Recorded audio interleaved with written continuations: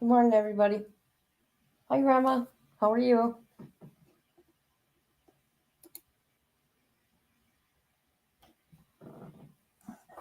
Okay, they haven't started yet. I'm sure they will soon.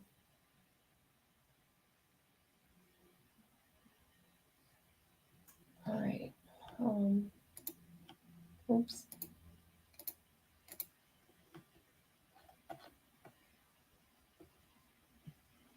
We'll play this in the meantime.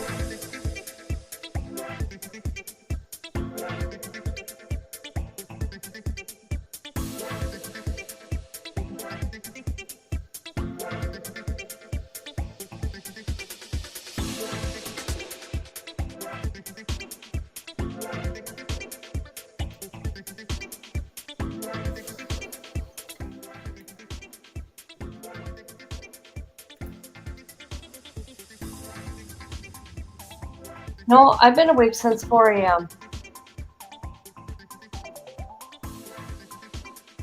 Just not sleeping well, that's all.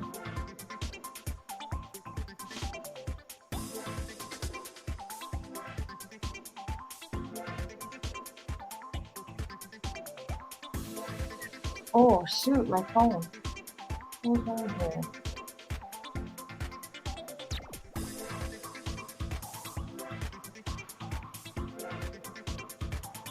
Did you sleep good last night?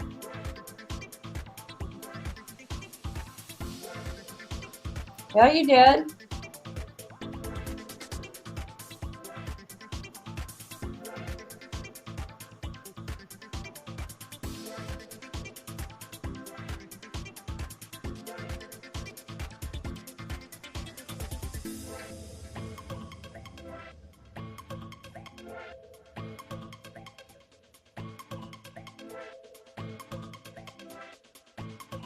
Girl, let me look at my emails. Okay, good. I'm sorry, I don't know what's going on. Let me turn this off. That's kind of annoying. Give me a few. Take the dog out. Okay. Not a problem. So this is going to be Kayla on the stand, being cross-examined by defense. Huh. I really wish this would start. It's almost well, 9 o'clock their time, I think.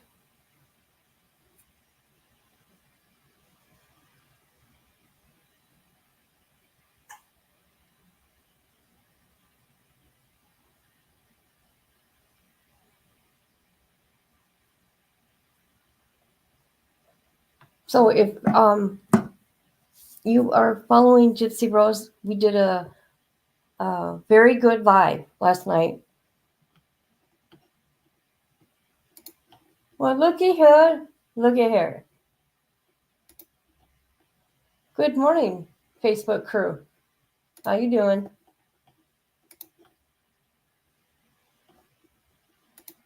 Huh?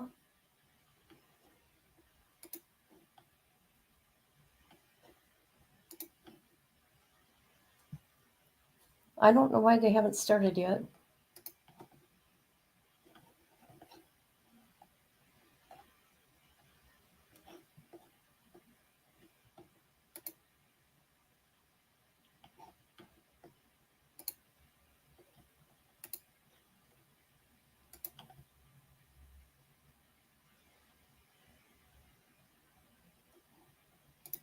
Nope. They haven't. See, I thought they were supposed to start at 8:45 or 8 something. You're frozen.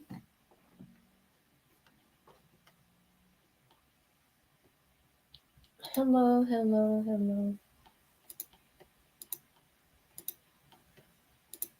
Hello. Yeah, I thought it was 8:45.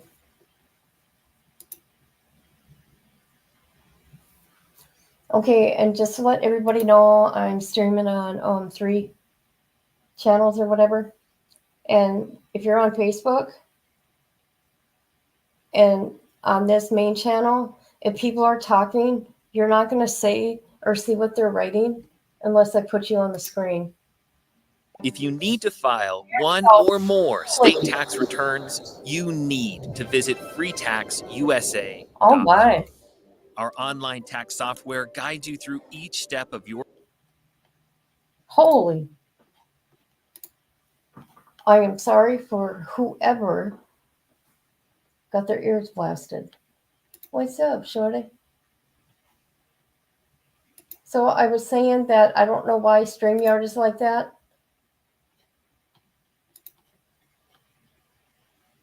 Oh, of course. I've been following it, I'm sure, like the rest of you, for what? How long has it been? 4 years?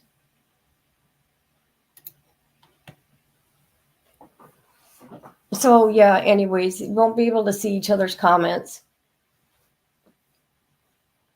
from YouTube.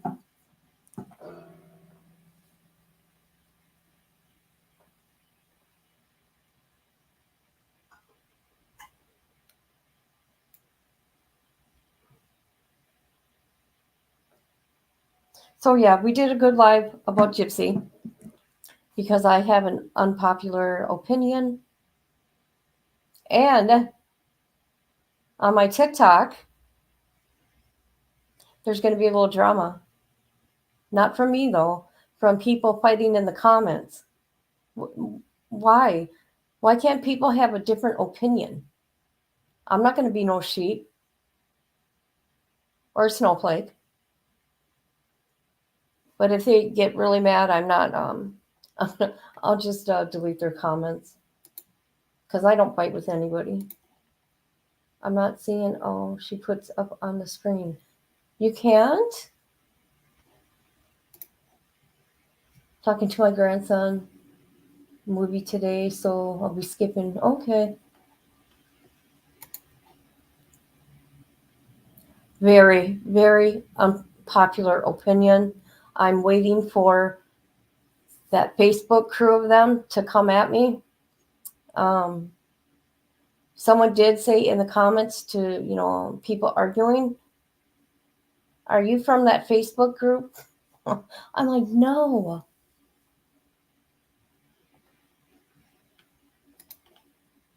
Amen, kid. No, not at all.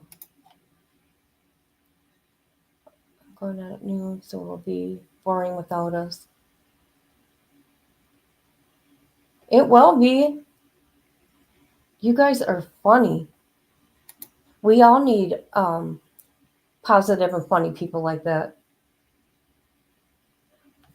No, these are actually people that have channels, Grandma. Yep. Not on YouTube, on my TikTok.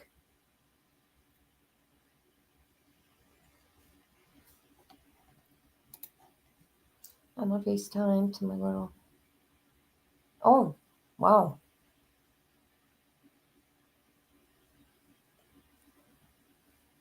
So, anyways, I'm gonna continue with Jitsi tonight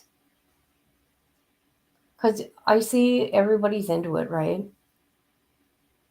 And I find things that people don't put out there, and I'd like to hear other people's opinion because it's maybe I didn't see or I overlooked something. And I do get very boisterous, but my YouTube people, they know that's how I am. I think she needs to be in jail. Bingo. You got to see that live, you guys. It was so good. Hold on.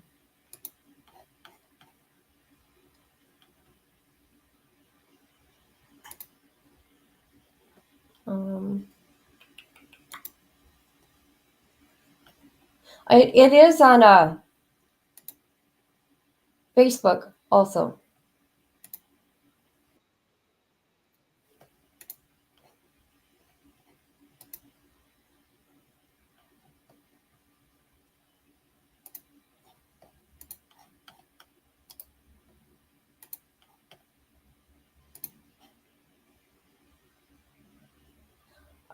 Is it my YouTube that's freezing?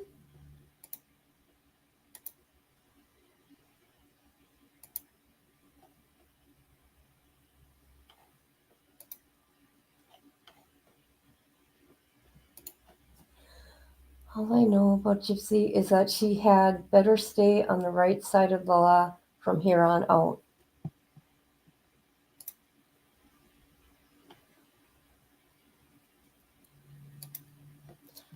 Yes, it was a horrible, horrible thing what her mother put her through. However, in my opinion, that is learned behavior, and she has showed that. And I'm only saying that from allegedly people that was in the prison with her. I'm going to get into that.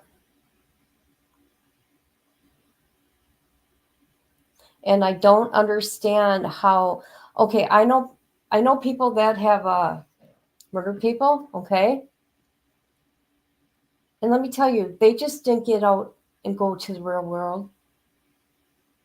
They had to do a re-entry program.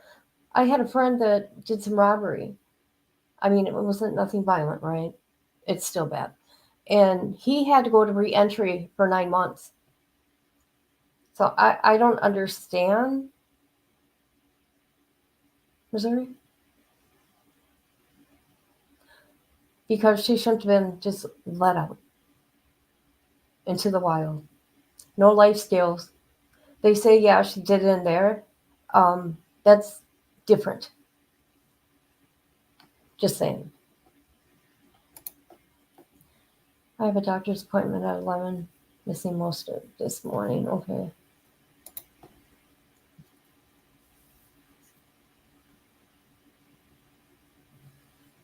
Anybody have an opinion on it?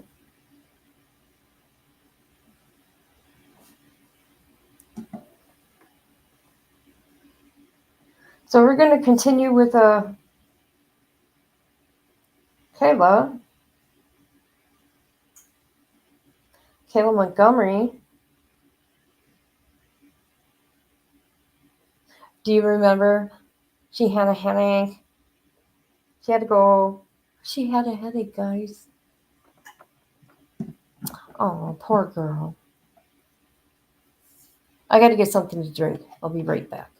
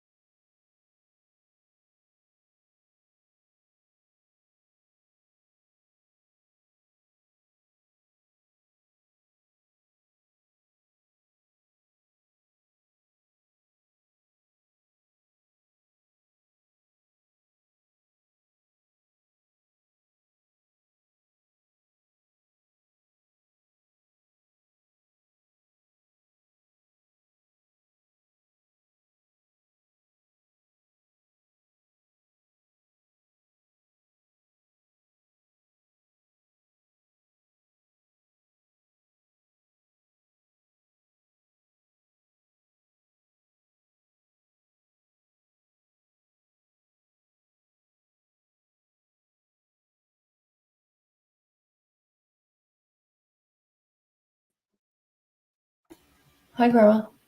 Good morning. How you doing? I'm okay. I'm tired.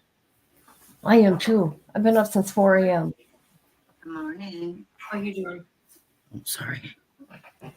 Okay, let's look at people's comments here. Yeah. All Kayla wanted was another day out of jail. Right. I I can't believe she's not getting charged with the accessory or whatever it's called after the fact. Well, it's conspiracy to commit murder is what her charge would be. I don't know why she wasn't charged. Because they're going to focus on that she's a liar and she did it. What do you think?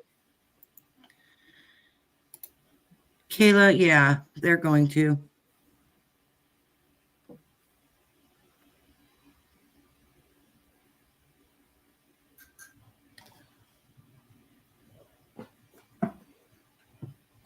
So what are you doing today?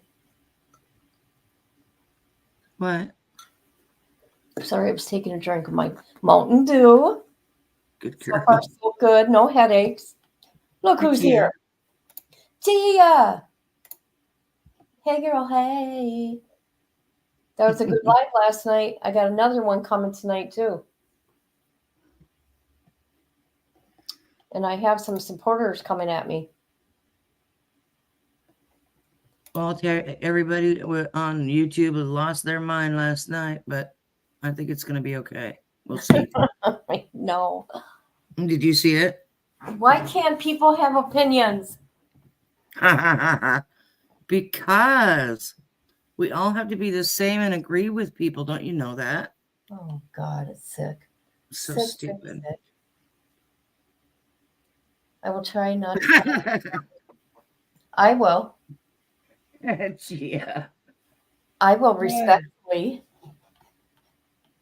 That was funny. Oh, God, I hate migraines. Sorry about that.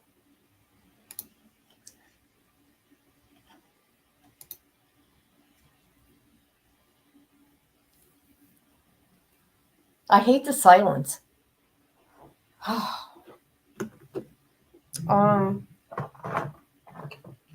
So my car's in the shop. Yeah, what's the word on that? I haven't had a car since January 16th. They finally started repairing it because they had because the whole side of my car was smashed. Except for the two doors. Isn't that strange? Yeah, there's a lot strange about what's going on with that right now. With me, period. Yeah. Can you believe everything I go through? And I only started talking about it in September. Otherwise, I never, ever told anybody what's going on with me. Well, the only reason that I can believe what's going on with you is because I have so much going on with me. So it must be catching. You're a Leo. What?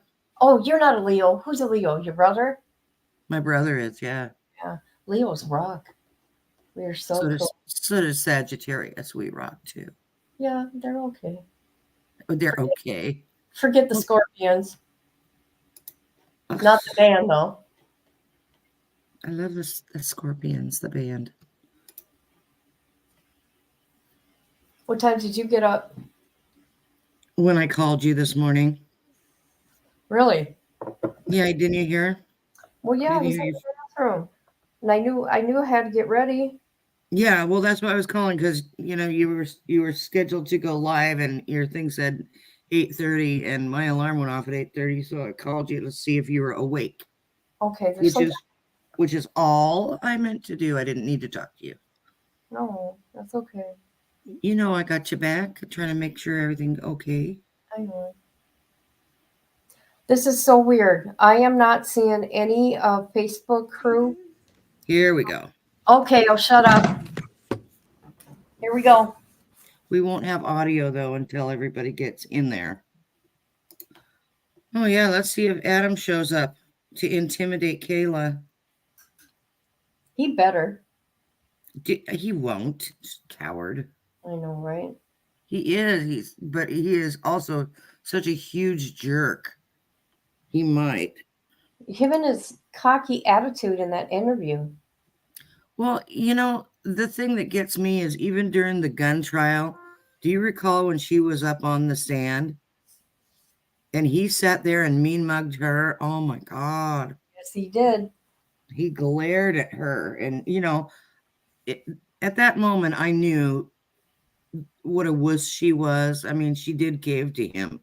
You could tell she caved to him all the time. Right. Because he was violent. I believe that he was violent. This is all my opinion. I can't stand him either, girls. I can't stand him. He's horrible. Yeah. That's why, I thought when he decided to cop to the dismemberment and disposal of the body, abuse of a corpse, but not the actual act, I thought, oh, here he goes. He's going to throw her under the bus. He's going to try to make it like she did this. She didn't do this. No, not in my opinion. She had 2 little kids. I don't get it. I would be in fear that he would do the same to my kid. She was in love with them, Gia. I believe that too. And I do believe he was violent with her. And like when she was talking about him being violent with her, at the end part there before she did leave. Did you hear what she said about where he hit her? Where? In the head and the face. Oh. That's his thing, is to rabbit punch somebody in the face and head. Well, when he goes to prison, he's going to have fun. Well, he's already in prison for the gun charges, 60 years. I know. I thought he was in a county jail, though. Well, he might be because of the court case going on. He might still be there, but he going to the prison for 60 years. Yeah, So he ain't getting out. So he has nothing to lose by throwing her under the bus. Plus, he started getting, during the gun trial, is when Kayla filed for divorce. And that's when he got really pissed off and started just glaring at her and mean mugging her. This is all my opinion.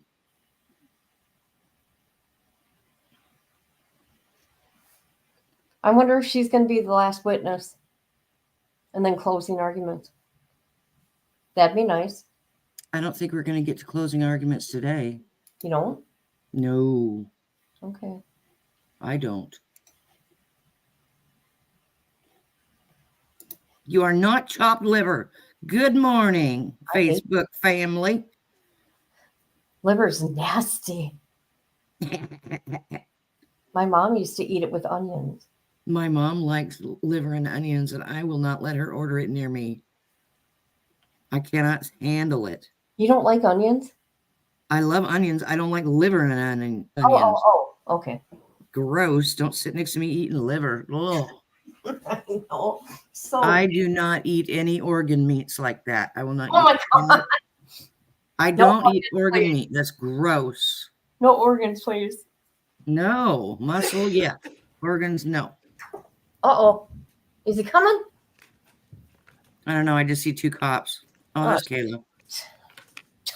We both see it. Oh, shoot. There's a message for you. Good morning. I hope you got your coffee or whatever lovely beverage makes you happy. Hydrate yourself. I'm speaking from personal experience. You need to hydrate yourself. These people better get closer to the mic. My devices is up all the way. Okay.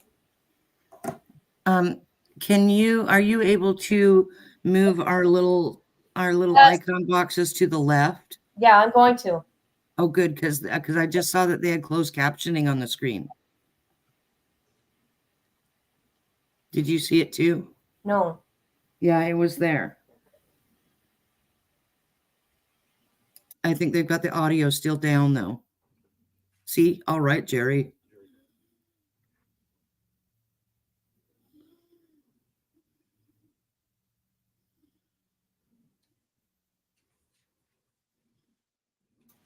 This is insane. Good morning, Truth and Justice. Well, Yes, girl. Maybe seated. is she wearing sunglasses? Isn't she in Ms. jail? Montgomery, I remind you, you are. Yeah, I don't understand how she can have that, but okay. Come on. You are all the way up. I I- believe it's when we on. left off on Friday morning, by the way, when on Friday we were talking about getting ready to sit down and talk to police after you were arrested on 2 charges of perjury. Yes. And you told the police that you wanted to talk to them, but it took a while before you actually talked to them because they had to contact your attorney and write up the letter that set out the terms of what would happen to you based on what you said. Yes.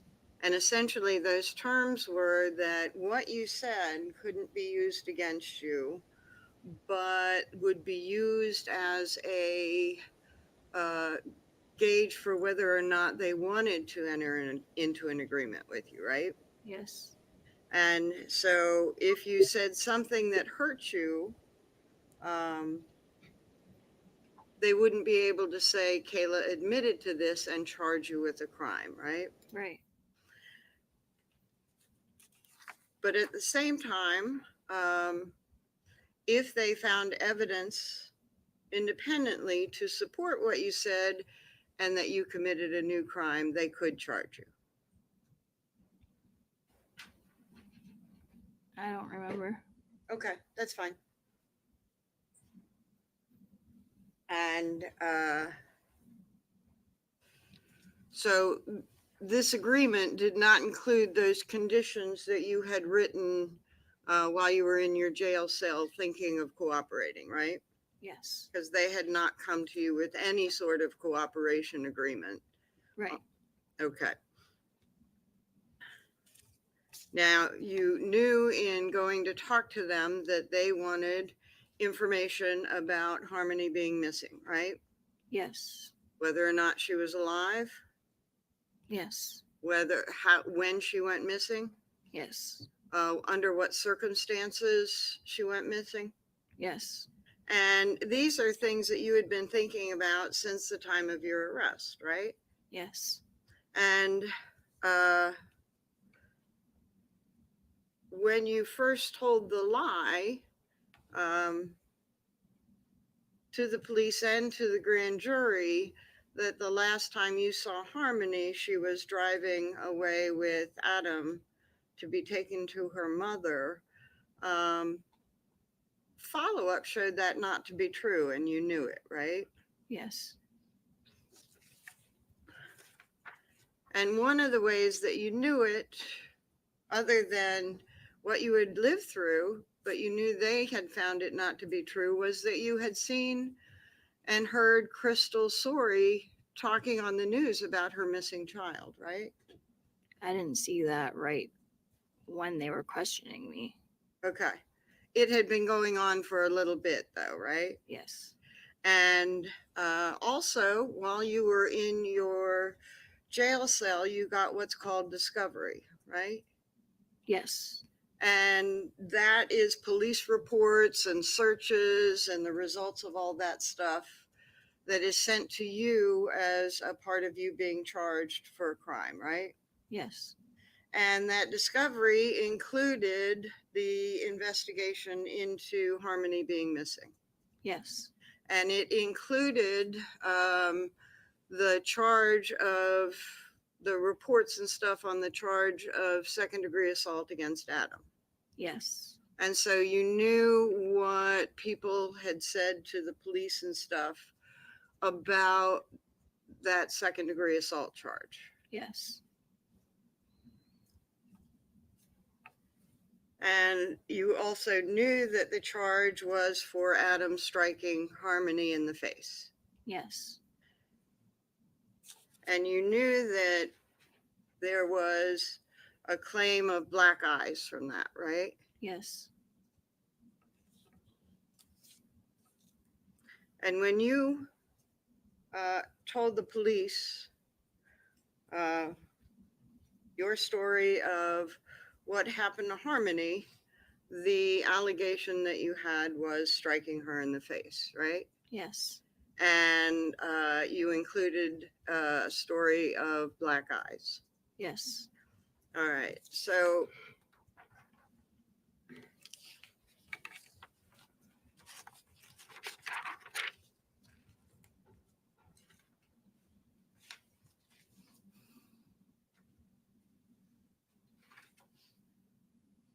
the next thing I want to talk about is the timeline of your accusations against Adam. So on June 3rd, you met with the police for a pretty long time, right? Yes. And it was the meeting that you had was audio and video recorded. Yes. And your lawyer was present. Yes. And the police were generally the ones asking questions. Yes. But there was somebody from the Attorney General's office who was also present. Yes. And then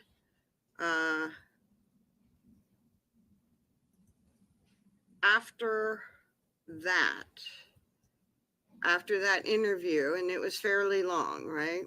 Yes. There was a break in between, but between the two of them, it was really long. Yes. And then you got booked for the perjury charges. Yes. And during booking, you said something to Detective Dunleavy about Portland pie. Yes. And that Adam had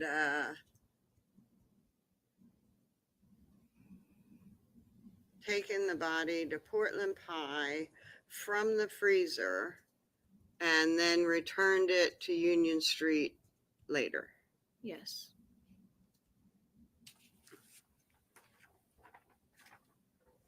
The plea agreement, well, then you talked again on the June 23rd. Yes. And on June 23rd, that was also audio and video recorded. Yes. And about the same amount of people were there. Yes. And generally the same people. Yes. And after that, you did reach your deal, right? Yes. But, and you were out for the interview on June 23rd. You were back out on bail, right? Yes. And then, as we talked about, sometime in September, you got arrested and reincarcerated. Yes. And then sometime after that, you and your attorney you got an agreement with the state. Yes. And under that agreement, you could serve a minimum of 2 years. I don't remember. I think you testified on direct that you got a 3.5 to 7 suspended and a 3.5 to 7 to serve, but you could get out. You could get 1.5 years suspended off of that, right? Yes. So that would be a minimum of 2 years. Yes. And you also got credit for the time that you had put in while on bail. Yes. And so your parole hearing comes up in a month or two? May. May? Okay. Now, after you reached the agreement, you pled to that agreement in November of Yes. 2022. Yes. And then in March of 2023, you had another meeting with the same group of people. Yes. And where was that meeting? At the Attorney General's office in Concord. And you were housed in the New Hampshire State Prison for Women at that time, right? Yes.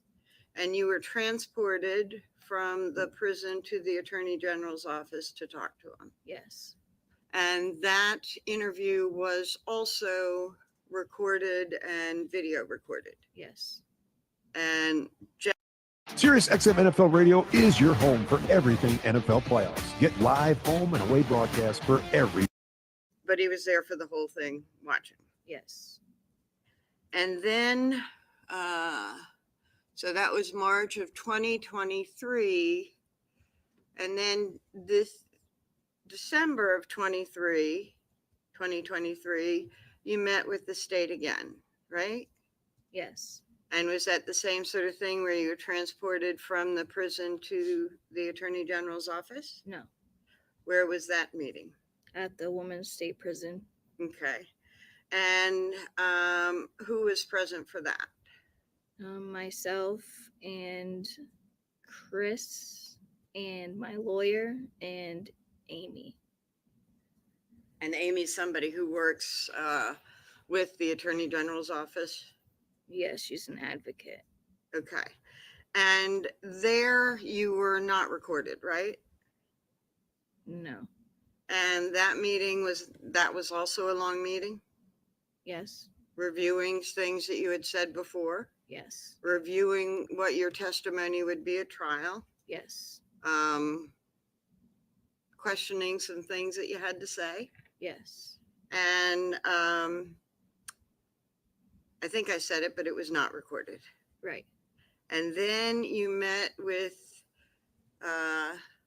them again in January. Yes. Same sort of situation. Yes. And that was around January 10. Yes. And was that about as long? Yeah. Going through all the stuff that you had said before, Yes. questioning you on the stuff that you had said before, Yes. and getting ready to testify here. Yes. And then January 19, you met with them again? January what? 19? Yes. And same situation? Yes. So that you're going over what you had said before, Yes. going over what you're going to say to the jury, Yes.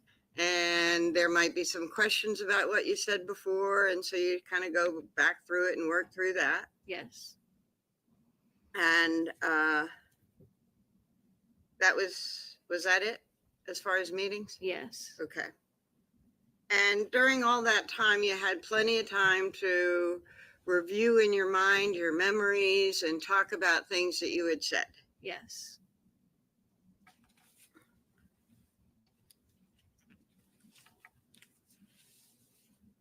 So we're going to talk about some of the things that you've said to the jury and before the jury trial, okay? Yes.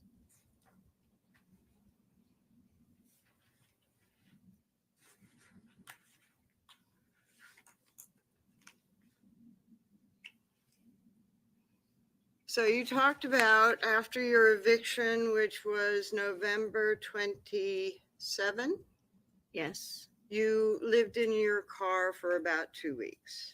Yes. A few weeks. From November 27 to the day it broke down on December 7. Yes. Little under 2 weeks. Yes. Okay. And as you're evicted, you take some items with you, Yes. take some clothing for the kids. Yes. You take the toothbrush for Harmony. Yes. Make sure she can brush her teeth while she's in the car. Yes. We all had toothbrushes. Huh? We all had toothbrushes. Okay, so Declan and Seamus also were brushing their teeth. Well, they had baby toothbrushes. Okay. And so you made sure that you packed those things that the kids need for their hygiene. Yes. And some clothes for each of them, Yes. in addition to what they were wearing. Yes.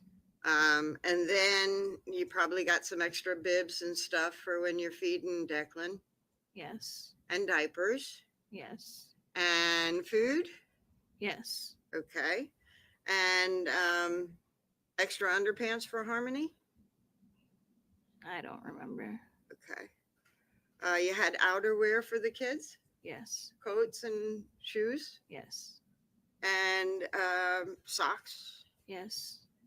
And the next day was Thanksgiving. Yes. And do you recall where you stayed on Thanksgiving? No, I don't remember. You didn't celebrate a Thanksgiving on Thanksgiving Day, right? No. Okay. And the day after Thanksgiving, you went to your mom's house. Yes. And you went the day after Thanksgiving to see if she could put you up. Yes. And she wasn't able to. No. But you were there at her house for a while. Yes. And you used that time to clean up the kids Yes. because they had been in the car the night before. Yes. And to clean them up a lot better than just wiping the boys when you change their diapers, right? Yes. And brushing their teeth Yes. and changing their clothes. Yes. Did you use her laundry while you were there? I don't remember. Okay. And your mom took that time to get to know her grandchildren, Yes. including Harmony. Yes. And she couldn't put you up, so you had to leave. Yes.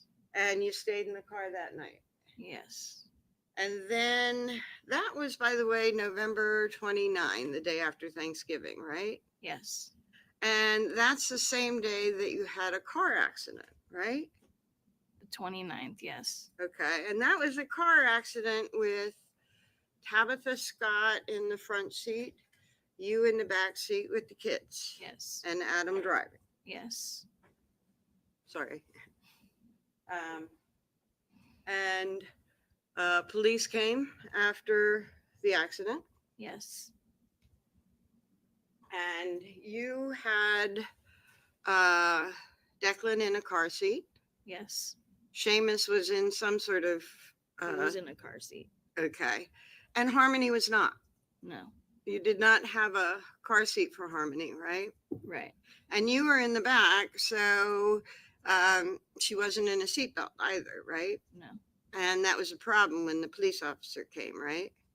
Yes. And blanket was thrown over Harmony, and she was told to hide so that the police officer wouldn't know that you had too many kids in the car that were, and one was unrestrained. No. Okay. You were hiding the fact that you did not have Harmony restrained in the back seat at the time of the accident. Yes. And then Adam had his license at that time, right? I don't remember if he lost it then or not. Okay. Well, he was able to drive away from there after the police officer talked to you all, right? Yes. So he probably had his license, right? Probably yes. Okay. And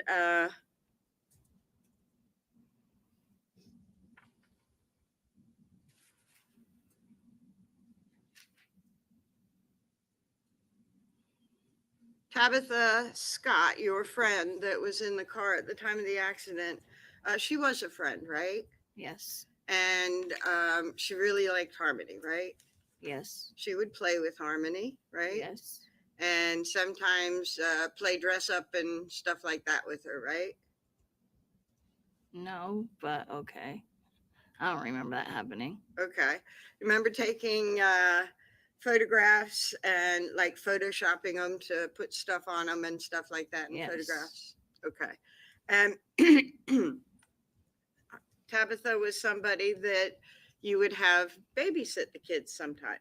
Yes. And sometimes it would just be Harmony and you would take the two boys with you, or sometimes she might do all three. Yes. And your accident on the 29th. Do you recall that being in the afternoon?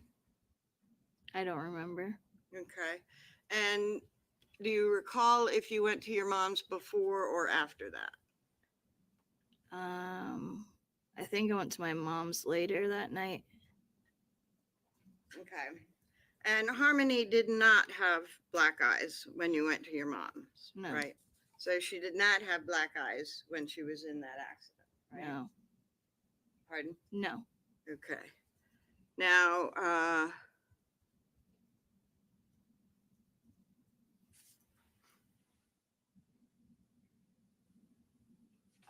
December 1st.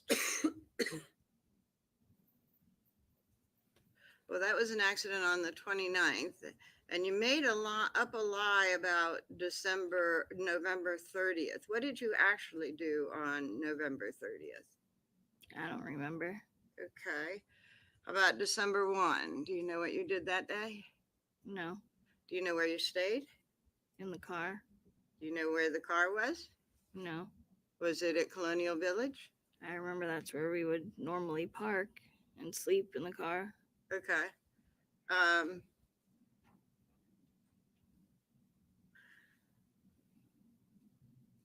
You said that Anthony Bodero, and am I pronouncing that right? Bodero? Yes. Okay. That he would come down to the car while you were in the parking lot. Yes. And I think that you said that he would give you drugs. Yes. And that he would see Harmony during that less than 2 week period that you were in the car. Yes. And that he would come down, she would wave to him.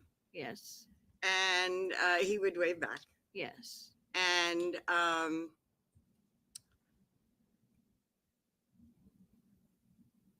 Harmony was not under cover when she would wave to Anthony Berdera. No. And she was not hidden from public view or Anthony Berdera's view when he would come down in the morning. No.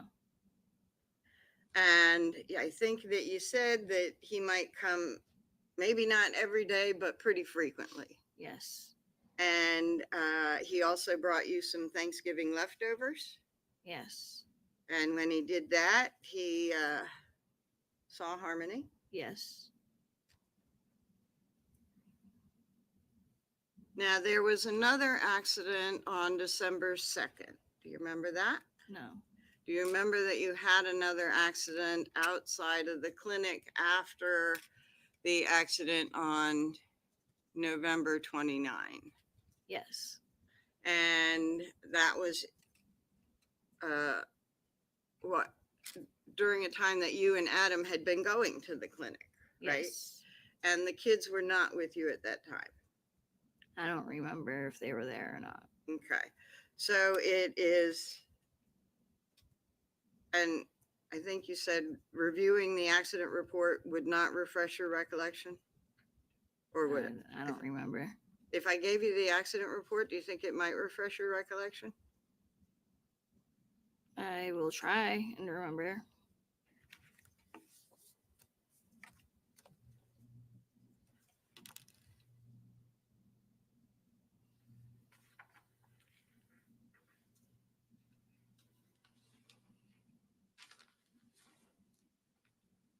I've got a 1, 2, 3, 4-page document, and I've actually highlighted the date on the first page just because there's so much information.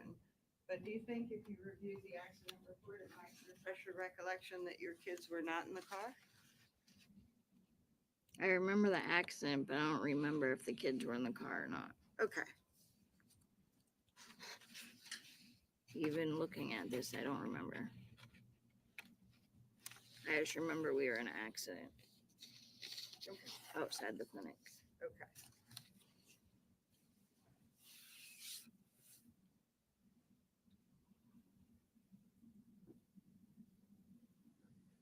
And I think we talked about that a little bit on Friday, that the police asked you about that as well. Yes. during your interview, right? Yes. And that you said that maybe Tabitha or maybe your mom was babysitting the kids.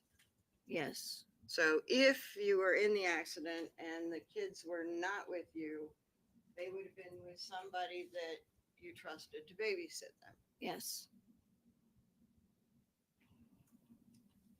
Harmony would not have been hidden from whoever that babysitter was. No. Harmony would not have been hidden from public view. No. Harmony would not have been hidden under a blanket. No. Now, do you recall it snowing at all while you were staying at the Colonial Village parking lot? I know that there was snow on and off. Okay. There was actually a bit of a storm. Do you remember that? Yes. Okay. And that was when you were parked at Colonial Village. Yes. And did you go inside to the Bodero's residence during that storm? I don't remember going in there. Okay. Did you ever take the children into Mr. Bodero's residence to brush their teeth or to clean them up or anything like that? I remember bringing the kids up to his apartment, but I don't remember when that was. Okay. So let's talk about living in the car. You got a couple of boys that are quite young. Yes. One is about 11 months, Yes. and your other son was 2.5-ish. Yes. And they can only stay in the same position one time for a certain amount of time, right? Right. And then they start getting pretty rambunctious, right? Yes. And fussy. Yes. And Declan, if he gets fussy, will cry. Yes. And that'll make Seamus cry. I don't remember that. Okay. And Harmony also, maybe not as rambunctious, but would get pretty fussy about being in the car for a long time, right? Yes. And so you would try and find ways to entertain them. Yes. And one of the ways that you entertained them was to go to a public place like maybe the mall, just to get them walking around inside for a while. Yeah, I don't remember that. You remember losing your phone at the mall while you and Adam were walking around with the kids? No. Okay. One of the ways that you would entertain them was to take them to places like Walmart when you were shopping for more food. I don't remember going there. Okay. What were the ways that you entertained them? I don't remember what we did with them. I just remember living in the car. Okay. But you didn't have the children in the car 24/7, right? I don't remember. Okay. Did you play or take them to walk on those balance beams and stuff on that little play center at the back of the parking lot at Colonial? I don't remember. Okay. Let's talk about the food that you had. You would eat things like tortilla wraps, Yeah, we had tortilla wraps. bananas, Yes. peanut butter, Yes. apples, I don't remember apples. baby food, Yes. cereal, Yes. formula. Yes. And if you had cereal, you had milk. I don't remember keeping milk in the car like that, but Okay. possibly. So if you had baby cereal, Seamus would just eat it dry. Yes. And what was Seamus eating at that time? He was doing a mix of baby food and real food. Yes. Okay. And sometimes you'd feed him your food. Yes. little bits, right? Yes. And you'd have to make sure that he took it and put it in his mouth, right? Yes. Instead of dropping it on the car floor. Yes. And Declan had formula. Did he also Baby food. baby food? Yes. How about the cereal? No. So you would have to turn around and feed Declan in the back seat, or would you put him on your lap and feed him in the front seat? I'd turn his car seat around so that he'd be facing that direction so I could feed him. Okay. And diapers? Yes. So when Declan or Seamus would go to the bathroom in the car, they would be going Yes. to the bathroom in diapers, right? Yes. And Declan, his diapers didn't smell too much, right? Because he was still just a baby. I don't remember. Okay. But Seamus's diapers would smell, right? Yes. And so Seamus and Declan are both going to the bathroom in the car in their diapers, Yes. and you would change them where? In the car. And all the time? If we were just living in our car, yes. And then you would throw the diapers in the dumpster? Yes. And certainly in Colonial Village, you had a dumpster nearby. Yes. And then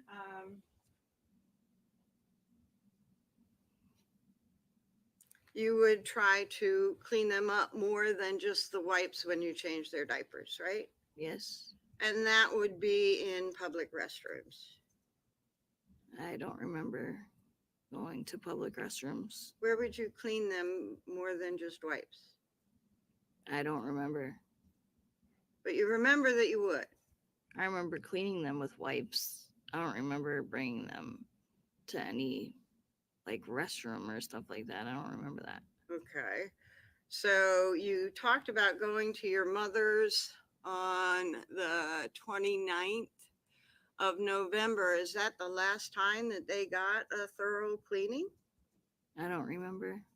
Okay. Well, you wouldn't do that to your kids, right? I wouldn't, but if I was stuck in the situation I was stuck in, then yeah. Okay.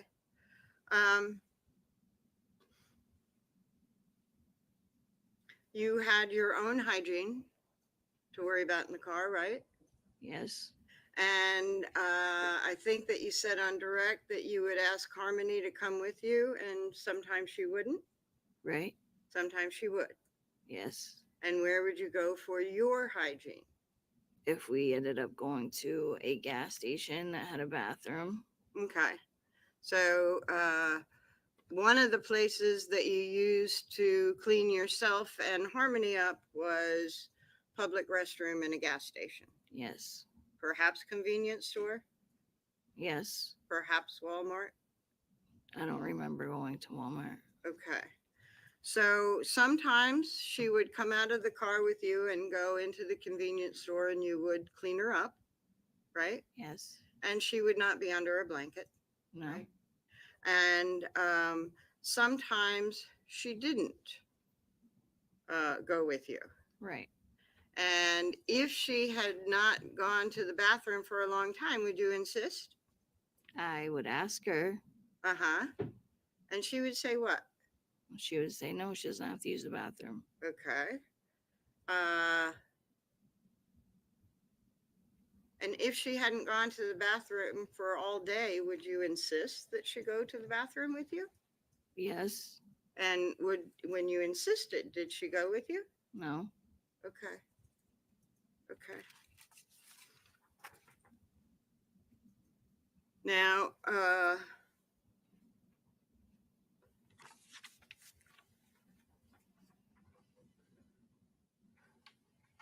you talked about sometimes Harmony would go to the bathroom in the car.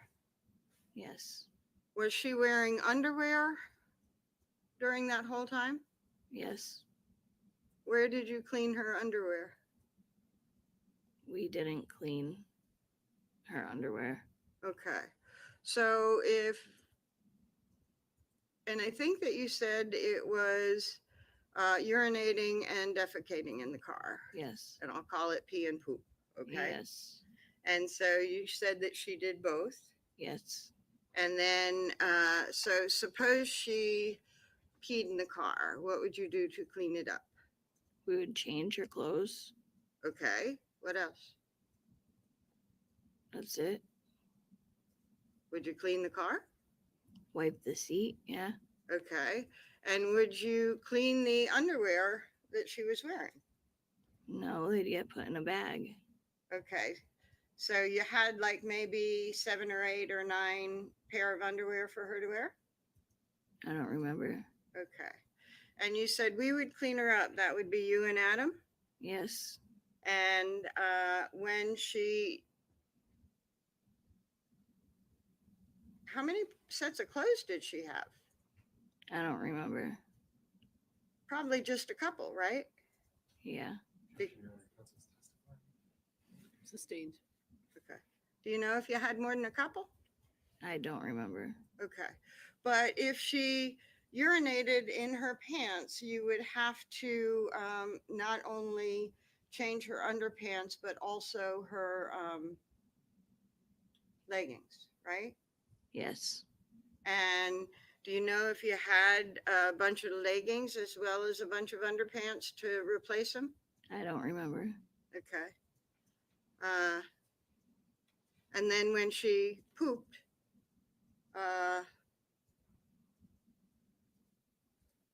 you would clean her? Yes. You would wipe her with the baby wipes? Yes. And then would you take her to a public restroom to get her more cleaned? No. Overruled. Pardon? I don't remember. I'm sorry. No, I don't remember. Okay. So,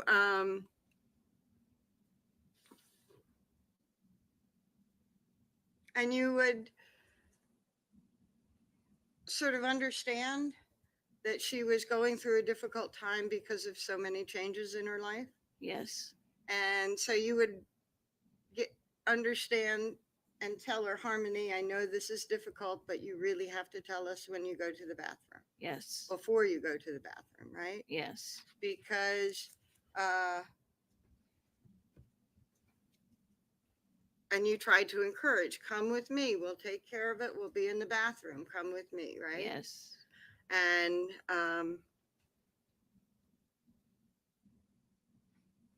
did you ever buy pull-ups for her when it became more than a one-time thing? I don't remember. Okay. Something you might have thought of, right? I don't remember. Okay. And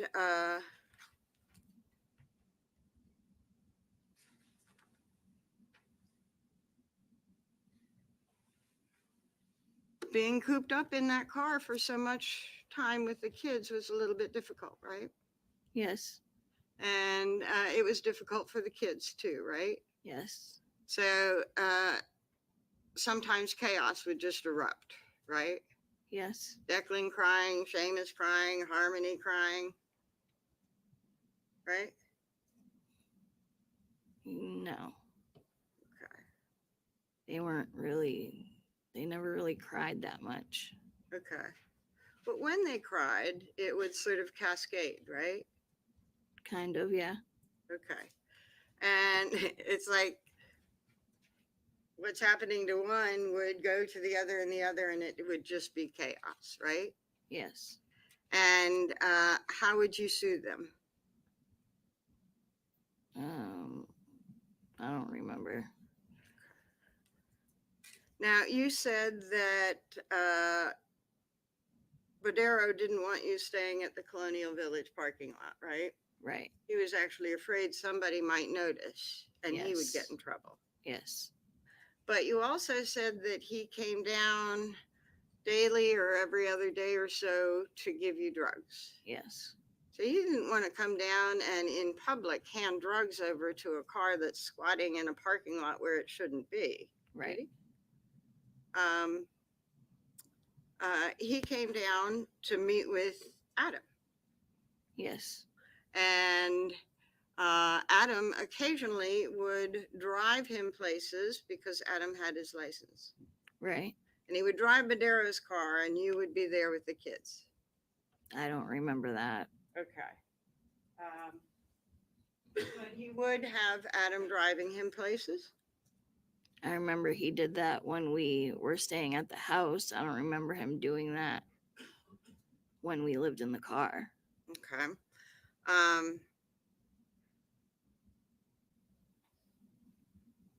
Well, Badero wasn't. Did you have money while you were in the car? Not really. Okay. So you pretty much had to count your pennies when you bought more food and stuff like that. Yes. And you couldn't splurge in anything because it was pretty tight, right? Yes. But when Adam would meet up with Mr. Badero, he would be able to get some drugs. Yes. And Anthony Badero was not giving him drugs for free. No. Right? Adam was doing Anthony some favors. I don't remember that. Hold on. Approach.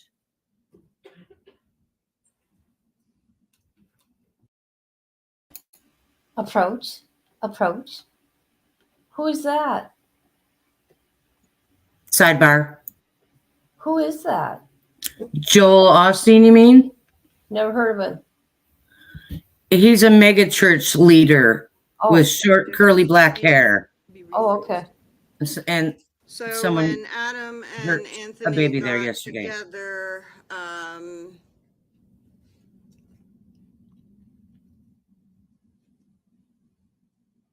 after a while, Adam would be able to come back with some drugs. Not when we were living in the car. Anthony Badero was not giving out drugs for free, right? Overruled. Right? Sometimes he would, sometimes he wouldn't. Okay. And actually, on the day that your car died, and you described going to the clinic and coming out and going to Burger King and then going back to the parking lot, Adam asked you to go up to Anthony Badero's to get some drugs, right? I don't remember. Okay. And he asked you to do it because Anthony might front you a bag because he never says no, right? Approach.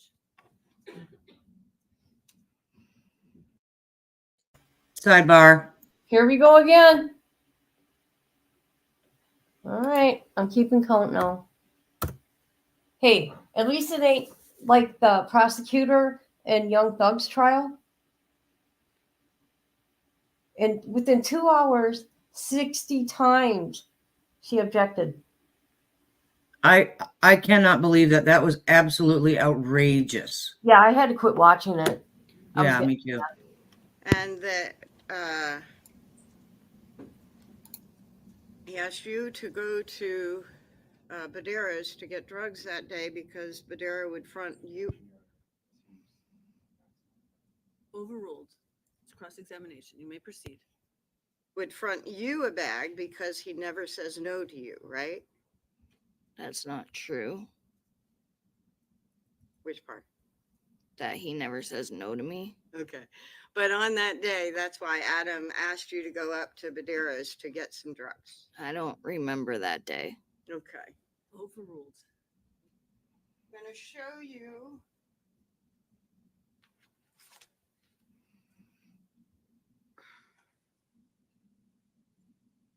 a copy of the transcript of the interview that you did with the police on the 23rd.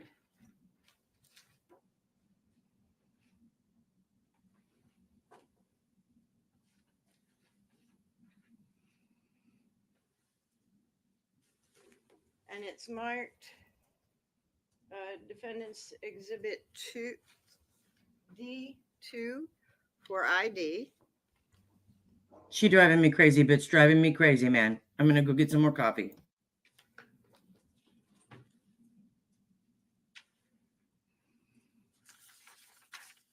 Could you say that? Could you just repeat the D, Exhibit number D2 for ID. D2. Okay, D2. Thank you. So may I approach, Your Honor? Yes, you may. Okay. Now, we talked about your interview on June 23rd with police. I'll come into the second, right? Yes. And that interview was recorded, right? Yes. And Detective Jack Dunleavy was there, Yes. and Detective Max Rahill, Yes. and a U.S. Marshal was there, Yes. and an Assistant Attorney General was there, Yes. and your attorney was there, Yes. and you were there. Yes. And that was June 23rd. I'm going to show you a copy of this transcript and point out some stuff so you'll know that's what I'm talking about, okay? Mhm. See the date Yes. and the people that were present. Yes. And so I'm going to point you to page, and like with anything that I give you, I'm going to point to an area that I'm interested in, but you can read before and after to sort of orient yourself, okay? Okay. I'm going to point you to page, to that area there and ask you to take a look.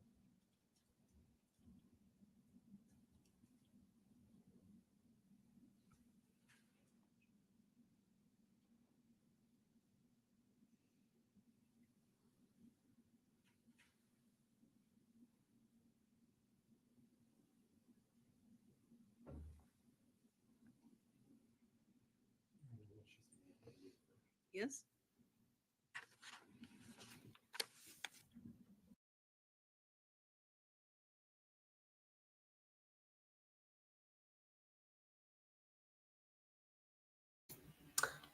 Approach.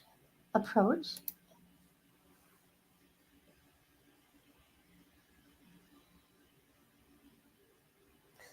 That lady, what's her point? What's going on here?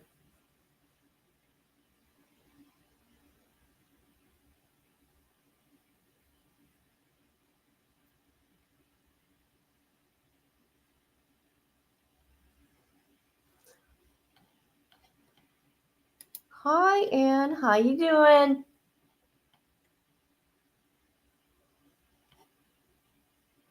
So nice for you to show up. It's so nice about you to show up.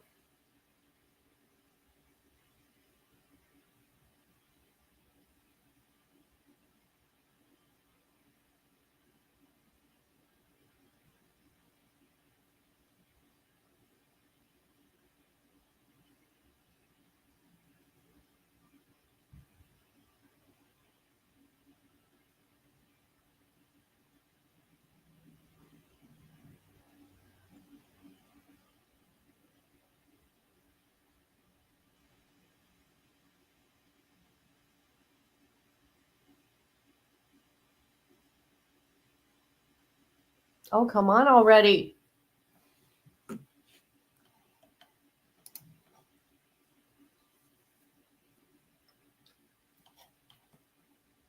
Your recollection about what you did that day? I remember saying that, but I still don't remember that happen. I don't know. I don't remember that day. I don't remember that happening that specific day. I'm going to unpack that a little bit, okay? And I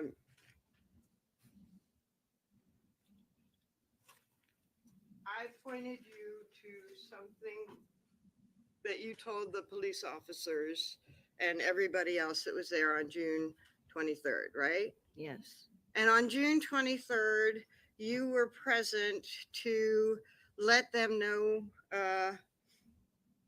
maybe to correct some stuff from June 3rd and talk more about what happened back in December of 2019. Yes. And they wanted you knew they wanted you to talk about your memory, right?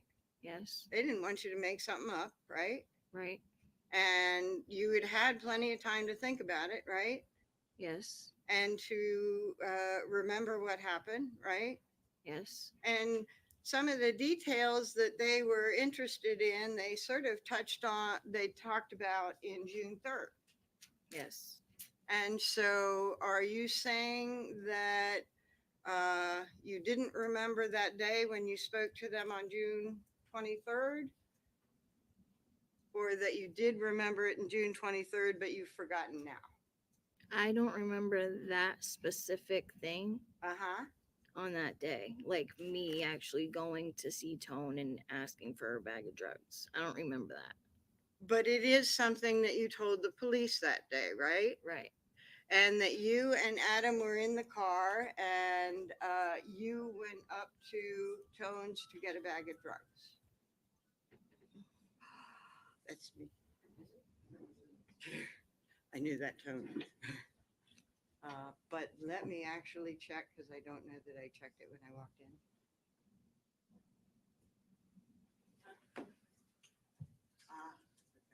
So it was not me, but if I could make sure mine's off. She had her phone on. Wow.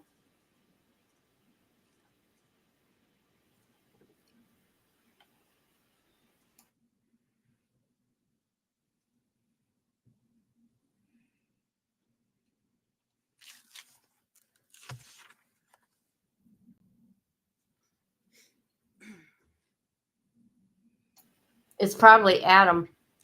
You're not disagreeing that you did tell the police that, you just don't remember telling the police that. Right. And if you did tell the police that back in June of 2023, you would have been telling them, this is what I remember. Right. So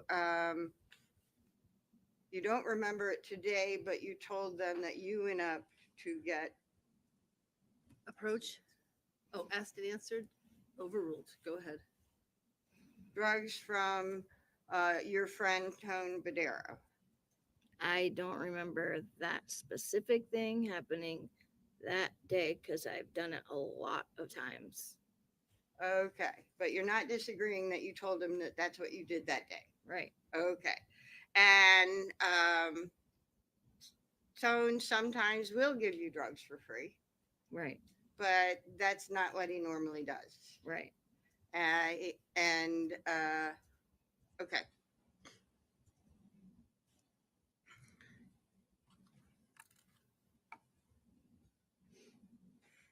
And throughout the time that you were in the car, Adam would do things to find ways to get money to buy drugs from Mr. Badero.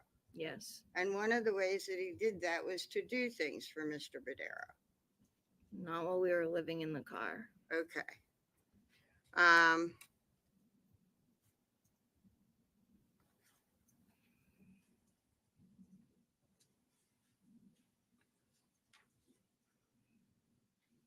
Now, there were a lot of people that parked at the Colonial Village parking lot, right? Yes. And it might not have a whole lot of people during the day, but in the morning before work and in the afternoon after work, it was pretty full. Yes. And you did not want to be noticed in the parking lot. Right. Because somebody might tell on you and you'd have to leave. Right. And you wanted to be there close to Mr. Badero's apartment. Yes.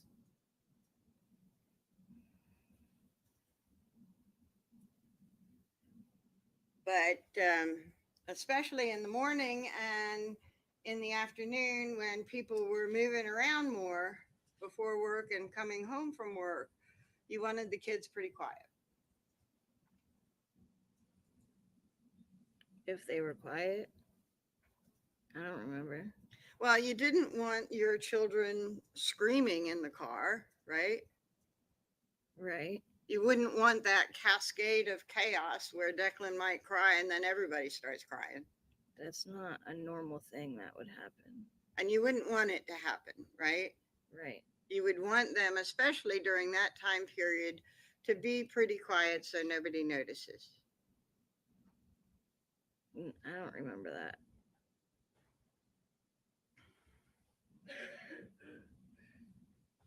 almost every morning you went to the clinic in the morning. Yes. Maybe you missed one, but certainly not. It was a regular daily thing, right? Right. You would get up and you would leave the parking lot, go to the clinic, get your dosage, and then go off somewhere else. Right. Might go to Burger King, Yes. might go to a gas station, Yes. might go to some other place and use the facilities and restroom. I don't remember that. Okay, if you went to a gas station, you would use the facilities, right? Right. But never mind. Okay. There were other places that you went besides a gas station and Burger King, right? Right. Okay. And if facilities were available to use, you would take the opportunity to take the kids out and clean them up. Yes. Okay. And if Harmony had messed her clothes, would you hand wash the clothes? Overruled. No. Okay. We'd change her clothes. Okay. But if she peed in her pants, her clothes would still smell like urine. Right. And if she did it a lot, you had a limited amount of clothes, right? Right. And if she pooped her pants, you'd also have to remove the clothes and change them with something else. Right. And you didn't have 2 weeks worth of clothes for Harmony. No. As a matter of fact, you described what Harmony was wearing, and it was pretty much the same thing the whole time, right? No. The leggings that you remembered that she was wearing, Right. those were the leggings that she was wearing when she left the house. No. Okay.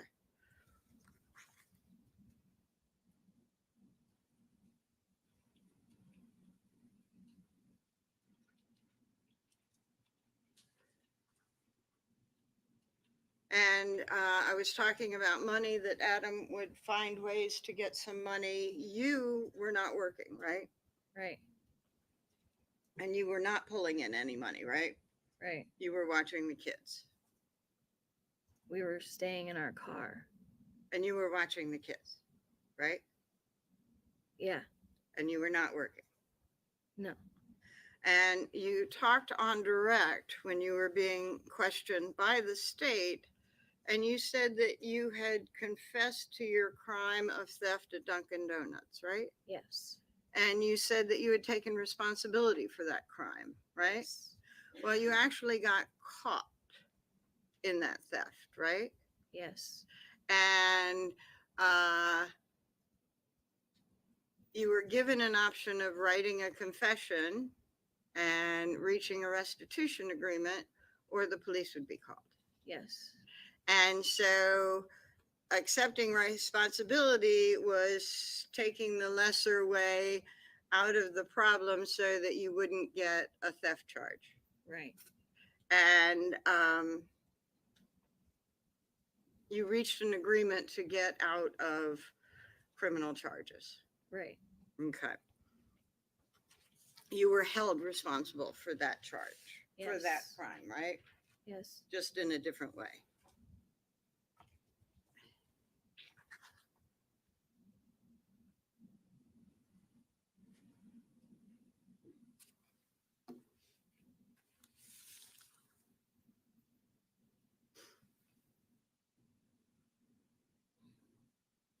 By the way, when you used drugs in the car, you wouldn't use them all. You would sort of spread out the usage as much as you could. Yes. And so you may not get that as good of a feeling as you would get if you had more money and a better situation, right? No. Okay.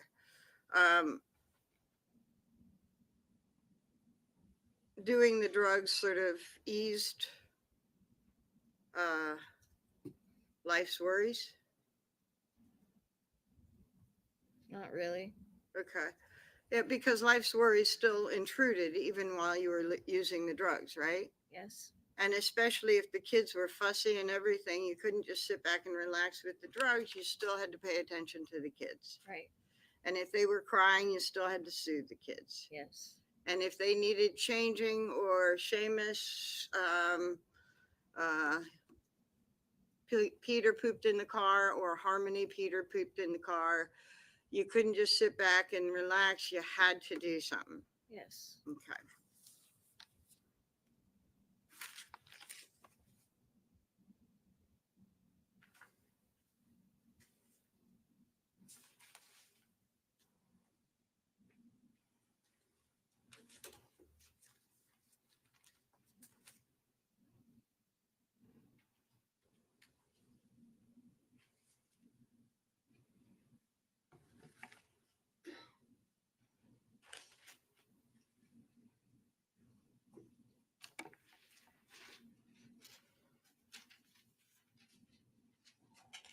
We talked about those several statements that you gave to the police and the prosecutor from the Attorney General's office about the death of Harmony.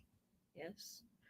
And those stories changed a bit over time. Yes. And when you first told the story, you said that Harmony was peeing and pooping in the car, and Adam punched her 10 to 15 times in the parking lot of the Colonial. Yes. And that it was like at 2 or 3 in the morning. Yes. And when the officer asked, you mean in the overnight hours? You said, yes, it was in the overnight hours that this happened. Yes. Because something did happen at 2 or 3 in the morning on the day that Harmony died. Yes. And that was that Adam got in the car and Harmony did not wake up. No, that's not what happened. Okay. What happened at 2 or 3 in the morning on that day? Harmony had an accident and Adam kept punching her in the head. Okay. At 2 or 3 in the morning. Yeah, it was still like, it was the middle of the night. And so in the middle of the night at 2 or 3 in the morning, you're saying that Adam punched her 10 to 15 times. Yes. And Harmony was crying, Yes. screaming. Yes. Declan would start screaming. I don't remember what Declan and Seamus were doing. Well, that cascade effect that when one of them is crying and there's chaos in the car, all of them were crying, right? Not really. Okay. And then what did you do? What did I do? Yeah. I tried telling him to stop, but he doesn't listen. Okay. What did you do about the mess? I didn't do anything about the mess. Did you clean the car? No. Did you clean Harmony? No. Was it a pee or a poop? I don't remember. Smells are considerably different, right? Right. But Both the of them- car already stunk. It stunk from all the kids living in the car, eating in the car, peeing and pooping in the car, and food being left around the car. Right? Yes. And Hey guys, Kit's folding some laundry, so if she doesn't answer, it's So not if because she doesn't care. Harmony She'll be back in a moment. peed in her seat at 2 or 3 o'clock in the morning, are you saying that you left her sitting in a puddle of pee? Yes. And if she pooped at 2 or 3 o'clock in the morning, you're saying you left her sitting in her own defecation? Yes. Why? Because I was scared of Adam. Did he tell you don't clean her up? No, but when I told him to stop, he gave me the crazy eyes that he has. And I just didn't want to do anything because I was scared of him. Okay. And then things calmed down and everybody went to sleep? No, Everybody stayed up? I don't remember if everybody stayed up, but I know I didn't go back to bed. Okay. So you were up till 2 or 3 in the morning until you woke up, until it was time to go to the clinic. Yes. And I think the clinic was 7 or 8 in the morning. 7. Okay. So you sat in the car and did nothing until 7 in the morning. Right. And you don't remember kids crying and screaming? No.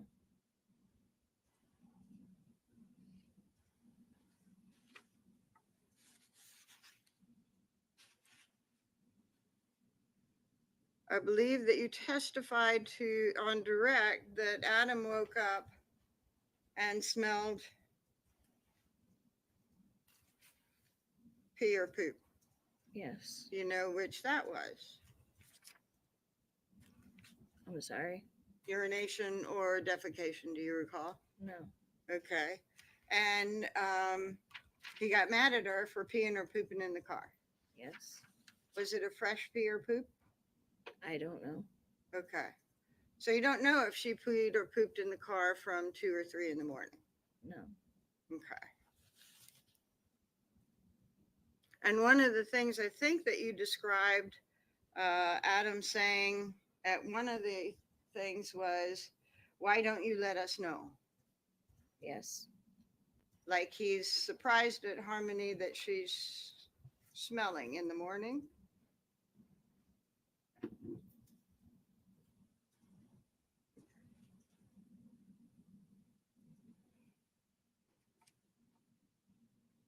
So you're saying he struck her in the morning before the clinic because I think that you said before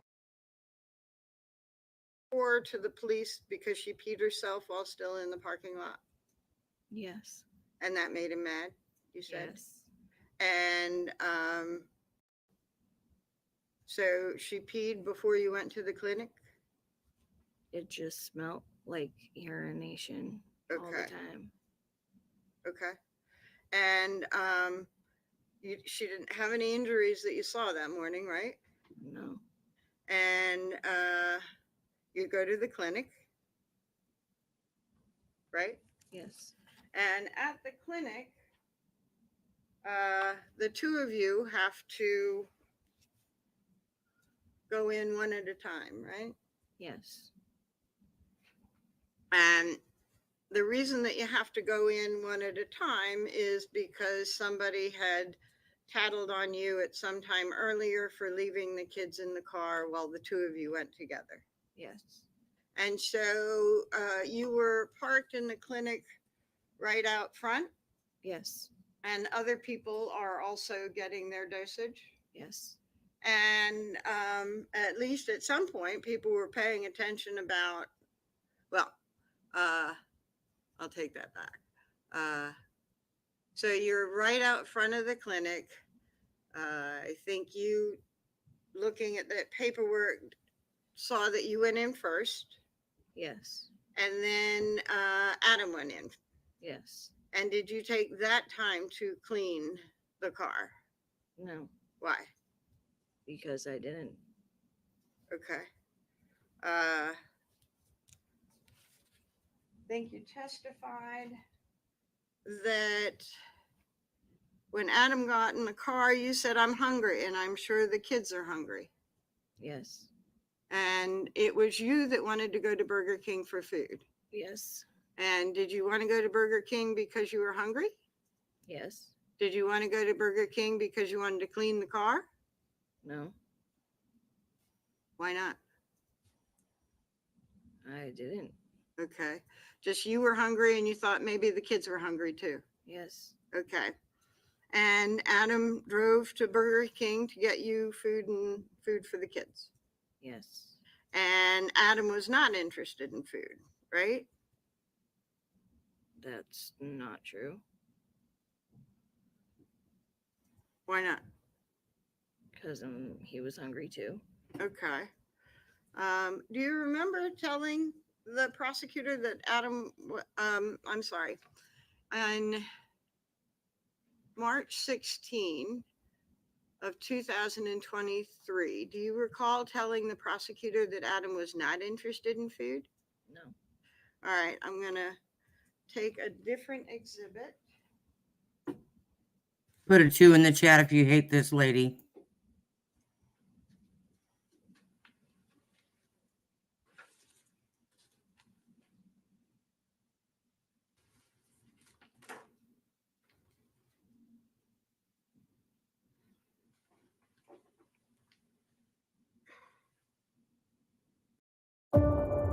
You know I'm on something. Jason. Other people are relying on you now.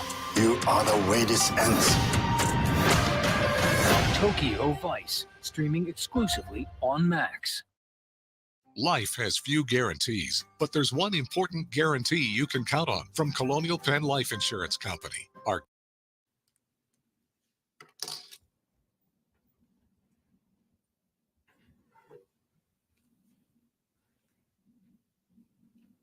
Actually, I'm going to use a different copy. I fail to see where the neglect of these children while these people were on heroin and whatever has anything to do with the case at this point against Adam.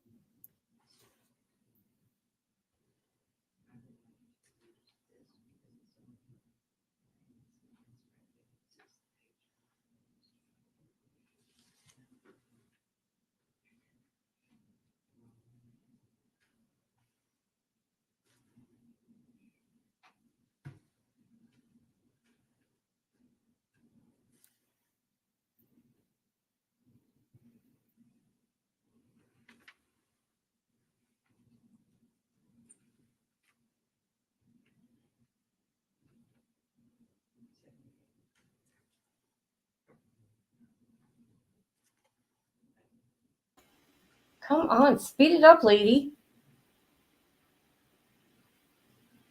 Act like this is, never mind. I'm going to keep my mouth shut.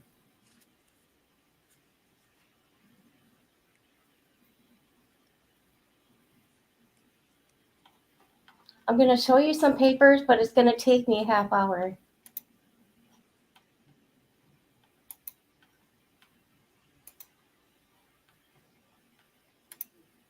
Okay, hold on. Is her attorney in the room? Yeah, her attorney is there. Yes. Okay. Something is going on. Sorry. Sidebar again. Number 5. Fuck. It's number 5 now.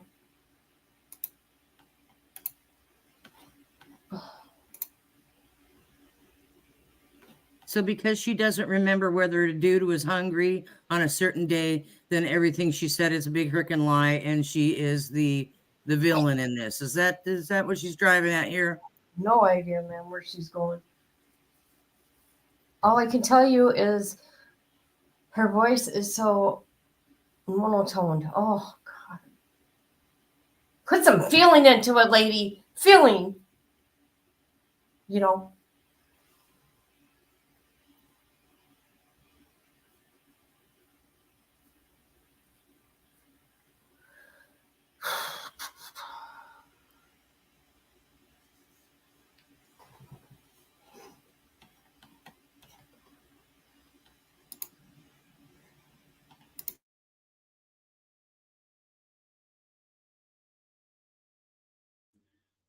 Yet today is my grandbaby's 8th birthday.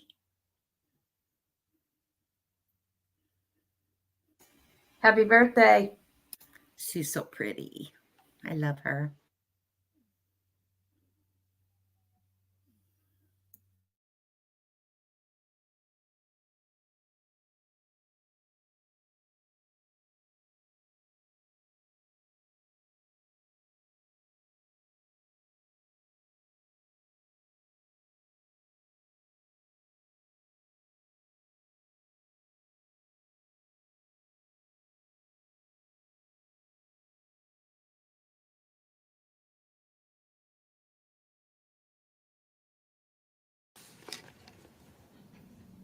I'm going to show you a copy of a transcript of the interview of March 16, 2023.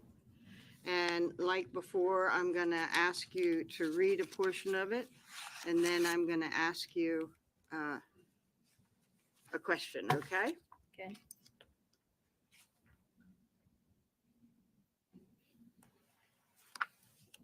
So here it is. Not quite as pretty. I'm going to be asking you about this, but you could read. Thank you. She's the love of my life.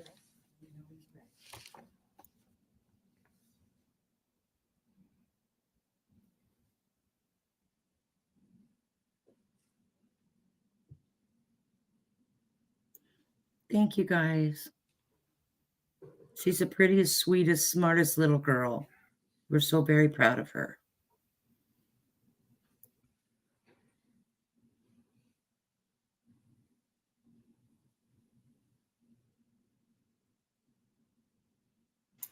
Isn't she in Washington?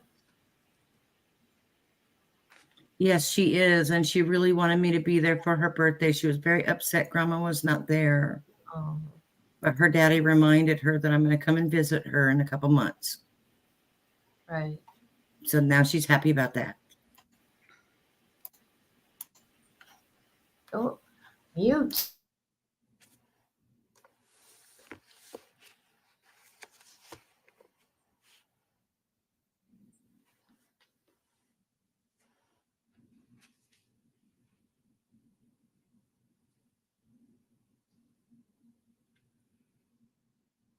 If it wasn't the internet, I would love to show you guys a picture, but it's the internet. Don't. Listen, don't. I said if. Yeah. Uh-oh. Uh-oh, Kayla. Uh-oh. And so you, during that interview, told the police that Adam didn't care if he ate or not, right? Right. He wasn't there because he wanted to eat, right? Right. And if the prosecutor said in opening that he went to Burger King because he wanted to eat, and he did eat while driving away, that's not your recollection, right? No. Okay. And that's not something you ever told the police, right? Right. It's just plain wrong. No, you went wrong here.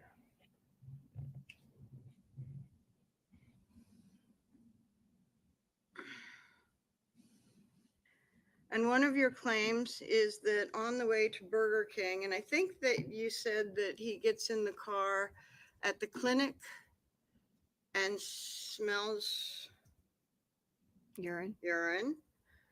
And says, Harmony, why do you keep doing that? Why don't you tell us when you have to go? Yes. And he got angry outside the clinic, Yes. and he struck her in the head Yes. in front of the clinic, In the car. Yes. in the car, right? Yes. Where people are going in and out of the clinic. Yes. And where at one point somebody had noticed that you left your kids alone in the car and told on you, right? Yes. Okay. You said that he was also yelling at her. Yes. And you told the jury that she was making weird noises on the way to Burger King. Yes. Okay. And you said that there were 3 different events on the way to Burger King, 3 different times that he was maybe at a stoplight or something and would strike her again. Yes. And yelling at her. Yes. And striking her 3 to 4 times each event. Yes. And Harmony's crying. Yes. And Declan's crying. Yes. And Seamus is crying. No. Why not? Not just because somebody's crying doesn't mean the other one cries. Adam yelling in the car. Yeah. Did not cause Seamus to cry. No. And Adam striking Seamus's sister right next to him didn't cause Seamus to cry. No, he didn't. And know what was Harmony going crying on. in pain didn't cause Seamus to cry. No. Okay. Okay. You said the final time that Adam hit Harmony in the head, he said he felt something. Yes. That, and I think you claim that Adam said, I think I heard her this time. I did something. Yes. And was that in a scared voice? Yes. Okay, so Adam thought perhaps he went overboard? Yes. And this was pulling into the parking lot at Burger King? Yes. And so, being scared, he drives up to the drive-in window. Yes. He orders the food that you want. Yes. He pays cash. I don't remember. Okay.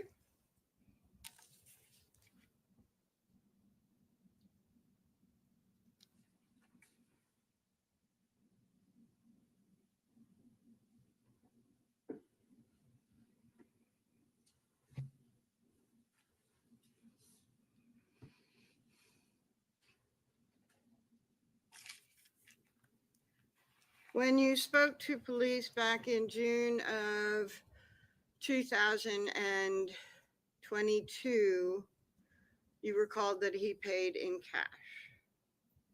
Objection, Your Honor. Basis?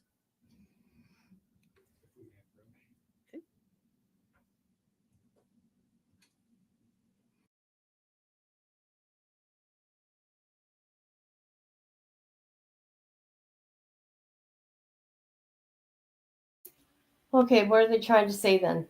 Okay, he hit Harmony. He felt something in her head. But then, are they going to. Never mind. I don't even know what I'm saying. This lady's got me just, confused.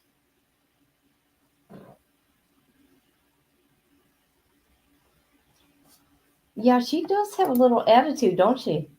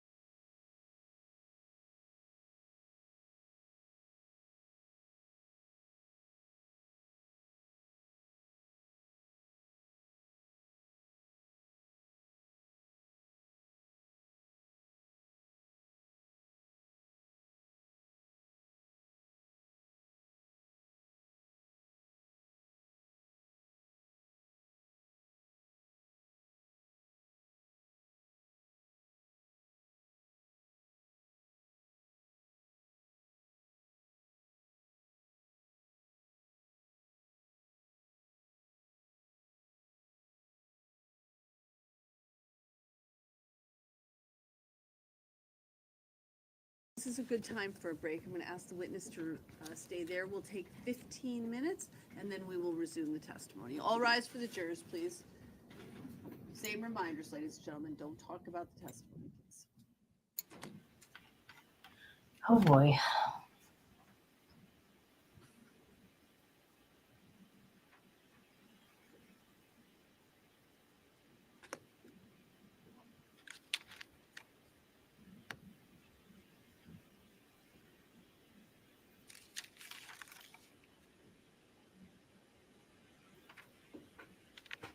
You may step down. All right, 15 minutes, everybody.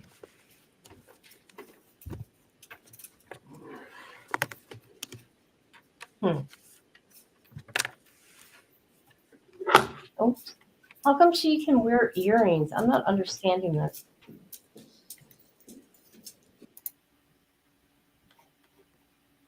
All right, hold on.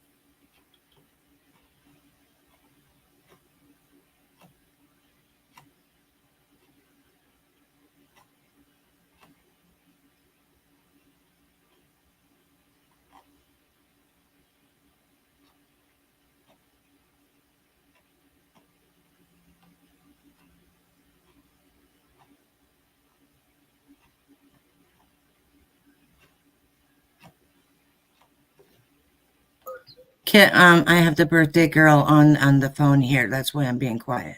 Oh, okay. Happy birthday. Such a big girl now.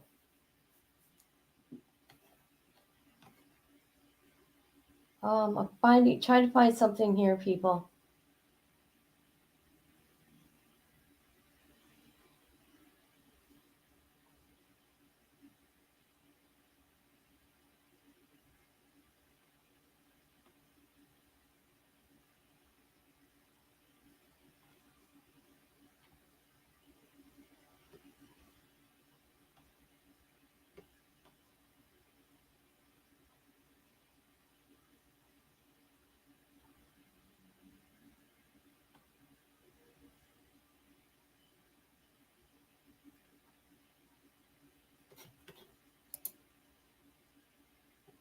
Shot time?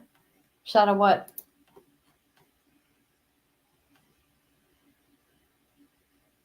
She meant shower time. Oh, shot. Shot of what? Shot to the heart. Will you say that again, Olivia? I said I love you. I Oh, love you too. what a cute little voice. Oh, that's so cute. We are going to, here, I found something for us to watch, guys. Okay, hold on.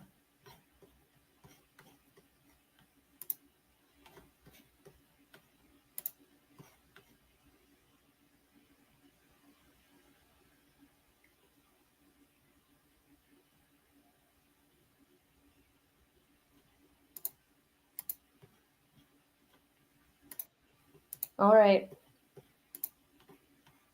Here is video footage. Oops. Of their home. Here we go. Or photos, whatever. Come on.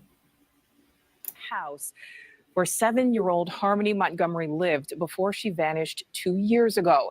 It comes as criticism heats up for authorities, many questioning how state investigators did not see warning signs of abuse before this little girl disappeared. Correspondent Brian Enton is staying on top of this story live for us from Manchester, New Hampshire. So Brian, tell us, have police made any progress today?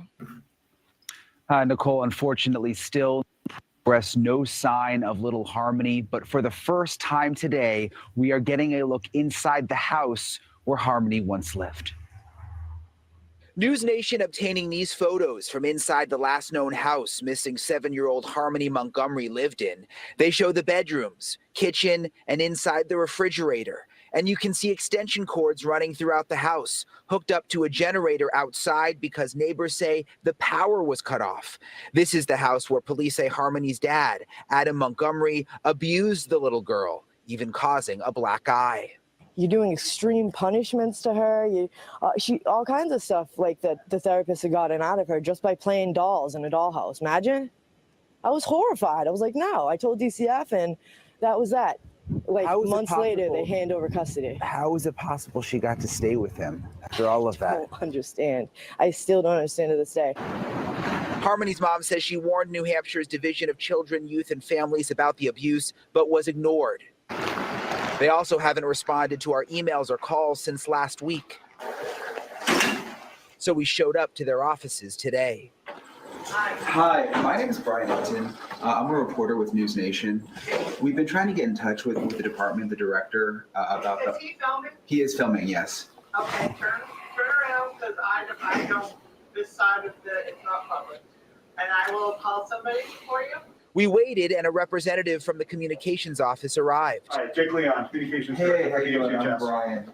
I'm from News Nation. Yeah, you just called me like an hour ago. Yeah. That's cool. You didn't tell me you were on your way. Well, we've been emailing calling since last week. Is there concern here about the fact that she was missing for 2 years and no one... I really am not able to get into that because it's due to confidentiality. The department later sent us a statement saying the department is continually reviewing its processes to ensure the best possible outcomes for children and families. The Division for Children, Youth, and Families has conducted a preliminary internal review on this case, and as is the case whenever a critical incident involving a child occurs, a comprehensive quality assurance review is completed. The statement went on to say their primary focus is locating Harmony. Crystal's mom hopes that is everyone's focus right now. Come forward and tell us something, because somebody knows something. It's a fact. And Harmony's dad remains behind bars on abuse charges. Her stepmother is also locked up on a welfare fraud charge. And we just learned today she will now be facing an additional theft charge and will be back in court on Thursday. Nicole? And Brian, just really quickly, I know that you spoke with Harmony's biological mother. And so she told you she does believe Harmony is still alive. Absolutely. She believes that 100%. She actually believes that Harmony's father sold her for drugs and is alive somewhere. And that's why it's so important that anyone who sees her picture and thinks they might recognize that little girl either call the FBI or Manchester police. Yeah, we all want to get her home safe. All right, Brian, thank you. Wow. Thank you so much for watching. Make sure to click on the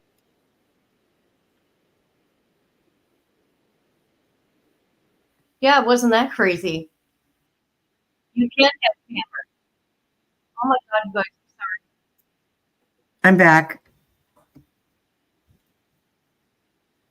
I told my baby I'd call her back in a little bit. They have a late start at school today. Oh. So she will be there for a while. They got school? Yeah, she has a late start day. Yeah, it's a holiday. Yeah, well, that depends on what state you're in because, Washington is Washington. Okay. If they get a late start day, the school still gets paid for the day, but Right. basically they have a late start because everybody who was partying for the game yesterday. Oh, okay. Gotcha. Yeah, because it was a night game and everybody's going to be all, ratched out this morning.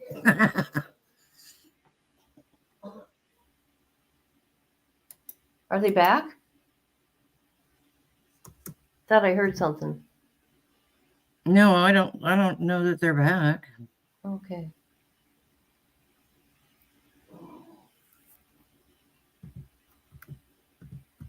Oh, that lady's so boring. Her voice. Miss Christine Smith. It's just the nonsensical questions, Oh,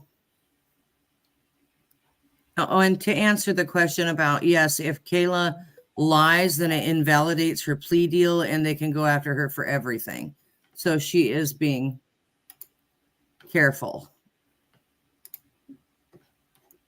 That's why she says, I don't remember, not yes or no, because she doesn't want to get caught in a lie. Okay, here's the full interview with News Nation. I like News Nation. Sometimes I do. Sometimes I can't stand them. Well, Ashley, I got a problem with. Something was wrong.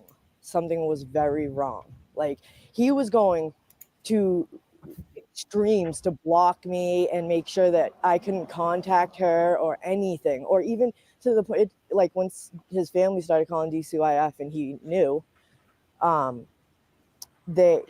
he then cut them off, and then I couldn't even get information from them, because at least I could get information about what was going on through them. Couldn't even get anything from them. He literally cut anybody that questioned him about how he treated Harmony or what he was doing, he cut them off. When was the last time you actually saw Harmony? In a FaceTime video, like 2-3 days before Easter. I showed her basket. I said, I'm coming in a couple days. Mommy got you a basket, I held on to that basket for a year and some change, hoping, I'd have a chance to give it to her. And what did she seem like when you saw her on FaceTime? Tell me about your new neighbors. They're black. There's just something real strange about her, There she is, slaving away in the... Terrified. I would say, hey, what's going on? What'd you eat for lunch? What'd you do today? Are you going to school yet? Like, how are your brothers and sisters? You got any friends? Little questions like that. I'm her mom. Like, I want to know these things. I want to know if she's happy. And every time I asked these things, he would pause it and he'd tell whatever he'd say to her. I can't hear him. He'd mute it. And he'd be like, don't tell her, da, da, da, don't, da. And she'd be like, and I'm watching her. So he'd unmute it. And I'm like, what's going on? Like, why are you muting it every time I ask her a question? Why aren't you letting her talk to me? Why are you answering for her? Like, you're acting weird, Adam. I'm like, what's going on? Like, we're co-parenting. Like, you're letting me have visits. Like, what's going on? He's like, I have sole custody, sole decision making. You don't get to ask me shit. And he hangs up and blocks me. And that was the last thing I had contact with her and saw her at all. What made you call the police before Christmas? It was a couple weeks. I had called right after he stopped talking to me, but I was talking to my therapist and I was telling her, like, listen, this is affecting my mental health. I can't sleep. I'm super depressed. Like, my son's well taken care of, but me personally, I was really sad, like something right here all the time, just telling me, like, you got to get her, and I said to my therapist, I said, no one's hearing me. I've made reports. I've talked to desk people at DCF office because I didn't have a certain extension because Demetrius wasn't on the case anymore, which was the person that was supposed to remove her that didn't. He knew Adam personally. He was Adam's DYS counselor. So he was a conflict of interest from the beginning. So the 3 times they were supposed to remove her, they didn't because he knew him personally.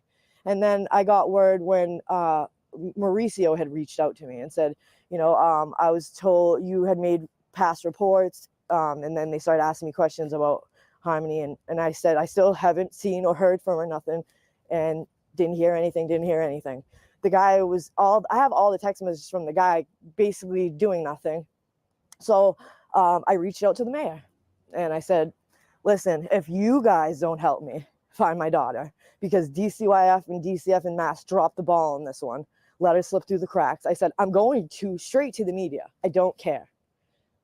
It was like hours later, I got a phone call from the police in Manchester. And I had already called the Manchester police. They told me I couldn't file a missing persons report because he had physical custody of her. So they said, they told me go to court and file a petition to get custody. So I go there and they tell me if it's a DCYF open case, then I can't go there and go to court. So they were running, sent me around for busy work, you know what I mean, while they were trying to figure out how to cover their butt. And it was just, when they knew I couldn't do anything at the courthouse, but they still sent me over there, you know what I mean? And then, the cops called me and they're like, we're completely involved now. DCYF told me this is really suspicious, blah, blah, blah. And then it came on the news. Have you ever seen Adam be violent? Yeah, when I was in a relationship with him, he used to choke me. I was pregnant with her, he'd choke me, like all kinds of stuff. If you did more than him, he'd choke you. If you were texting and he didn't want you to, or somebody he didn't like, he would do whatever to you, scream at you, get in your face, whatever. He uses his intimidation and manipulation to get what he wants. Always has. Have you ever seen him be violent towards Harmony? Towards her, not me seeing this, but we had a play therapist that she had while he was getting visits when I had custody of her. And even my play therapist had made a report before he got custody, mind you. I still had custody of her at this point.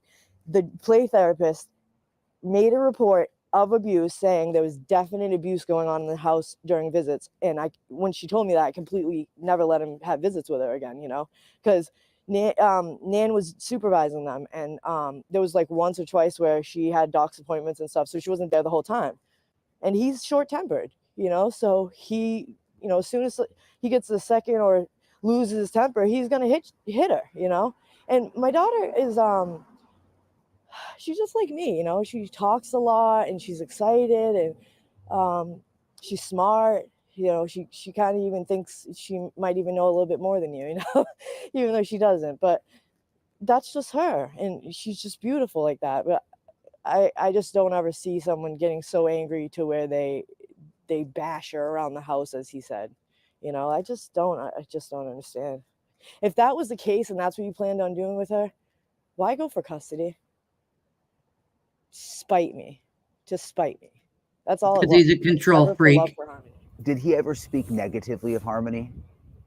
Yeah. Oh, yeah. He'd say, when I talked to him, like, so what was going on at the visits? Like, I questioned him about what the therapist had said. Hence, telling him no more visits because he was blowing on my phone. He was supposed to pick her up, and I didn't answer. Then he showed up to the sober house in Roxbury making a scene, and the director was like, "We'll call the cops on you," And I told him, this is why you're doing extreme punishments to her. She all kinds of stuff like that the therapist had gotten out of her just by playing dolls in a dollhouse. Imagine. I was horrified. I was like, no. I told DCF, and that was that.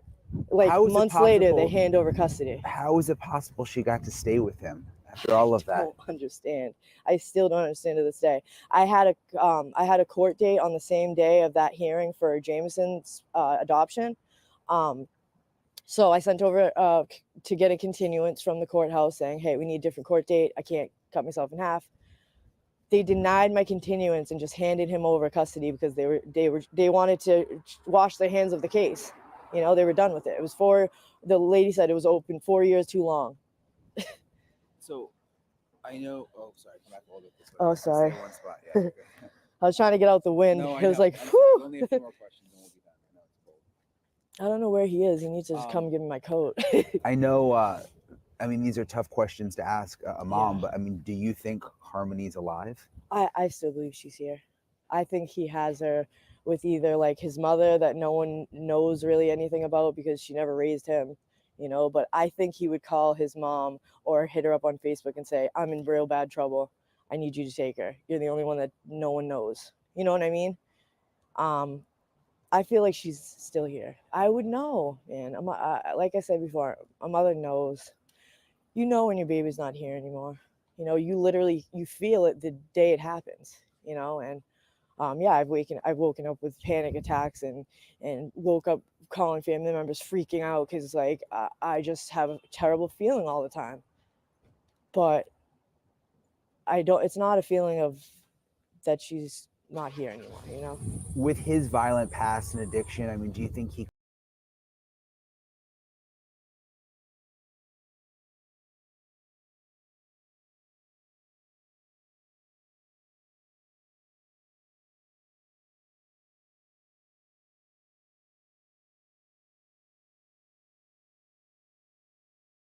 This panic that you say that Adam feels goes up to the drive-through, right? Yes.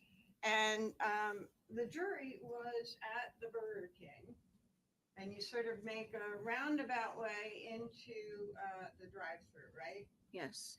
And it's wide open there, right? Yes. And people are coming in and out of Burger King, right? Yes. And you stop at one place to make the order, Yes.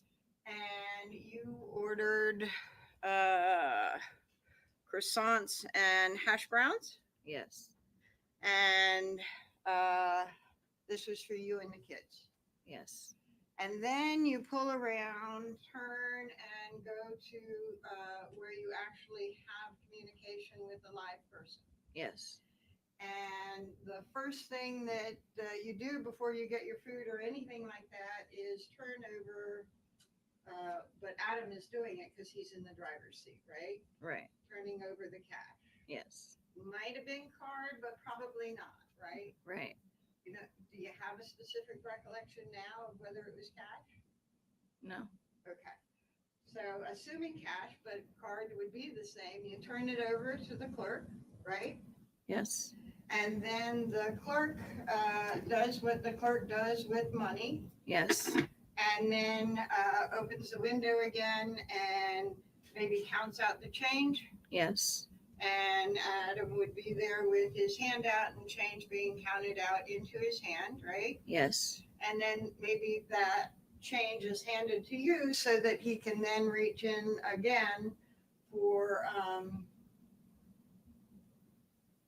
the food. Yes. And when the food comes in, he probably takes the bag and gives it to you. Yes.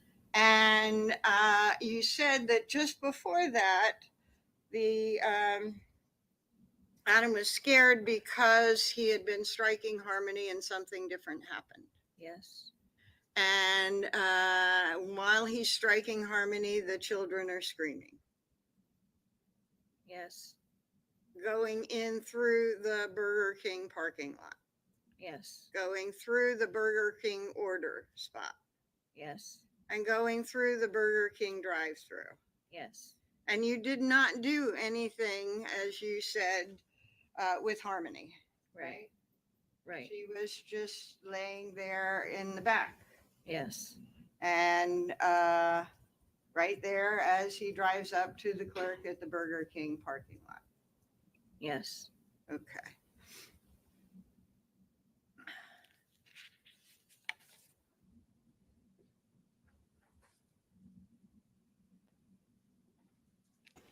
Hi, Miss Barbara.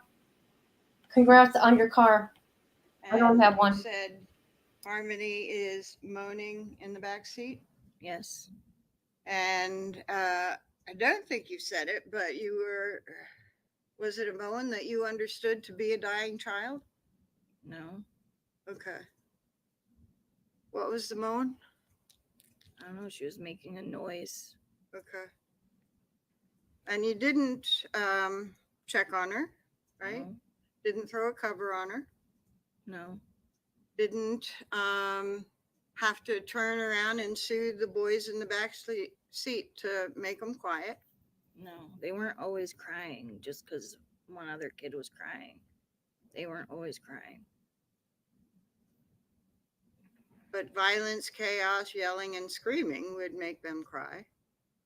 They never really cried that much. Okay. Okay. Did you ask to run in and maybe get some extra napkins to clean up the urine on the seat? No.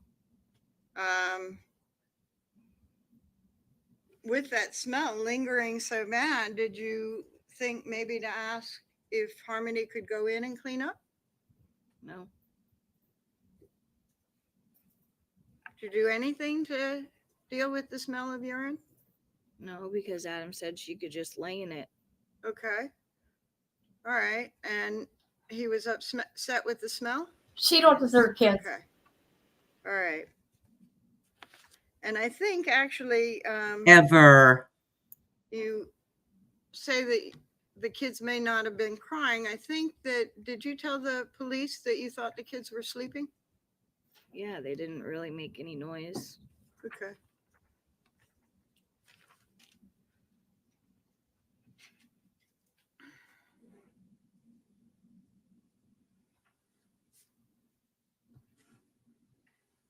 Kayla, that assault never happened, did it? Yes, it did. Okay. Well, you described Bitch. physically trying to stop him, Yes. Adam. You described verbally trying to stop him. Yes. Nobody wants a person to strike and hurt a child. Right. Especially a 5-year-old child under your care. Right. And you cannot allow that to happen. You can't sit by and allow that to happen, right? Right. Okay. But you said that you stopped trying to do anything because he looked at you with the face of pure evil. Yes. So you just got scared and shut up, right? Yes. Because his face was pure evil, right? Yes. And pure evil, a person with pure evil is not someone you want to protect. No. And a person who is pure evil is not someone that you love. Well, that's hard to say. Okay. A person of pure evil is not someone you want raising your children. Right. Okay. And you would do anything to get your kids away from pure evil. Yes. And even though Harmony was your child, you felt the same about her. Yes. She was pretty much your child. Yes, I helped take care of her. Okay.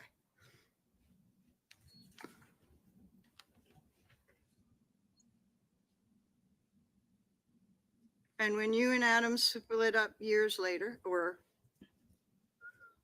March of 2021, you wanted him back.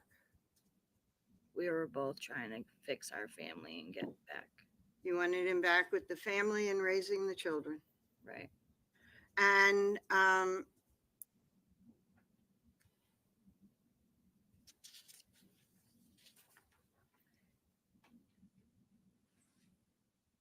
when you were sitting in your cell thinking about this and reliving it, and you wrote that note about your thoughts about what you wanted, you indicated that the children needed Adam as well as you, right? Right. And that's not the face of pure evil. Right? No. Okay. So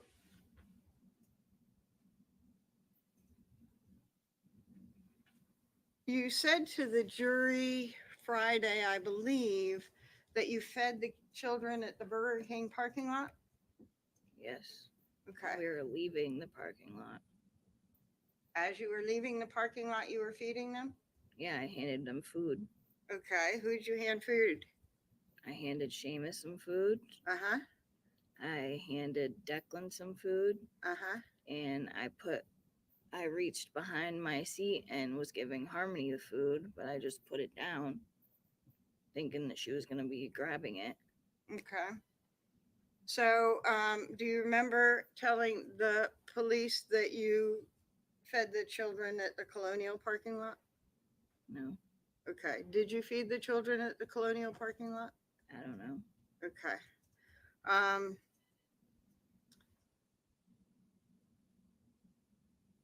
Now, your car died at the intersection late morning-ish. Does that sound right? Yes. And you were at the clinic at 7-ish? Yes. Okay, so you were in the Colonial parking lot for a while, right? Yes. All right. And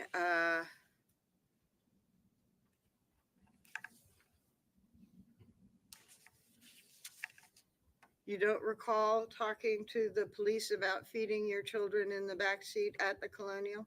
No. All right. First of all, before I ask some more questions, set up the situation. Declan is in the car seat by the behind the driver. No. You've got Seamus there now. Yes. And so you're having Declan in the middle seat. Yes. And Harmony is on the passenger side behind you. Yes. And Declan is under a year. Yes. And you got croissants. What were you feeding Declan? Pieces of food. Okay. So you would break off a little piece of hash brown? Yeah, something. I don't remember what I was feeding him. And would you hand it to him and make sure he grabbed it? No. You just sort of put it back there? I put it in his mouth. So you would turn around from the driver's side and put little pieces of food in Declan's mouth? No. What? I reached my arm back and put it in his mouth because he's in the middle. Okay. And Seamus. Okay, so would you turn to reach your arm back and look and make sure you're getting it in his mouth? I could feel it. So you reach back with your arm and you feel around for his mouth and put it in? Yes. Okay. And then Seamus, you also have to give him small pieces of food, right? Right. And with Seamus, you break off a small thing and you give him and make sure he takes it in his hand, right? Right. And so you turn around and reach over to Seamus and hand him his piece of food. I didn't turn around Okay. Why not? Because I could see him. I just handed it to him like that. He was sitting in the car seat. Okay. Right. All right.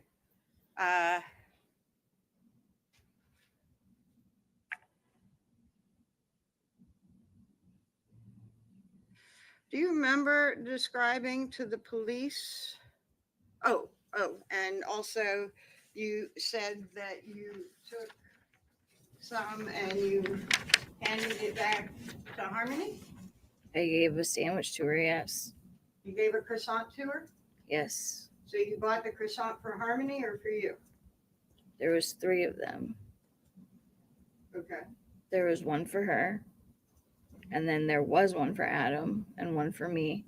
And the one that I had, I broke apart and gave to the kids. Okay. And so what'd you do? Put the whole sandwich back there for Harmony? Yes. Did you check and see if she was eating it? No. Why not? Because I didn't. Okay. Okay. And Harmony's position while you're doing that, I think she's leaning against her brother beside her. Yes. And then sometimes she's leaning up against the door, I think. Yes. And you don't check on her. No. Don't check and see if she's eating. No. But you make sure that you've put the food in Declan's mouth. Yeah, because they're younger. So you weren't concerned about Harmony at that point. That's not what I'm saying. Okay. You feed them directly because they were younger. You don't feed Harmony directly because, or make sure that she's eating. Why? Because she can open the package and eat it. Did you hear her open the package? No, I don't know. I don't remember. Okay.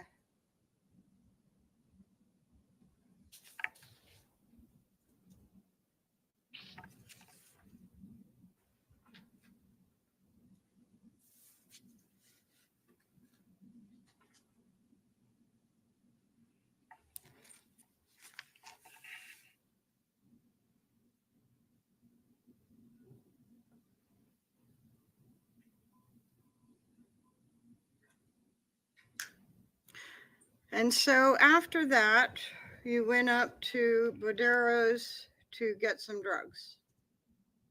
We went to Colonial Village. Sustained. Okay. So when you went to Bodero's to get some drugs, Overruled. Council approach.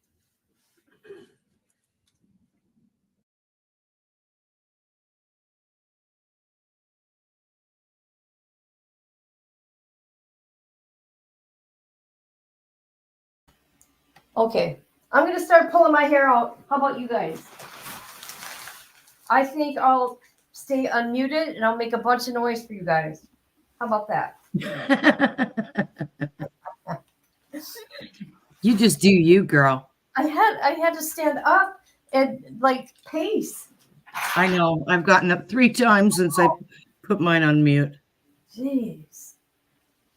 How does she even become an attorney? I'd like to know. She's trying to establish, she's doing her job. I see where she's leading and heading with this, okay? I don't. Sure. But it's Share still your thoughts. disgusting. It's disgusting Okay. what she's doing. Oh, she don't care about those kids. Look at how easily she's answering. I don't know. I did this. so after you ate, Okay. You got some drugs. I don't remember doing that. Council You remember approach. having- Council approach.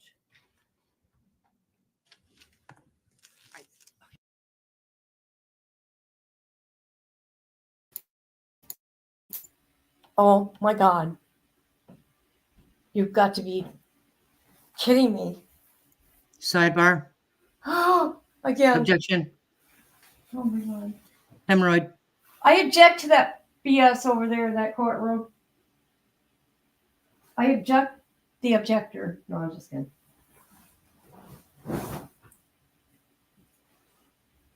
I wonder if this attorney has covered a high profile case ever. Where do you think she's going with this? what's going on at Burger King? That's what I'd like to know. Well, she's trying to say that even though Adam is what he is and how he is, that Kayla had choices and she still didn't take the opportunity to change the And after you child, ate, make sure she was you eating and safe. Adam did some drugs. Yes. And you did not ask Badero to call 911. No. You did not ask your friend Badero to come out to the car to maybe help you while you checked on Harmony. No. You did not ask to take Harmony up to Badero's apartment to maybe clean her up and make sure she was okay. No. Okay. And fair to say today you don't know where you got those drugs from? We were always at Colonial Village where he lived, and he's the one that we got drugs off of. Okay. And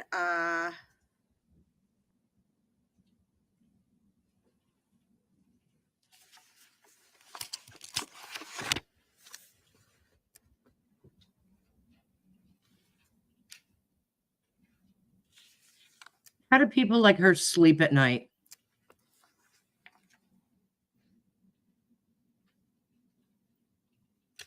but you do recall actually feeding all three children in the back seat, right? Yes. And you recall that you were feeding them, and do you recall that you said that you were feeding them with one hand because your other hand was in the bag for your food? No. Okay.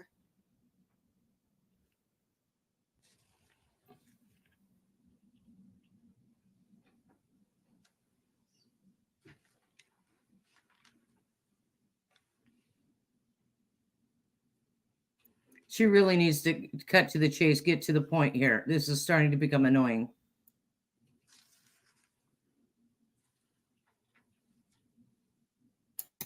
Right? So let's talk about why you left the Colonial. At that point where eventually the car broke down. Okay.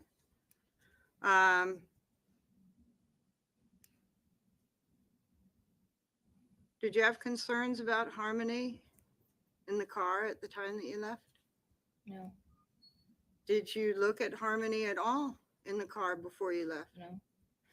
And you said that Adam, struck her God knows how many times. Yes.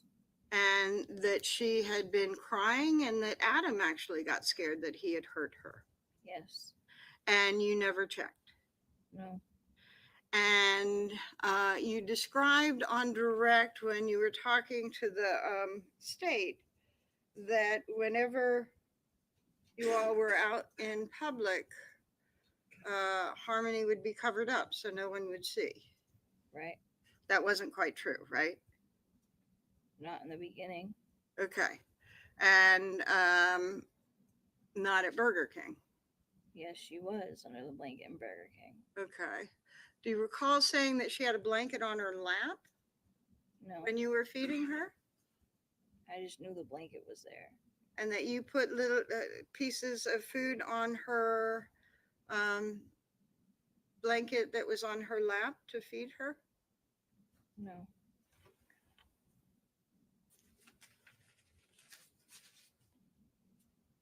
I don't remember putting pieces of food on her lap. Just sort of toss back a sandwich? Yeah. Okay. And you had no concerns about Harmony? No.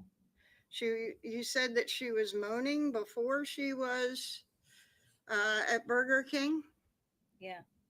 And you said that she was moaning after Burger King? Yes. And that moaning had you concerned? Yes. But you didn't check? No. And I think you just said because you weren't concerned. No, I am concerned. I was concerned. Okay. And you didn't check on her? No. And Adam, you described as being scared that he would hurt her, had hurt her. Yes. And where did you go from? Where were you going from the village? I don't remember where we were going. I don't remember if we were going to figure out how to get money to get more drugs. I don't remember what we were doing. I don't Okay. remember why we left. Okay. So that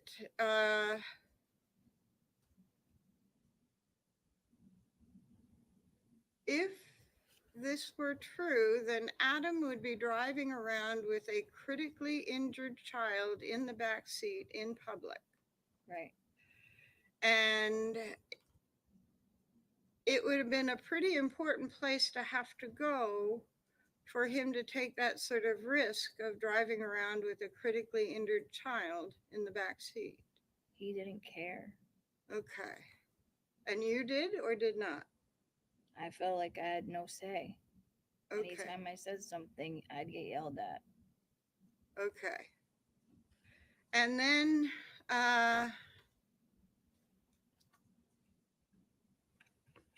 you say that at the intersection. By the way, what drugs did you do that day?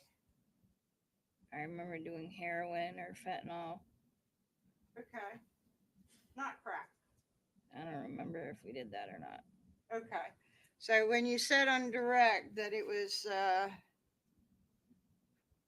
heroin and crack, that's not what you recall. I don't remember doing both or not. But you do recall heroin and fentanyl. Yes. Okay. And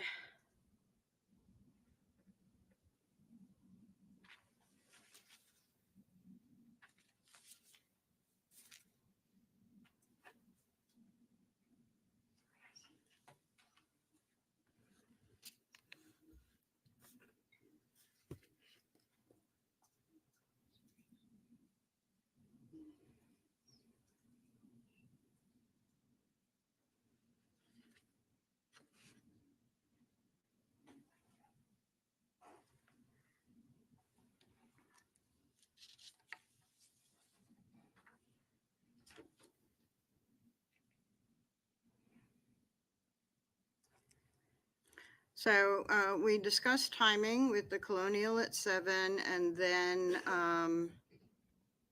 the breakdown late morning, right? Yes. So you were at the Colonial for a few hours. We were at the clinic at 7.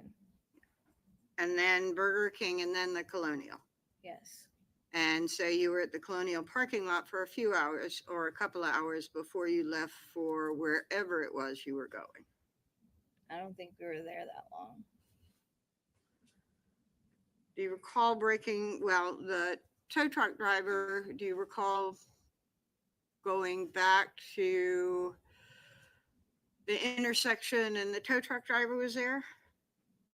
You're talking about after the car broke down? Uh-huh. Yes, I remember when we got brought back. Okay. And that was like after 12:30 or so, right? Yeah, something like that. And how long did it take you to walk to Mr. Vadero's from the car? I don't know. It felt like a long walk. I don't remember how long. Okay. Okay.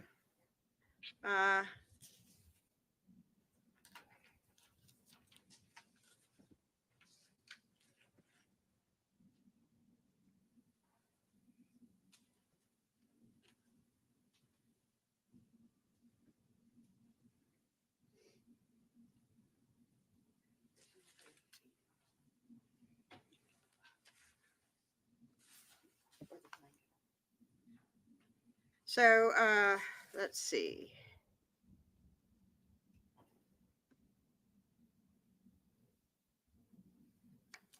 In that time that you were in the Colonial parking area on the 6th prior to the car breaking down, Harmony was in the car, but she was dead, right? No. This is. Yes.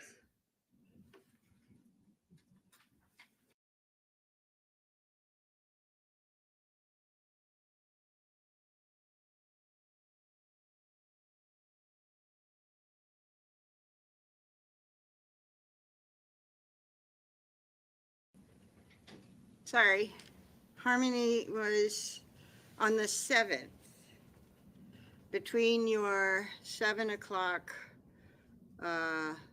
session at the clinic, dosage at the clinic, to Burger King, to the parking lot, to using drugs, to late morning driving away. Yes. Harmony was dead in the car, right? Not throughout that whole time. Pardon? Not throughout the whole time. If you have a side gig and need to file your taxes, visit freetaxusa.com. With us, your federal return is always free, and your state return is only $14. What you could do with Harmony because she had died? No, that didn't happen yet. Okay. Okay. So,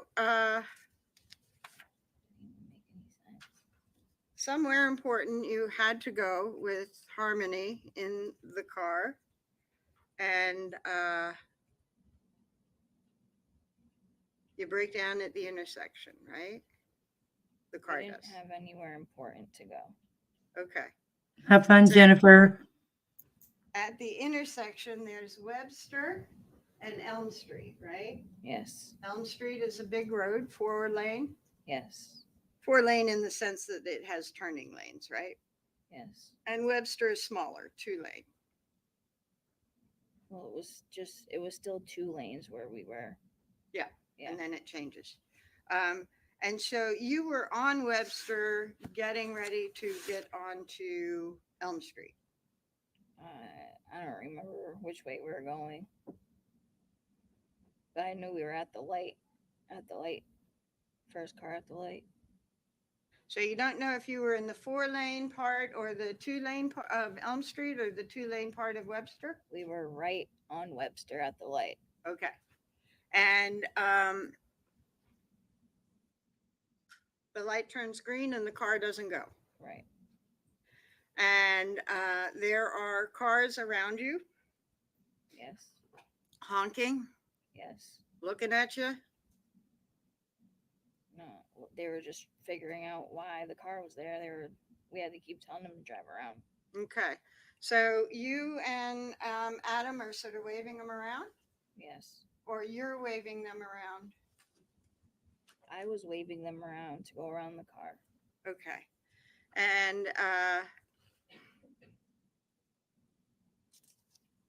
Adam, I think you said, got the duffel bag out of the trunk?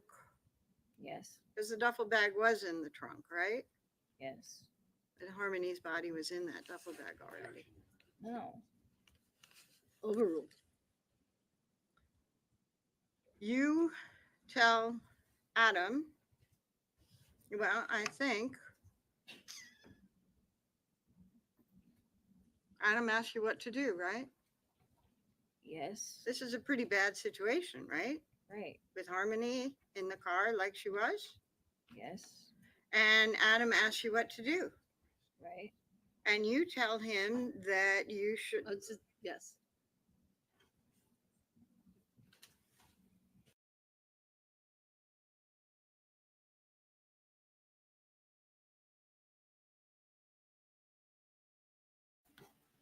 Oh, dear God.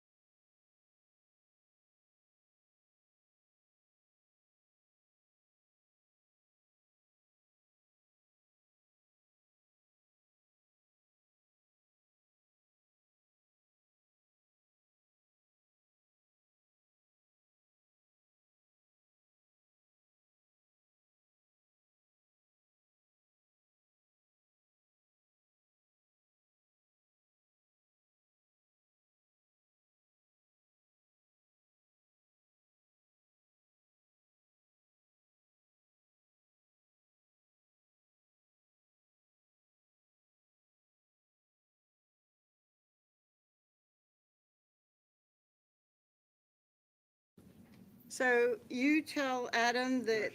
Sustained. Well, approach if you want to approach.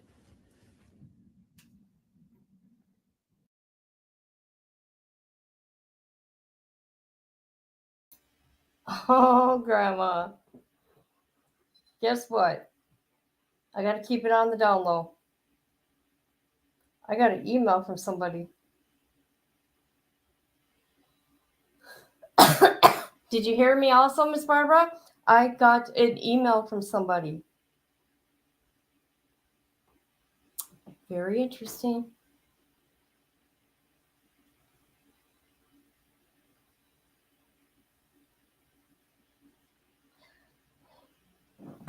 That art person, yes. Ding, ding, ding.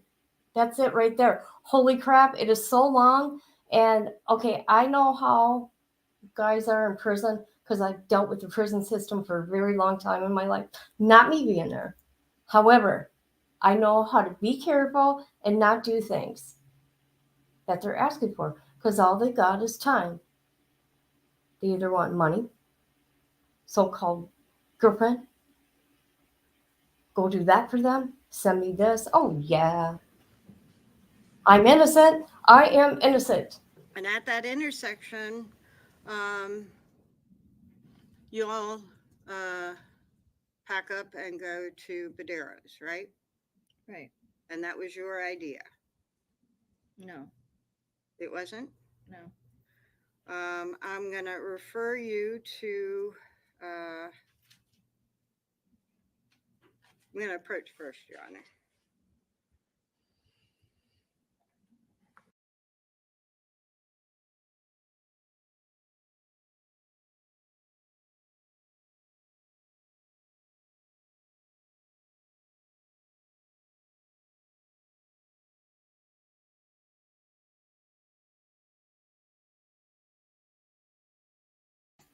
And then in the same breath, I'm not no stalker, don't think I'm being a stalker. Well, I've had stalkers. Okay. He did say he was innocent. However, he's saying that they didn't do things that they're saying in that case. Right? Right. We do know there's corruption up there. However, his DNA was all over the place. Come on. How are you going to defend DNA? Yeah, explain it, right?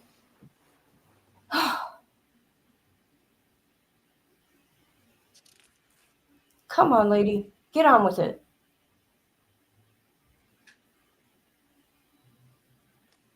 I'm going to show you a copy. Oh, Jesus. She should have had this prepared before today. What kind of attorney is that? I'm going to move this clip a bit because it might be hidden if I had to. And ask you again to review a portion of it, and I'm going to ask you a question, and that is the area.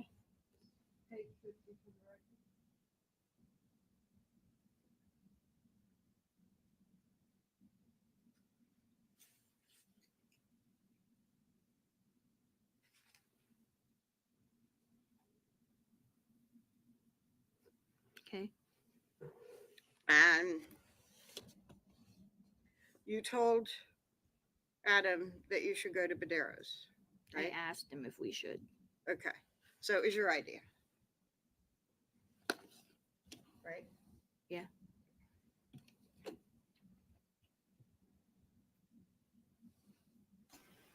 Hey, Grandma and Miss Barbara, should I send him a picture of Gypsy? And you gathered, Adam grabbed a duffel bag from the trunk. Yes. I'm just kidding, people. You got your purse and stuff from the trunk. No, my purse was not in the trunk. Okay. So you got your purse and you got some stuff from the trunk.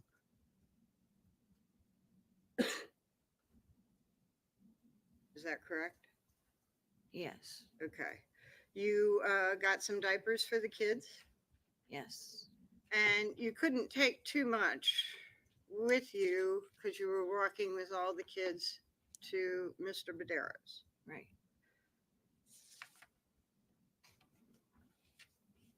And you can't wait around for any kind of help because you have to get Harmony's body away from that car as soon as you can.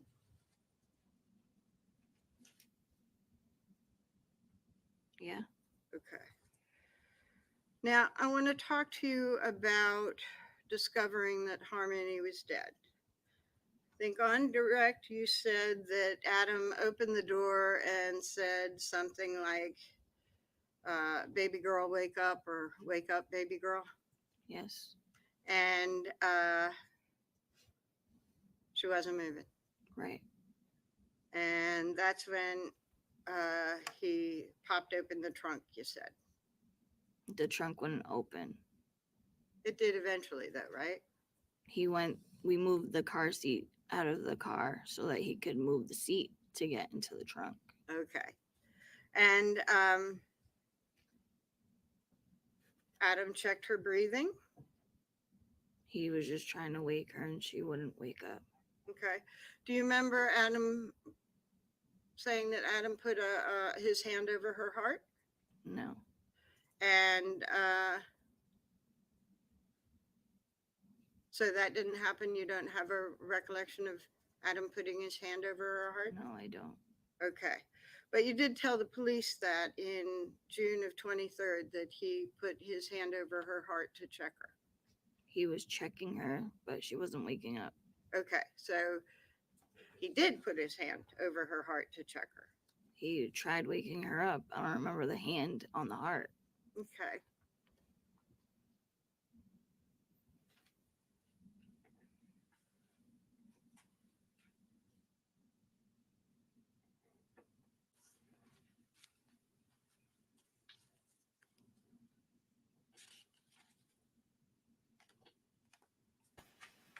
That's what they're trying to do.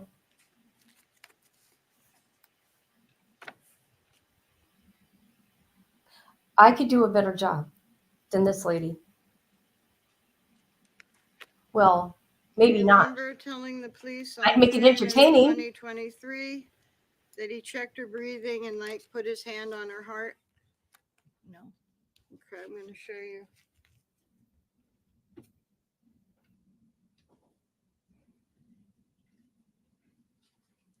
Copy of that same transcript, okay? And ask you to review that paragraph there, okay?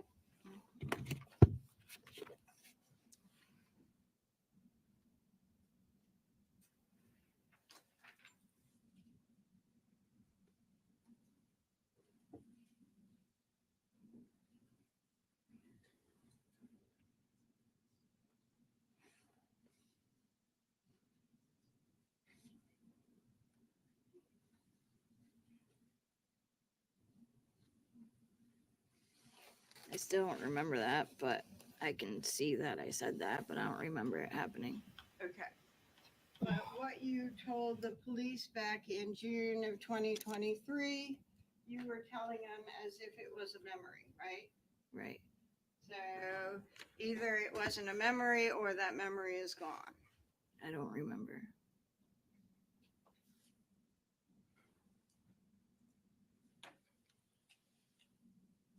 And you Grandma. also checked Harmony. You forget. And she wasn't breathing. Right. You checked her neck and you checked her wrists. Yeah. And you were looking for a pulse. Yeah. Must have been panicking. Yeah. Did you do that before or after you were waving cars around? After. Okay. So after you have checked Harmony, you're saying that you went to the back of the car and you're sort of moving, waving cars around to get them around your car. Yeah. Okay. And how long did you do that? Until we got the stuff out of the car that we needed to get out. Okay, so are you doing that while Adam is getting stuff out of the car? No, we're both on each side of the car doing the same thing, trying to get stuff out. Which side of the car were you on? I don't remember. Okay. And you claim that as these cars are going around and beeping and everything, that Adam put Harmony into a duffel bag. Yes. And the four of you walked to Colonial Village. Right.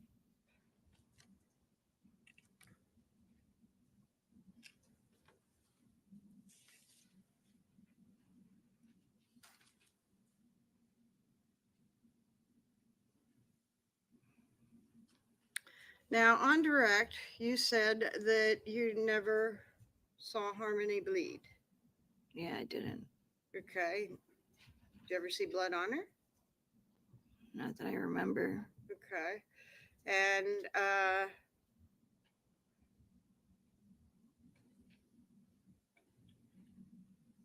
you told the police that while Adam was throwing stuff in the back and cleaning the car, that well, you told the police that Adam was putting stuff in the bag and cleaning the car, right?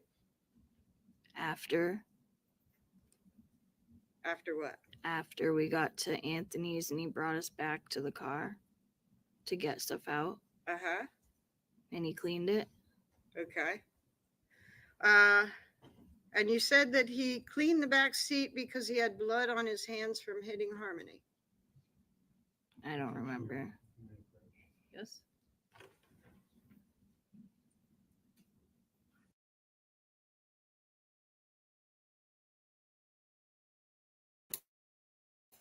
Okay, I'm going to play devil's advocate here. She's kind of foggy on the memories, right? Maybe she's picking and choosing, right? However, if she was actively using them, I could see the confusion. Also, who goes to Burger King to eat and then go get high? I don't know. Somebody tell me.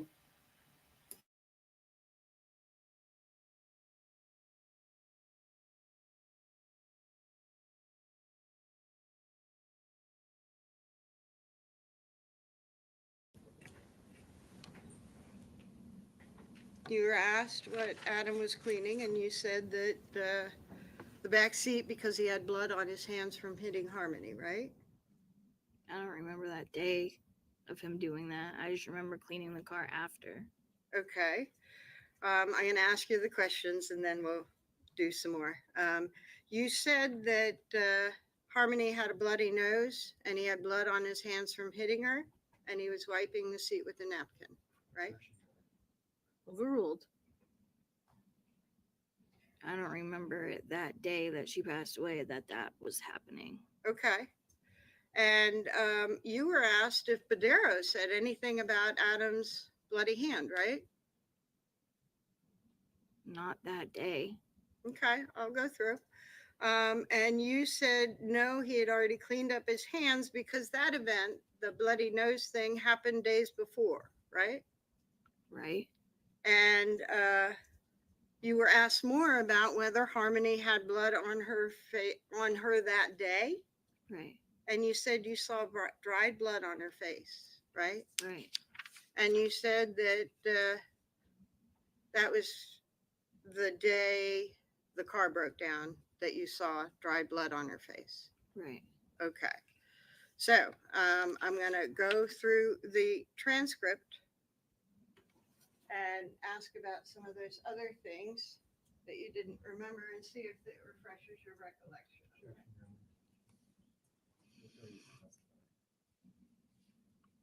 Approach.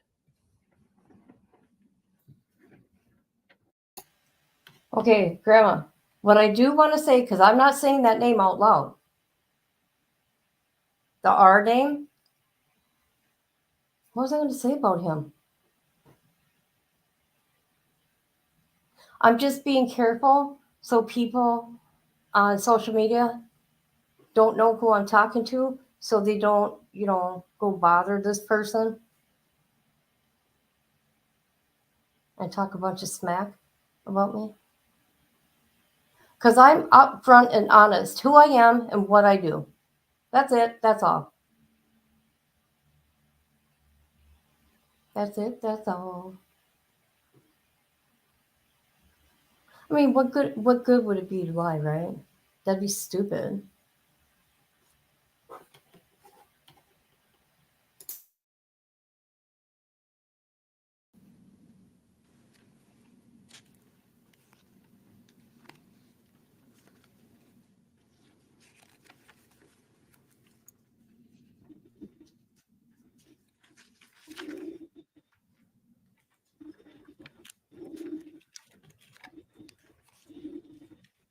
I'm going to show you She should have had it prepared before she the came. transcript from June 23rd. And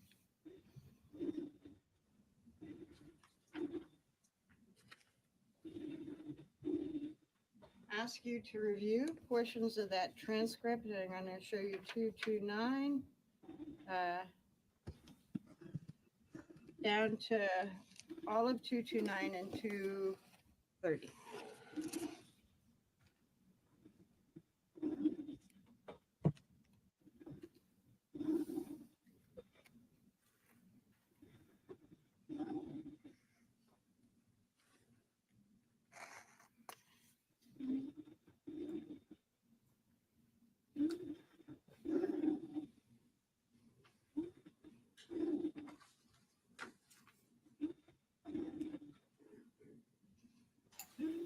What the heck is that noise? It's not me.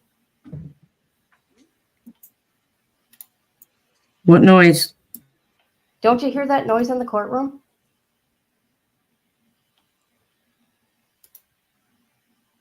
Okay, right now it ain't making it.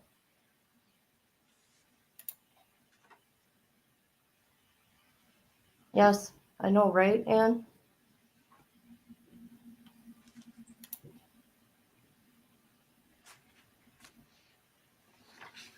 Whew. Okay, I want to do a case and I should ask the people your opinion. Gypsy Rose, Polk County Massacre, or who's the other one? There's another one.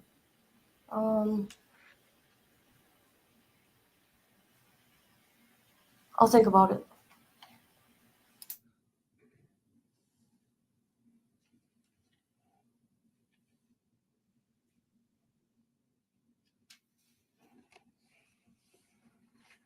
Basement.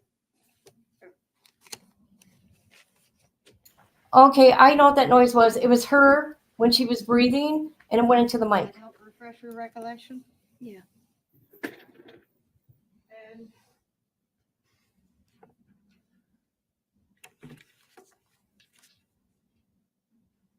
so you did tell the police that Harmony had a bloody nose and had blood on it. He had blood on his hands and was wiping the seat with a napkin. Yeah, but that happened days before. Happened before she died. Sure. But the wiping was on when the tow truck driver was there? Yeah, when we went back to the car, Okay. I remember cleaning. Okay. And it was for the blood that was on the car? I don't remember what it was for. Adam just wanted to clean it. Okay. But you recalled that you did see blood, you said, on Harmony's face. Yeah. Right? And it was that day, right? Yes. And where you saw Adam cleaning was around the area that Harmony was sitting, right? Right. And you said that Adam had blood on his face that day? I mean, on his fist that day? Yeah, on his hand. And that Harmony had blood on her face? Dried blood, yeah. Right. But not from days before. Are you saying she had dry blood from days before? Yeah, she had dry blood on her face. From days before? Yeah. And you never cleaned her face for days? No, you just kept her under the blanket.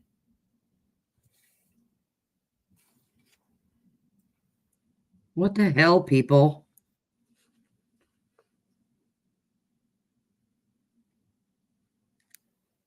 Okay. What happened? Grandma. Days before Harmony actually died, he had hit her in Now, the you face, said and there was yesterday, dried blood on her face Friday, for that days. Oh, okay. you and Adam had talked about what to do together. Is that right? Do you remember that? Yes. And that you sort of came together with the plan to say that Adam had taken Harmony to her mother's. That's what Adam told me to say, yes. Okay.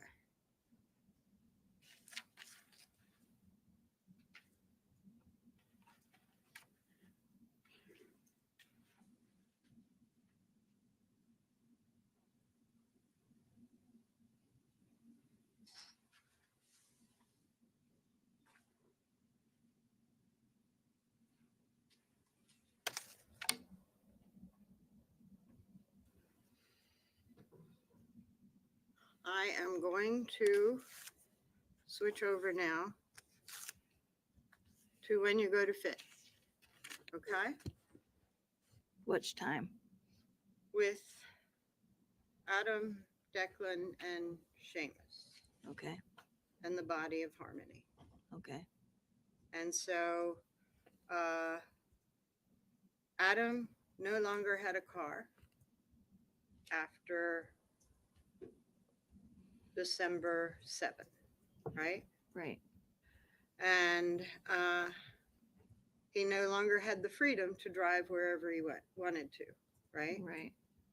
And when he drove, there would be somebody else in the car, right? He would be driving someone else's car, right? And sometimes he drove Badero's car, right? That was way before. Okay. And you still didn't have any money, right? Right. And from 2 days in Badero's car,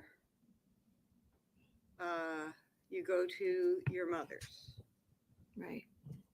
And I think you actually go to an aunt's or something, and from there, your mother comes over and gets you off.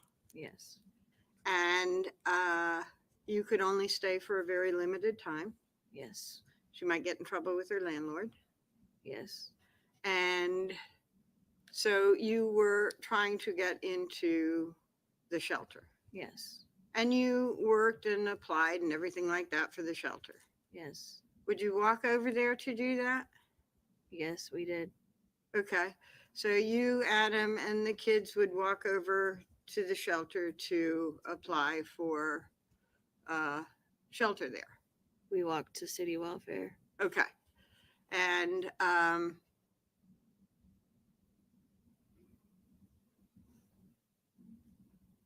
would you, Adam, and the kids be in the office all together making the application?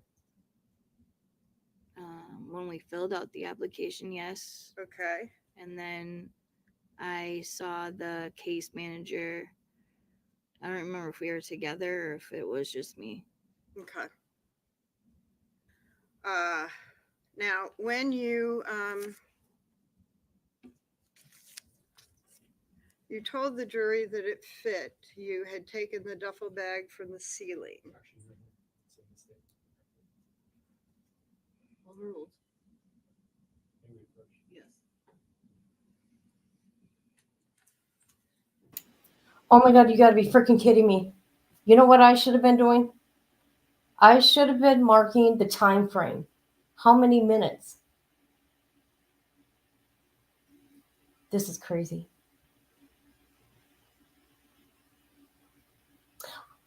You watch, the judge is going to say, I think this would be a good time to take a break now.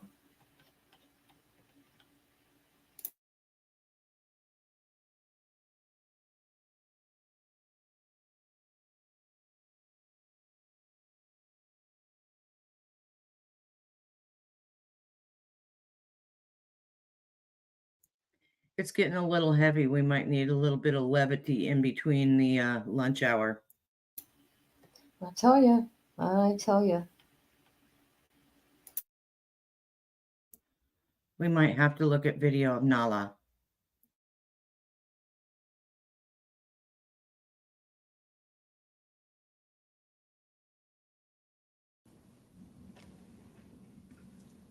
I didn't realize I had said it. Adam took the duffel bag down from the ceiling, right? Yes. And Adam was the one that put the duffel bag in the ceiling in the first place, right? Yes. And you said that he took the duffel bag down from the ceiling and had it in the shower for hours. Had it in the bathroom, yes. Oh, was there a shower there? Yes. And did he have it in the shower for hours? I don't remember. Okay. Okay. And from the bathroom, where did it go? To the closet. In what? Trash bag. Okay. And then what? CMC bag. Okay. So it went from the bathroom into a trash bag, one of those big black things. Yes. And from there, it goes into the closet. For how long? I don't know, a day or two. Okay. And there, the trash bag and Harmony's body goes in the CMC bag? Yes. Okay. And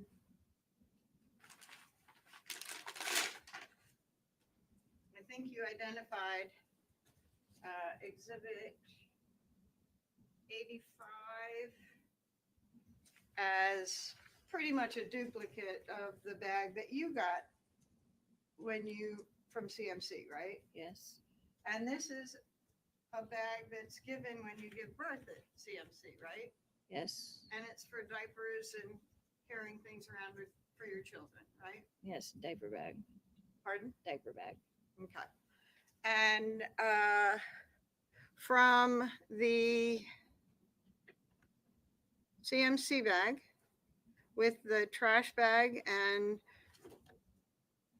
Harmony's body, Yes. where does it go? To Portland Pie. Okay. And then where? To Union Street. How? In a tote. Okay. From where to where did it go to Union Street? Where did it get in the tote? From the shelter. So how did the CMC bag get back to the shelter? It came back from Adam's work. Okay. To the shelter. Who brought it back? Adam. Okay. Who brought it to Portland Pie? I did. Okay. So are you saying that it's in the CMC? There's a body in a trash bag in the CMC bag in the tote? Not in the tote at the time. When you go to Union? When we go to Union, yes. Okay. And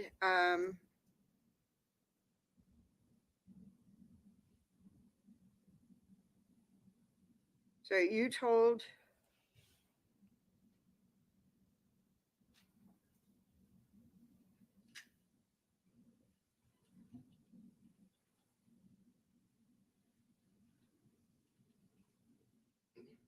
okay. So you take the tote, you take the CMC bag, but not the tote, to Portland Pie. Not the plastic, right? I'm confused. So am I. I'll back up. Sorry. To reorient ourselves, at some point, you say that Adam takes the body down from the ceiling tiles. Yes. And it's because there's a smell. Yes. And it's because other people in FIT are concerned about the smell. Yes.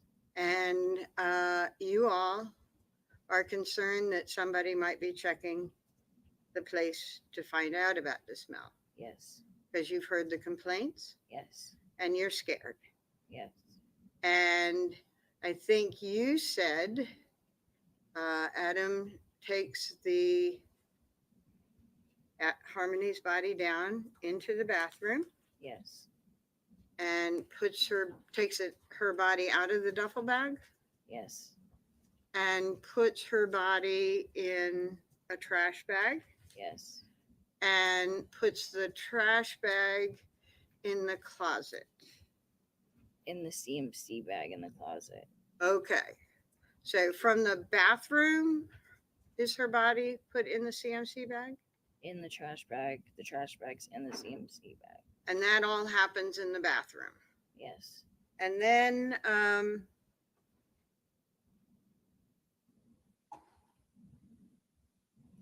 you said, I believe on direct, that Adam tells you to take the CMC bag to Portland Pie. Yes. Tell me about that. He had asked me to bring her body in the CMC bag to his work at Portland Pie. When? While we were at the shelter. Was it right after you say that he put the body in the CMC bag? Yes. So like the next day? I don't remember if it was the next day or a couple of days. Okay. And where was he when he did this? Was he in the shelter with you saying, bring this body to me? Yes. So he's in the shelter with you and at some point goes to work? Yes. And has told you to bring this CMC bag to work? Yes. Why didn't he just take the CMC bag? I don't know. Okay. So you have 2 kids and a stroller, right? Yes. And so tell me about those arrangements, getting the seat, and you take the seat, all of that to Portland Pie. Yes. Tell me about how you did that. It was a double stroller. So I had one kid in the front and there's a basket underneath, and I put the CMC bag in the basket, and then the other kid was on the other side, on the other seat. Okay. So you take the CMC bag out of the closet and put it on the stroller? Yes. And is that inside fit or outside fit that you loaded on the stroller? Inside. And then you get your kids arranged Yes. as well inside. Yes. And then you walk down the street, and I think you said it took about 15 minutes or so. Yes. And you are walking with your children and the body of Harmony in a CMC bag to Portland Pie. Yes. That is disgusting. Why? Why was it going there? Did you know? He asked me to do it. Okay. You didn't say anything, ask him why or anything? He said he was doing it so that the smell wouldn't be at the shelter. Okay. Did you tell him he should take it with him? No, he called me when he was at work and told me to bring it. Okay. So he didn't tell you to do that while he was at FIT. He was thinking about it, but I didn't think he was really going to do that. Okay. So he mentioned it at FIT, but then calls you from Portland Pie and says, come on down. Yes. Okay. And then you have a place at Union Street, right? Yes. And somehow the body has returned to FIT? Yes. Before you moved to Union Street? Yes. And you don't know how? Adam brought it back. Did you see him bring it back? I don't remember. Okay. I don't remember if it came back. Yeah, because we had to bring it to the apartment. Okay, and you brought it? The CMC bag in a plastic storage container, right? Yes. And you went to the Union Avenue apartment, and again, you have a stroller with your two children, two sons, Yes. and now it is a plastic container that is on the stroller. Yes. Okay. And it wasn't a plastic container on the stroller when you went to Portland Pie. No. Okay.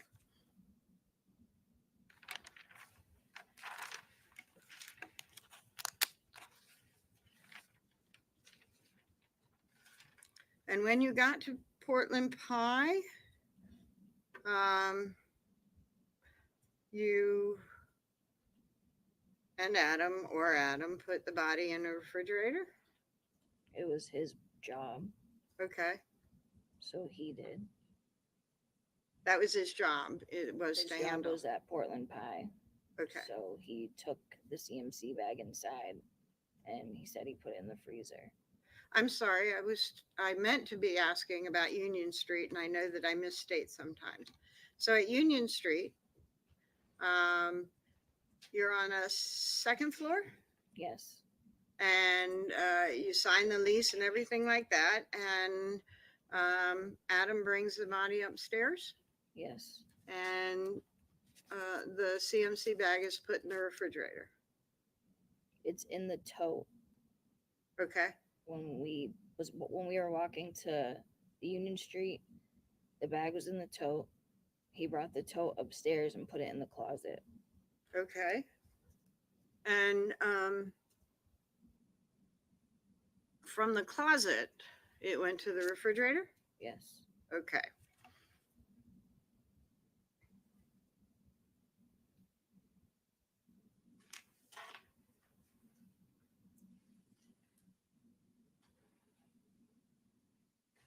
Earlier, before I was specifically going over your activities at FIT and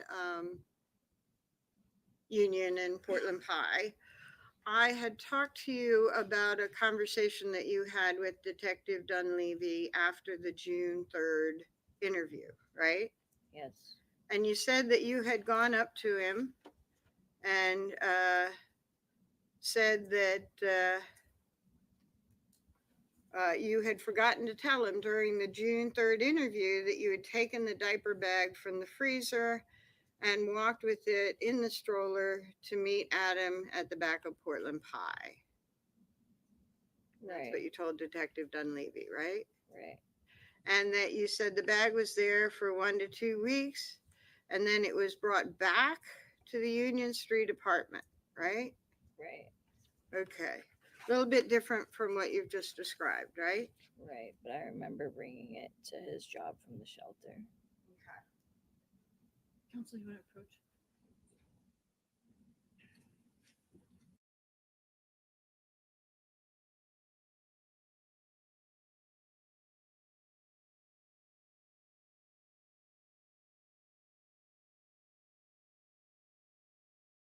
As I said, I look for what we consider to be natural breaking points. This sounds like one of them. So we're gonna break for lunch. So I'm gonna ask you to come back in an hour. So come back at 1 o'clock, please. We'll start at hopefully at about 5 after. I remind you, don't discuss the case with each other or with anybody else. Do not do any independent research. Make sure all your banners and notifications are turned off on your phones. No independent research. All right. Thank you very much. We'll see you about 1 o'clock. All rise for the jury.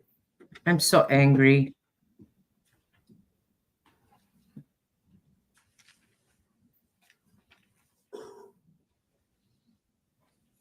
I'm angry, but I'm frustrated and I want to cry all at the same time. I just can't wrap my mind around this shit.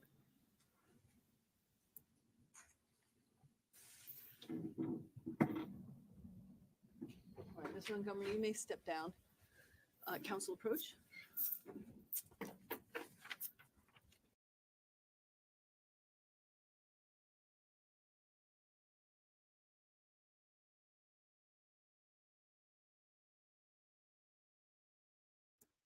Go back to your cave.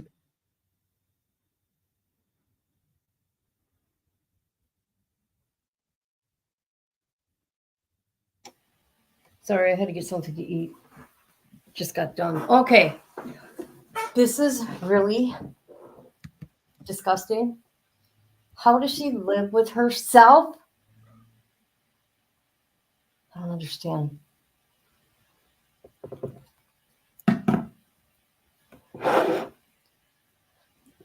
So are they gonna use that the drugs made them do it?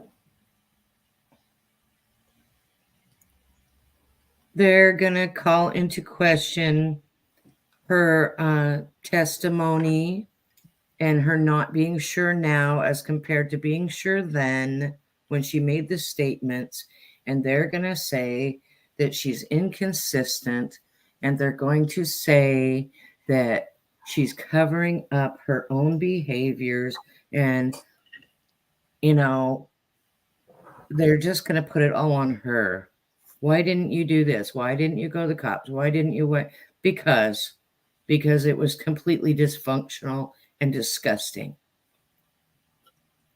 And when you're that drugged out on heroin and everything else that they were doing, fentanyl, all that. I mean, look at her photo before. She was really grossed out. She was deeply into this stuff. Now, don't ask me why other people didn't step in and say, hey, you're looking pretty rough there. Let's get these kids away from you. Right. God knows where that didn't happen. Living in a car. And I didn't know they put the baby in the ceiling at the Yes. They moved her body everywhere. sick. Absolutely sick. I'm so frustrated. I'm just at the point of tears. I can't stand these people. And the smell of a rotting corpse. Unbelievable. Look at that baby up in the corner. Look at that little face.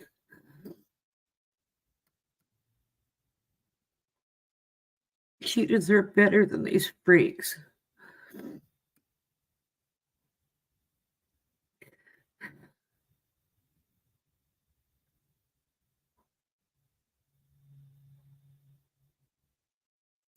And I'll have to say, the mom in this interview, she still had hope that she was alive. She just didn't give up asking and calling and, following up with the CPS and calling Adam and, trying everything. She didn't give up. She kept asking about her child.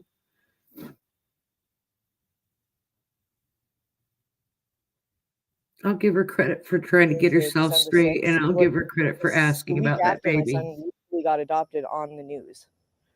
You know what I mean? And he knew what my son looked like. He, that's my daughter's brother, So he saw that, and I really think it's connected. I think he got that idea from seeing that and was like, oh, I can do it illegally, because not for nothing, right around the same time, human trafficking was at an all-time high. So was Oregon harvesting, which I don't even want to go there, but at least if he sold it to a family that legally couldn't adopt or something, there's still hope that she's at least safe somewhere, Do you feel any guilt?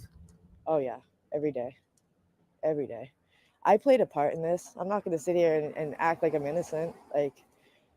I'm a recovering addict. When I gave birth to her, I didn't know nothing about being a parent. I didn't know nothing about getting in recovery, but I never stopped trying. I always went into program after program after program, trying to, prove to her and my family that I wasn't going to stop until I got better, and I just, especially when I kept reaching out to Adam, kept reaching out. I even was I even wanted to show him, look how far I've come,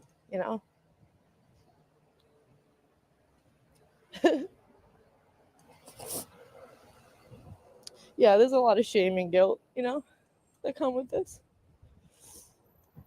But it's not gonna set me back. It's gonna motivate me to keep fighting for her and keep looking for her, because if I can't speak for her, who else is going to?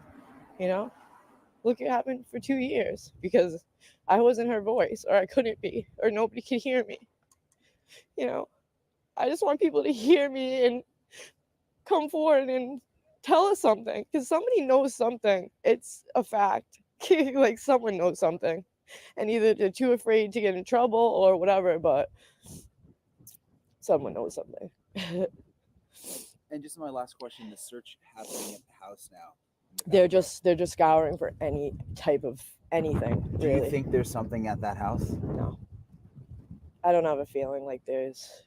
I get these crazy intuitions, I always have, and I don't have any type of intuition about that house. I feel like they're wasting time, to be honest. But that's just my opinion. I'm also hoping as well, that there's nothing. So Well, thank you so much. Thank you. I appreciate it, Chris. I know it's not Yeah. easy. Guaranteed fresh? Ah, this is going to be expensive. Wait, it's not expensive? It's an Aldi thing.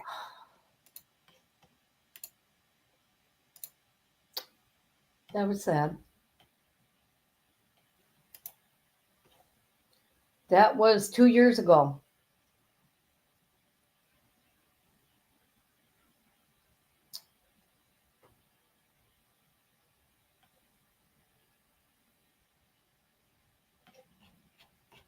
I'm looking.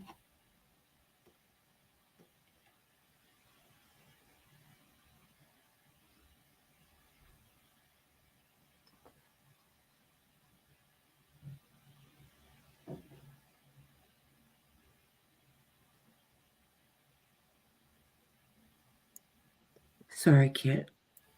It's all right.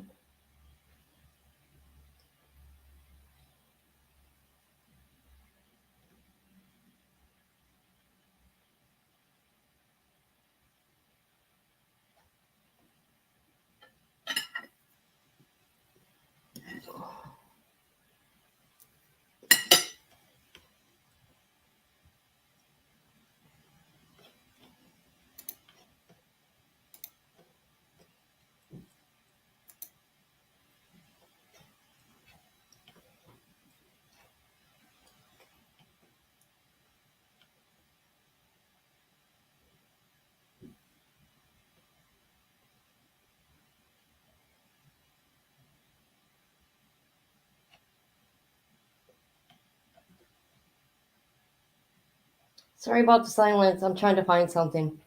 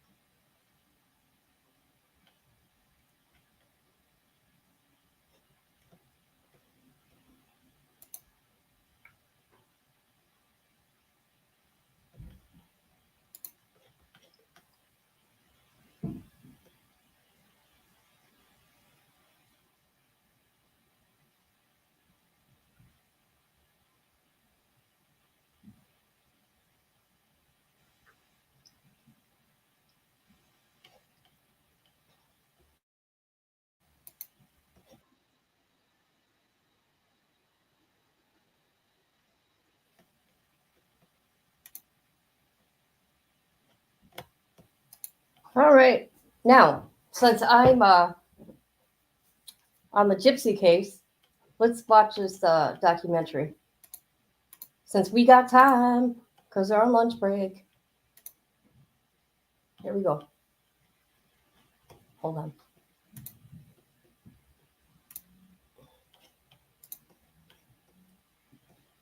Okay, because it won't be as, gruesome.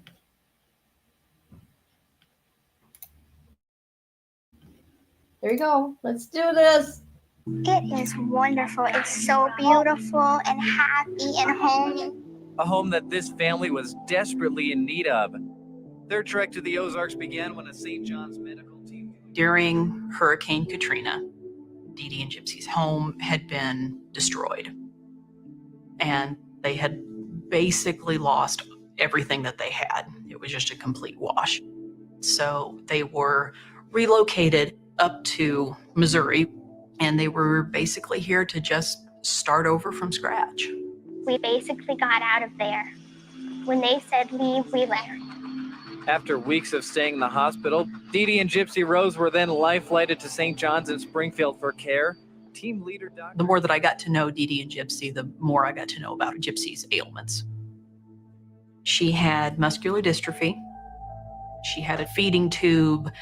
She suffered from severe migraines, and she was on a lot of different medications. She was unable to walk anywhere. I myself have picked her up and transported her between, couches and beds and vehicles. When I met her, she would have been 11 or 12. But Dee Dee told me that she had the mentality of like a 4-year-old, somewhere around there. So she wasn't quite as developed as she seemed. With no home and Gypsy Rose battling both muscular dystrophy and leukemia, the St. John's Aurora team went to work securing this rent-free home for the family and cleaning it up. It is overwhelming. You can never dream it in your wildest dream that so many people would just so generously come and help us and love us and just welcome us. For Gypsy Rose and her mother, the move brings a sense of security, a new town, and a new home that has welcomed them with open arms. It just proves that happy endings are not just in fairy tales, they're real and true in real life also. They couldn't drag me back to Louisiana kicking and screaming. I'm here to stay. We're home. Dee Dee treated everybody around her like family, which made it all the funnier that we shared a last name, but in no way were we actually blood related, but she could make you feel like you were. Every time we saw them, they were always happy and go lucky and wanted to help. And so we wanted to help them as well. Dee Dee had a lot of trouble asking for help, but they were actually given quite a bit of stuff, like trips to Disney World, Disneyland. They got the Habitat for Humanity house and the furniture in it and all that. We have an awesome bathtub. It's a jacuzzi tub meant for my muscles. And we have a wonderful ramp so I can get up and down by myself. The light switches, I can reach them now. I have wider doors so my chair can get through. They were given the van, and when the van died, they got another similar vehicle. Here's the keys to the house. Thank you. And here's the keys to the car that was donated. They were also given things like free flights to Gypsy's medical appointments or conferences. As far as Gypsy being sick, you almost wouldn't think that she was. A lot of people who had a lot less wrong with them would probably have done a lot more moaning and wailing about the whole thing. Here she is having tubes being put into her, having needles and treatments, and it was incredibly inspiring to see how Gypsy responded to these conditions. It was unreal. Hello everybody, this is Gypsy Rose reporting from Aurora, Missouri. I am about to dive off our porch into the pile of snow. You ready? Gypsy had that really soft, high-pitched voice that kind of like made you feel like really nice and good.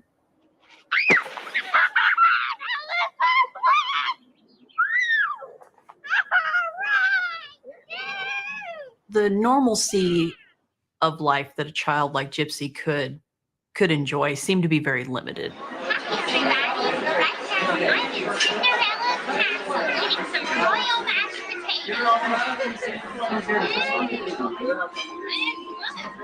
So it was very important to Dee Dee for Gypsy to have a very fulfilled life before she passed.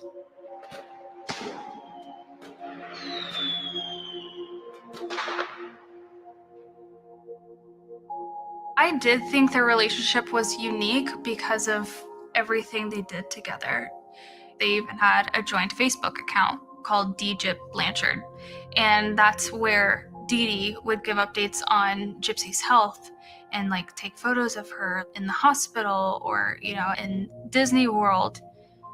I mean, that was like the dream relationship. Okay. We did this last night, remember? I'm paying attention. Want to know why? Because some of my questions are being answered right now. And if Dippy was around, Dippy, her and her mom shared a Facebook. So she had access to it. Relationship between any mother and daughter.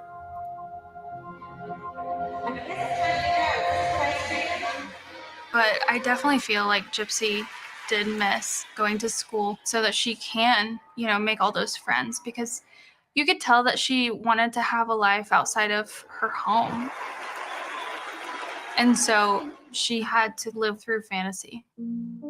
Anytime there was an opportunity for her to dress up, she would. If they were going to Comic-Con or if they were going to movie premieres, she would dress up as the characters. I just felt like she liked being someone else for a while. Especially when it came to like the hair, because she never really had any hair. And so she got to wear these beautiful long wigs, and she took on this entire persona of someone that she could never be. We were friends and we were very friendly to each other, but we hadn't really gotten to know each other on like a real friendship level until she started messaging me.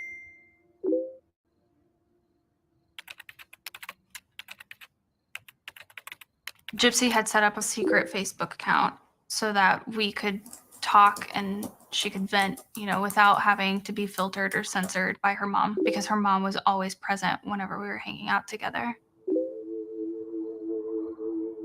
Emma Rose was an alias that she used.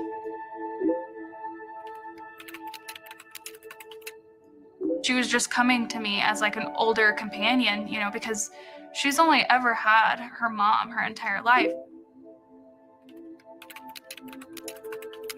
And I figured I could be that friend that could be there and like listen to her and like share secrets with. And so she started calling me her big sis and I started calling her little sis.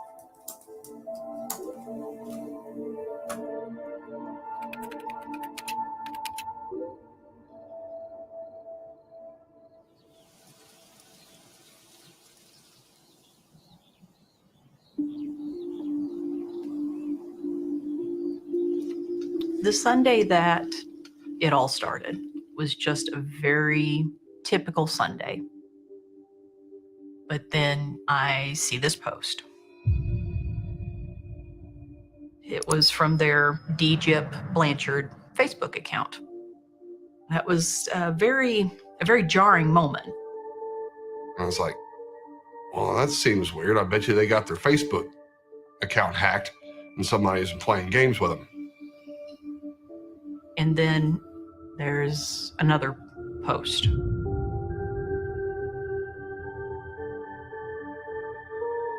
I called their phone and they didn't pick up. At that point, I told Kim we're just going to go over to the house. I was leaving messages on the machine. Dee Dee, could you please call me back, or at least pick up the phone? Let me know that everything's okay. When we got to Dee Dee and Gypsy's house, the car was in the driveway. Something didn't feel right.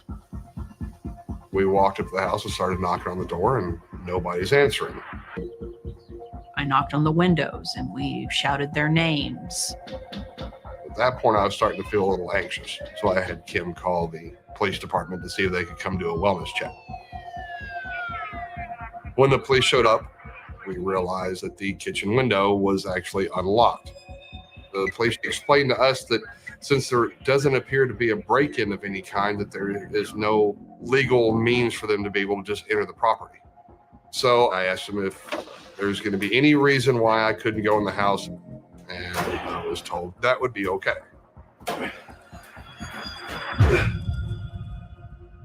First thing that I noticed when I got inside, other than it being dark, is that it was extremely cold.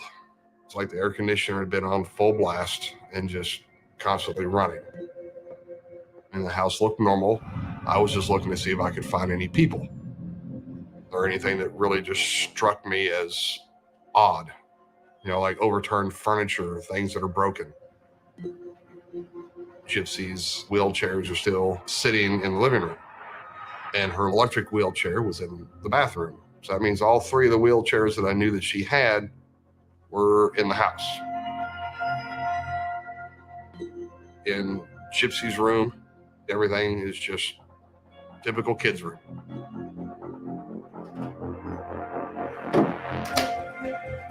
Dee Dee's bed was unmade. There was a lot of blankets on it, but nothing looked out of sorts.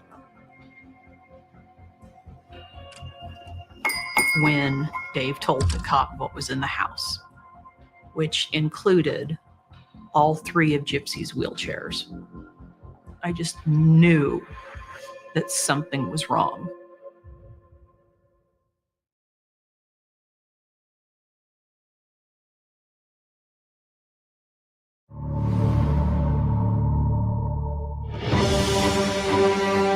The Missouri Highway Patrol issued a statewide alert tonight about a mother and a daughter missing from Springfield tonight. They say 19-year-old Gypsy Blanchard and 48-year-old Claudenia Blanchard were last seen June 10th. If you know anything about their whereabouts, you're asked to call police right away.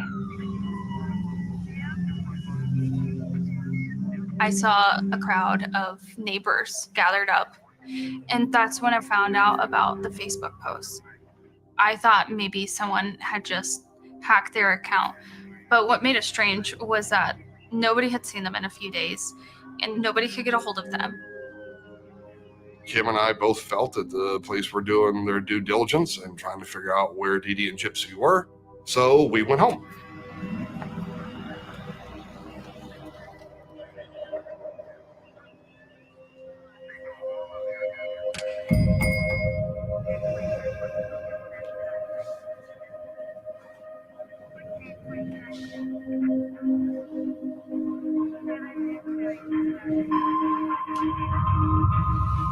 I woke up to a phone call from a detective who said that he wanted to get some answers to some questions. I was surprised by him wanting to come over immediately, but I knew it had to be at least fairly serious.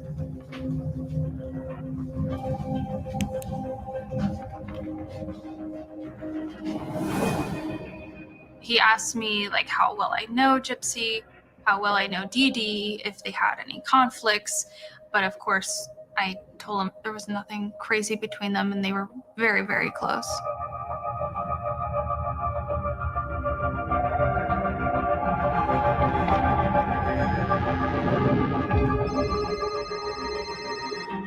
He ended up getting a call. It was very short, and as soon as he disconnected, I just knew that something bad had happened.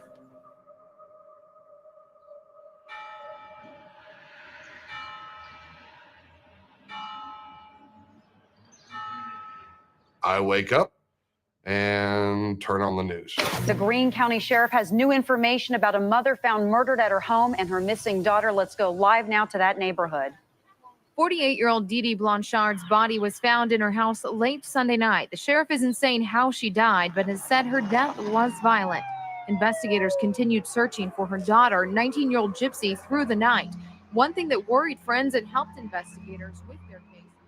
I was floored. I didn't understand. I was in that house. How could I have missed something like that? The overall feeling was numbness. I didn't want to believe any of it. I wanted this to be anybody but Dee Dee. Dee Dee had been stabbed multiple times in the back, slashed across the back of her neck, and had been dead and alone in her house for at least a few days.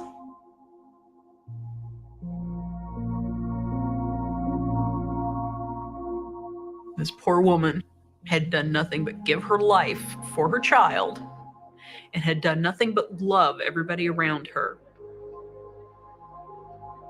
I could not think of anybody who would want to cause any kind of harm to Dee Dee and Gypsy. There was no suspect. There was nobody that anybody had any idea would be connected to this. And so all signs did just point to some random killer. Questions still surround Dee Dee's death, but friends are asking everybody. Wow. Isn't this an amazing documentary? I've never heard of it. Look at all the people that love them. Boy, she fooled them all. And her family.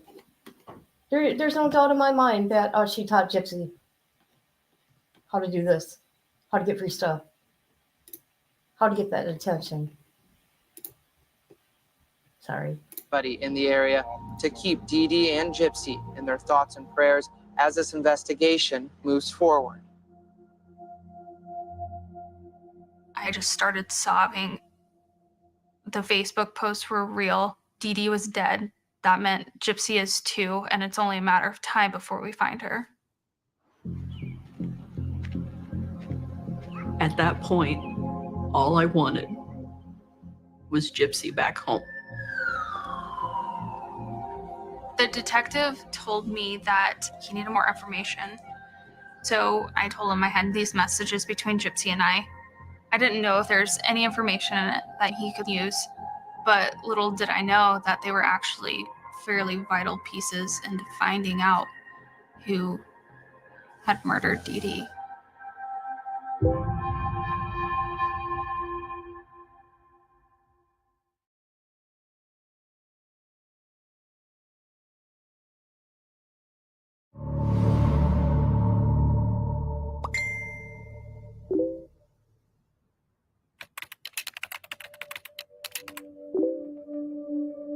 At first, our conversations were very, very innocent.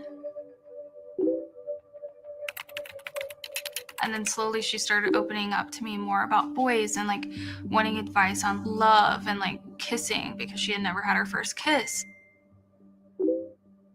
It kind of shocked me because I wasn't expecting it. But at the same time, she was just getting older and she was, 15, 16, and it just seemed totally normal for a girl her age to be asking these things. And then from there, it actually became like she had a love interest.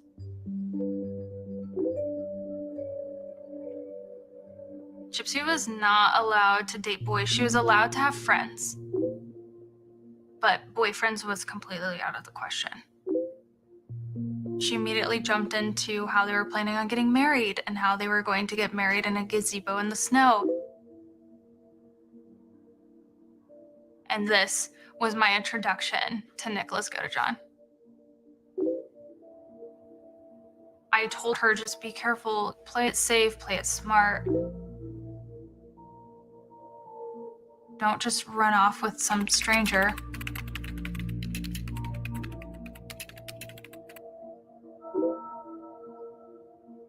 But honestly, especially since he was from Wisconsin, I didn't think that anything would ever come of it. I thought that her mom had like enough control that there was nothing really to worry about at all.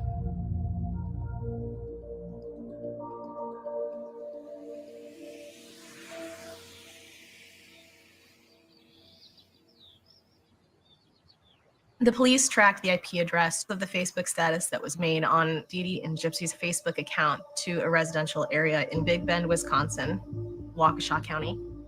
And the police determined that it was Nicholas's parents' home. When they figured out that the post had been made in Waukesha County, there was no way that they could get there in time because they were 8 or 9 hours away. So they had to ask the local police department to go to the residence and see if Gypsy was there. They dispatched a very large group of police officers and they descended on the house prepared for anything. I felt like we were going to end up finding Gypsy, in a similar condition they found Dee Dee.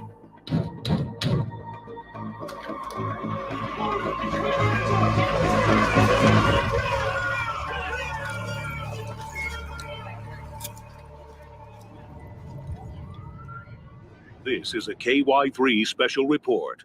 A huge break in this homicide investigation. We've just learned that 19-year-old Gypsy Rose Blanchard has been found safe. She is okay. She has been found in another state, and that also a person of interest is in custody.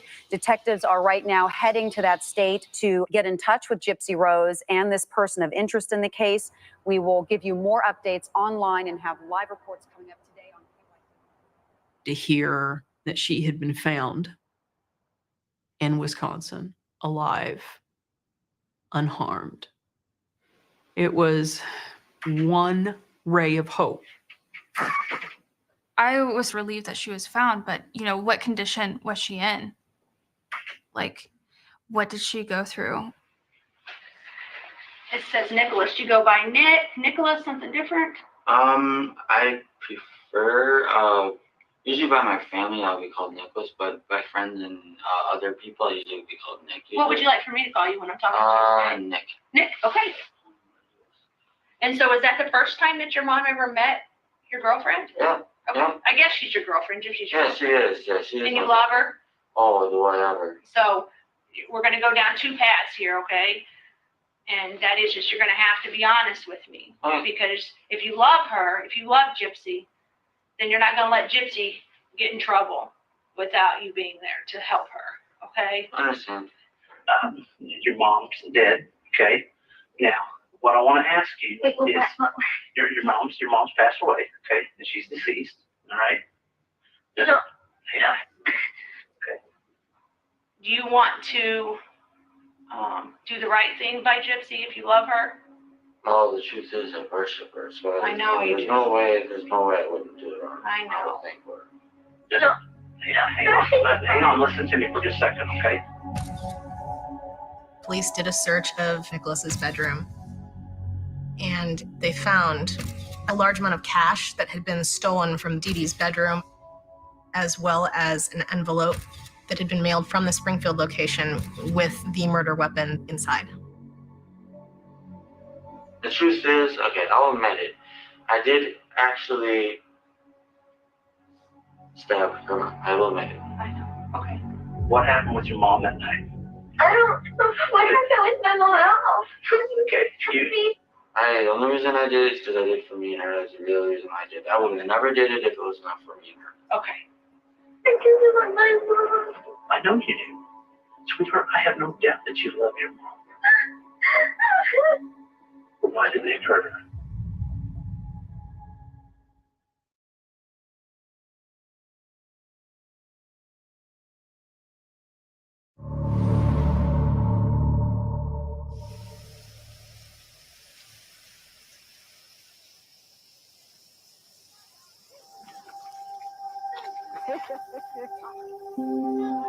Hey, dude. Dee Dee's full name was Claudine Ann Petrie, but everyone called her Dee Dee. Hey, dude. There were 6 of us, 3 older brothers, and my oldest sister.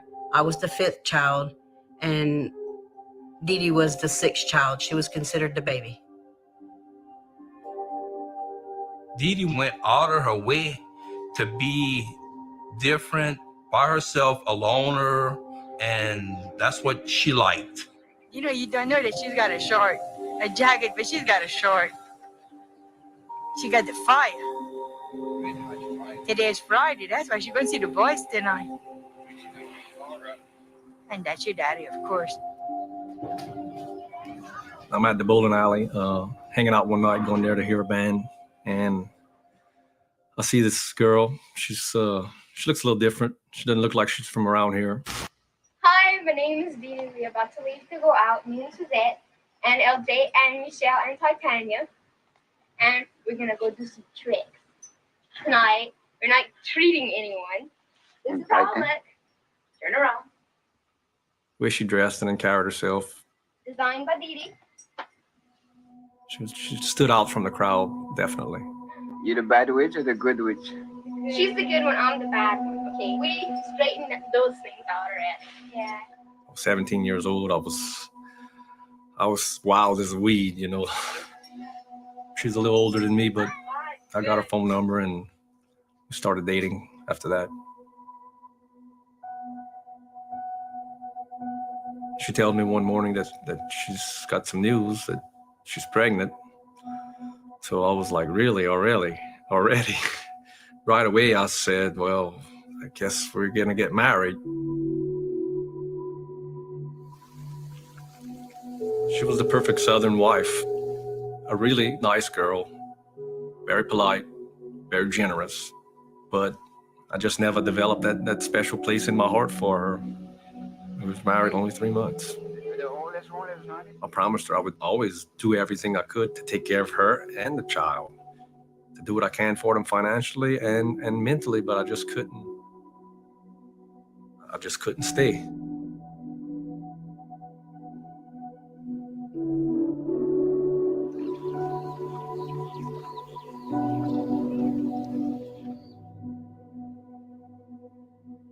We named her Gypsy Rose Blanchard. She may have been a little small, but by all means, she was a normal little baby. I nicknamed her Possum because she looked like a little possum. Little bitty possum eyes, little bitty blonde hair that stuck up all the time. She was so tiny. As soon as I saw her, I knew my life was going to be different forever, but had no idea what I was about to take on. Hey, Gypsy, I love you. As she got older, Dee Dee tells me that she's trying to get her this heart monitor that she'd have to wear while she slept because she stopped breathing in her sleep and she'd have seizures in the middle of the night. And she was telling me she was bringing her for tests and everything and that she had sleep apnea. She acted so scared. Well, wave goodbye to me. She didn't want nobody watching her. The only one she would let babysit Gypsy was my mom and my dad. I didn't even get to babysit her because she was sick. Gypsy, do you want to go play outside? She wouldn't even leave her with me for an hour or anything, so she was with her all the time. How old are you? You're 1?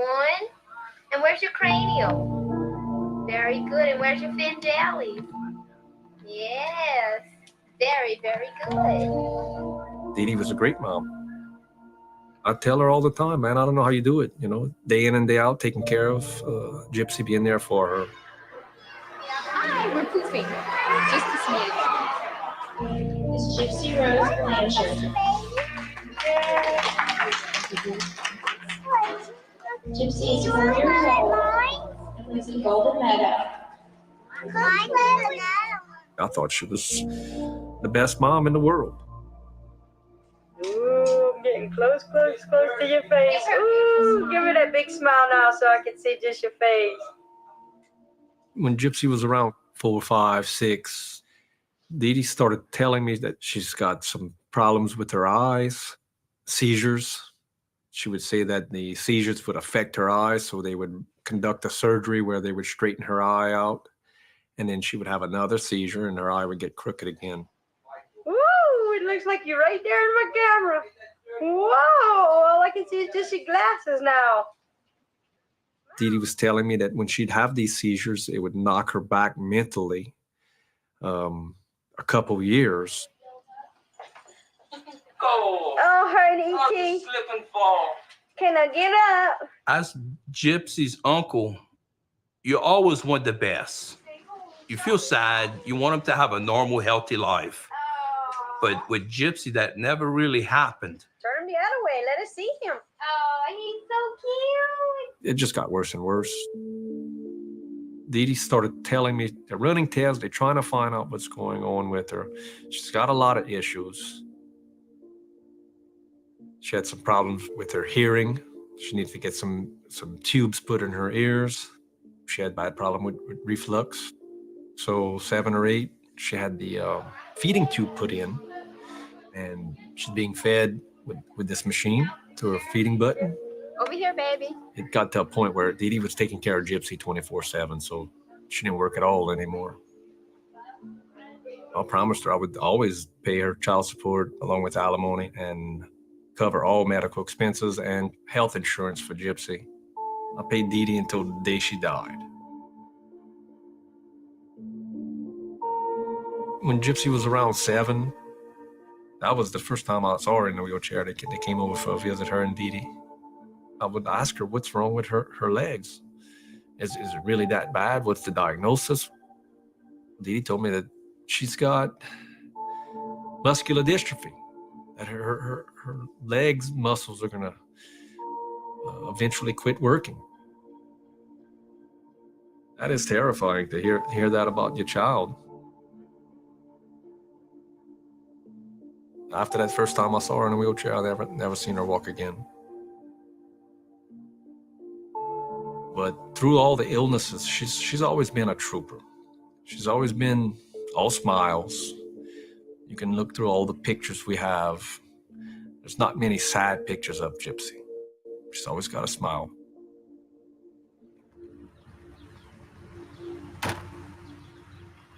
They moved to Thibodeau, which is 45 minutes away. A couple years later, they moved to New Orleans, a couple hours away. As she got older, they moved further and further and further away. It got harder and harder to see her. I'd go to their house and visit a couple hours, hang out. But when Gypsy and I would start building a little closeness, a little bond and everything, it'd be 3 or 4 months before we can get back together and rebuild upon that. It seemed like Dee Dee was never letting us build that father-daughter relationship that you're supposed to have with your children. And Katrina hit in 2005, and they were relocated to Missouri. That's 11 hours away. By that point, she'd let me talk to Gypsy on the phone whenever I wanted and everything, but she said a visit was pretty much out of the question. I never raised any really hard questions with Dee Dee because she still allowed me to talk to her when we called and keep some kind of relationship.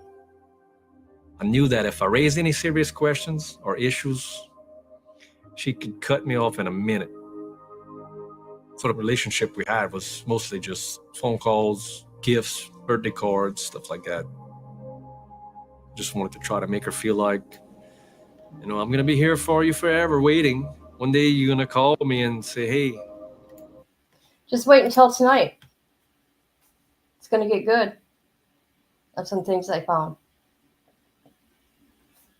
So, okay, so you further away, but he wasn't asking questions to the doctors.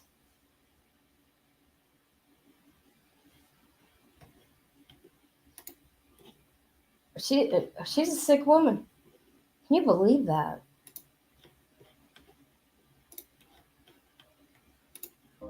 Dad, it's Gypsy. Can you come see me or something? I was just hoping for that day to come, and it never came. What happened with your mom that night? I don't know what happened with my mom at all. Okay, Did Gypsy know that you were going to kill her mother? Just listen to me, okay, sweetheart? You know what happened to your mom, okay? And I know that you know. Honestly, she asked me to.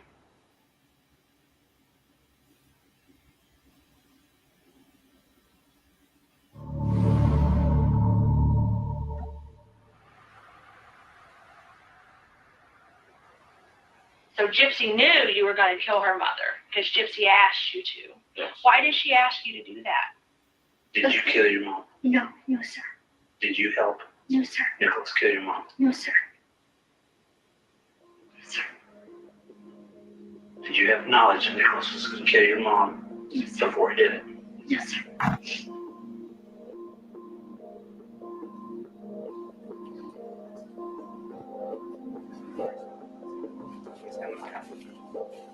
Okay, good morning. I want to specify at the beginning of this press conference that says this is an ongoing investigation. The prosecutor has filed charges this morning for first-degree murder on 2 suspects.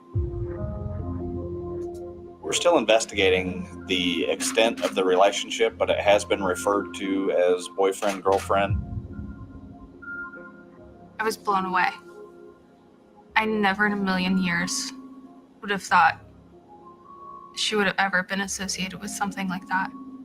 I mean, any sort of crime, period. But especially the murder of her own mother. I was like, what is going on here? As far as I knew, they had the perfect mother-daughter relationship. I mean, it was the perfect little happy family. The police must have gotten somebody's story backwards, or somebody wasn't telling the whole truth, but it couldn't be Gypsy. 26-year-old Nicholas Goodjohn was in a Waukesha County courtroom this morning. He waived his right to an extradition hearing. He's charged in the Missouri murder of Dee Dee Blanchard.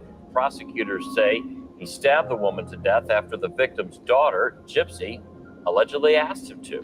Godejohn also has a criminal past. In 2013, he was arrested after investigators say he was watching pornography and fondling himself in a McDonald's restaurant for 9 hours.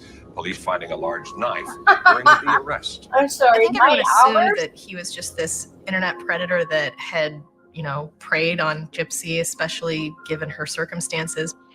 I want to talk to you just a little bit about what's going on, okay? As you know, Nicholas was charged with first-degree murder and armed criminal action. And what happened is he got a bus ticket and he came to Springfield, which is where I live and work.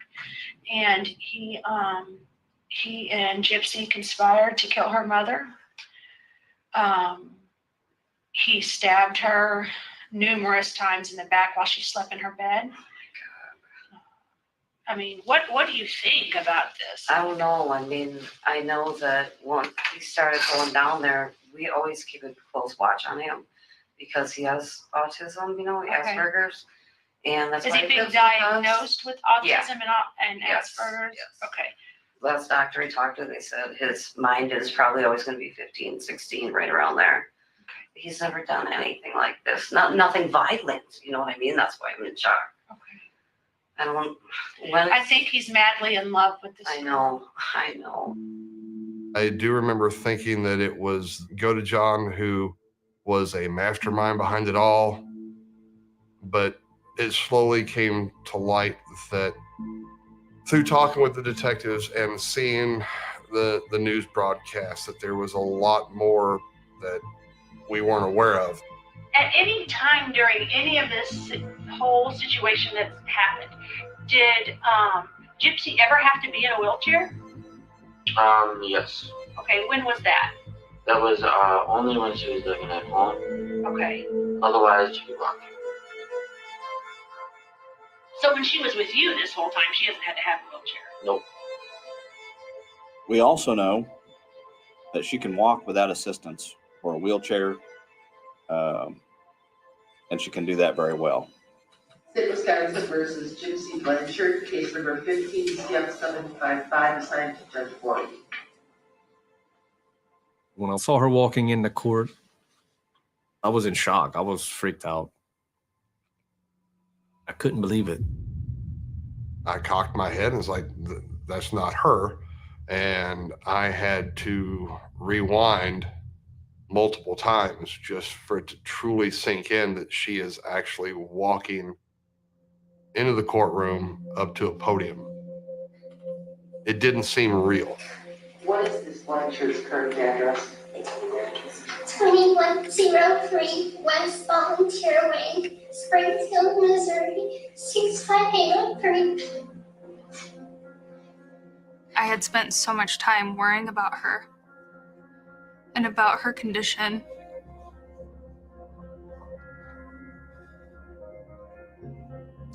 And I never knew that she could walk.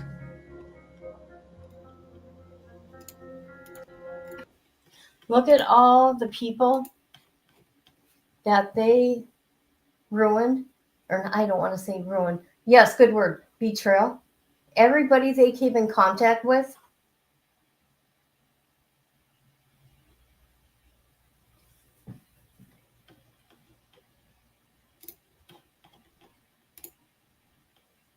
And then she was walking across the TV.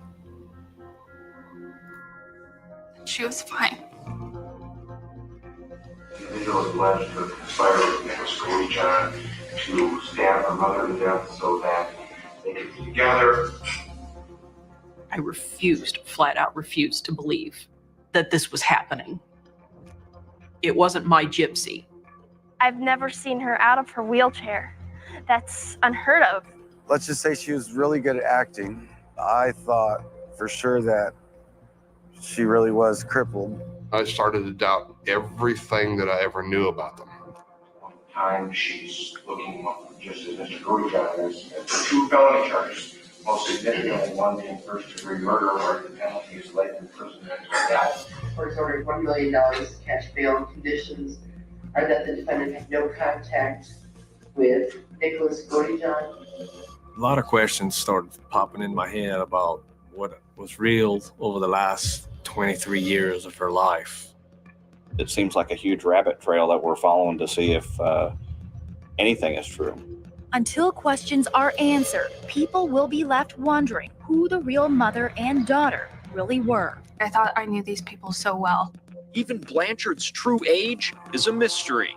If she could walk, she knew she could walk.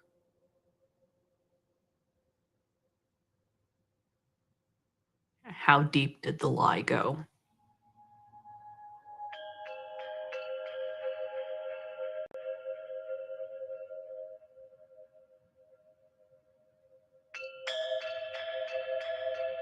Everybody that I had ever met in my life, I kept thinking about their faces and how hurt they must have been to find out that these 2 people that they had cared so much for were not who they thought.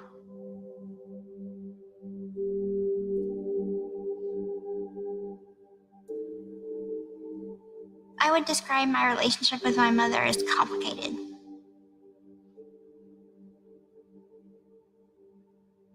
When I was younger, it was a lot better, just because she was like a best friend to me. You want to blow me a kiss? Very good. I love you. We used to do things together all the time. Go to the movies, go to the park, the zoo. When I was probably about 5 or 6, my mother told me that I had epilepsy and that I was paralyzed from the waist down. She said I had cancer, and she would shave off my hair and tell me it's gonna fall out anyway, so let's keep it nice and neat. She would also say that I couldn't eat and that I needed a feeding tube. And so I would have formula through the feeding tube, and I'd also receive my medication through the feeding tube. I'm not sure all the names of the medication that my mom was making me take, but there was a lot of ones that basically just put me under a sedative state.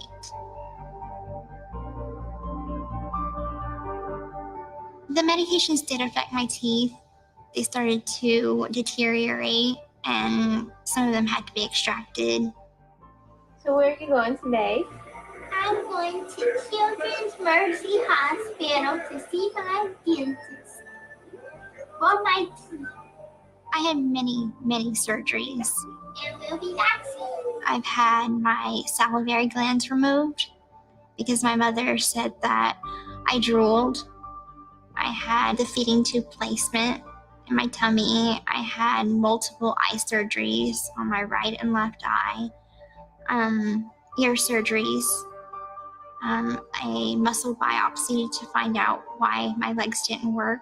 And a surgery to make me not throw up anymore.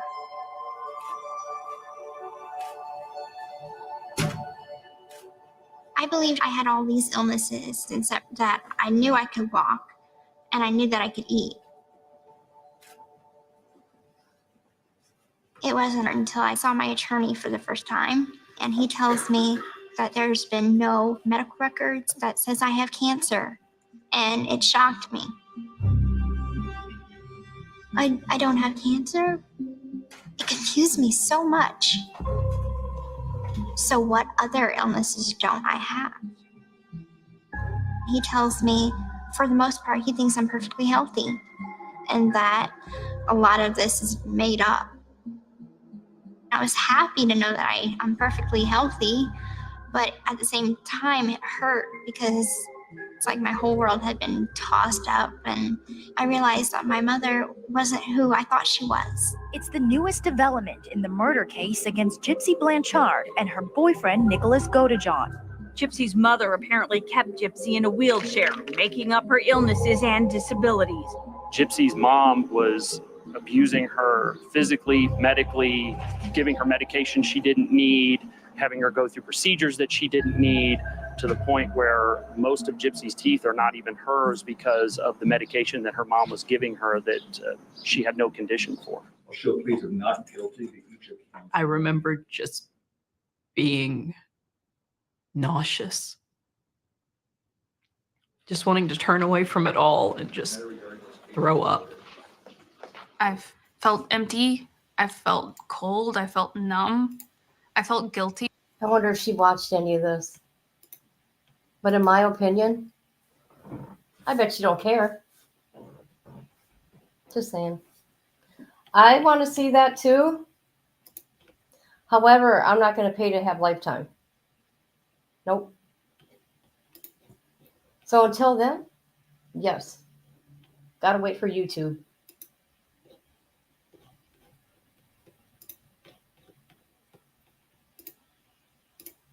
Like I've literally felt everything. We are really trying to get a sense of the overall picture and to find out exactly how widespread Gypsy's, her mother's control was over her.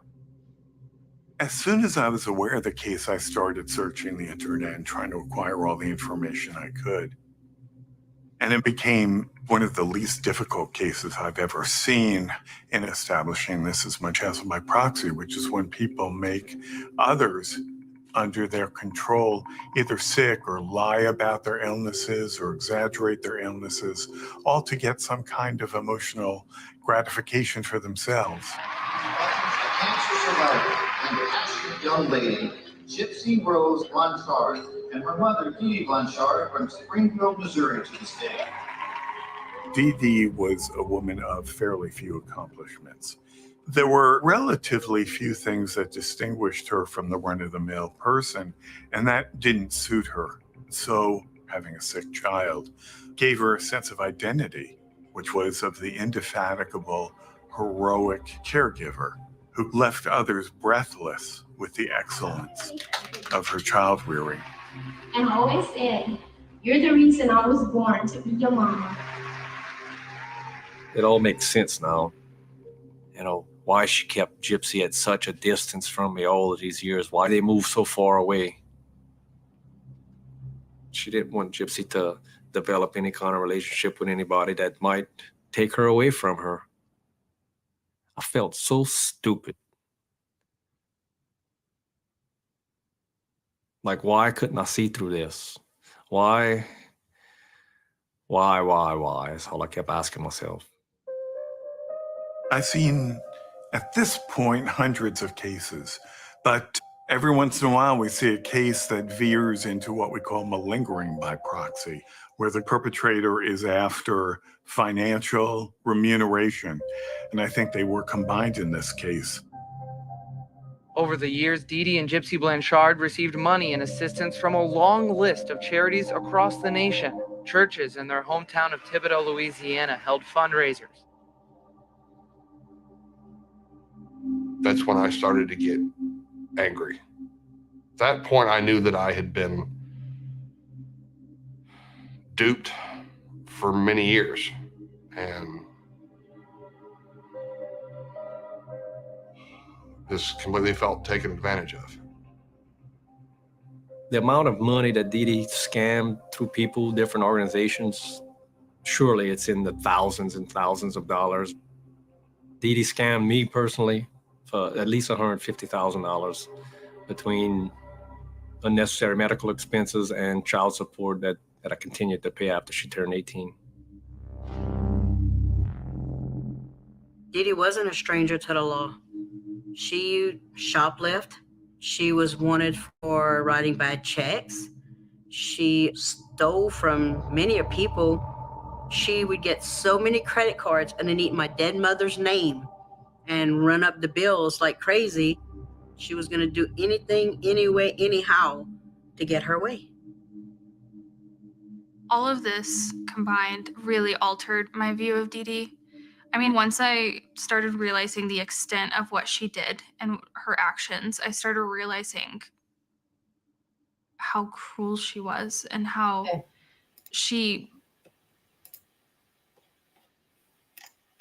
I'm going to take a break from that a minute. Okay. This is how I'm seeing this go on so far. And that's probably why she didn't get the charges that she got. Because people are emotional. I get it. It is horrible, horrible, horrible. But what she did without, her mom knowing, I mean, come on. She met him at a movie theater and went into the bathroom and had sex. Come on now. Uh-oh. Nice.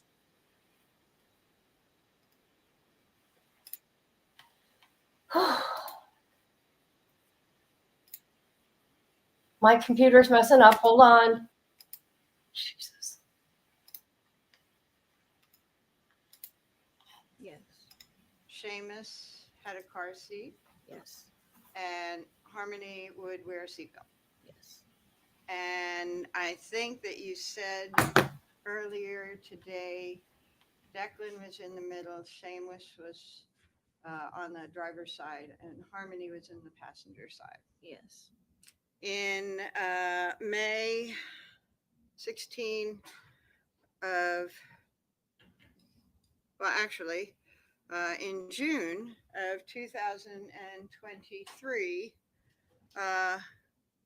you described Harmony in the back seat after Burger King, leaning on Seamus's seat.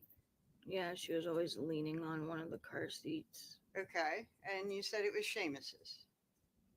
Okay, so I must have it mixed up. I don't remember. I always thought Declan was in the middle. Okay. If you told them on the 23rd that it was June 23rd that it was a Seamus, it could have been. Yeah. Okay. And then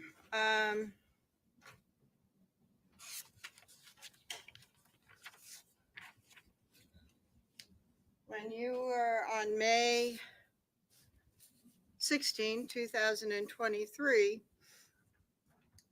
you were talking about feeding the children, and you said Declan couldn't eat yet because he was an infant, but I gave Seamus a little piece at the time he was in the middle.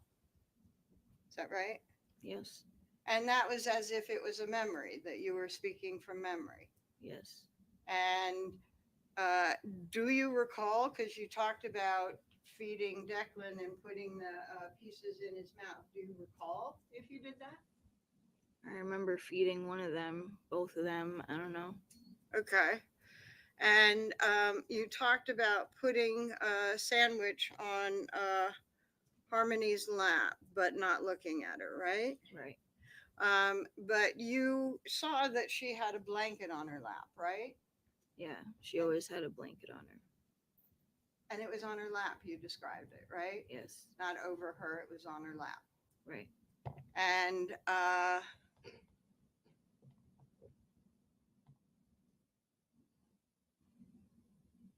that you were not looking, but you were sitting and just handing stuff back. Right. Okay.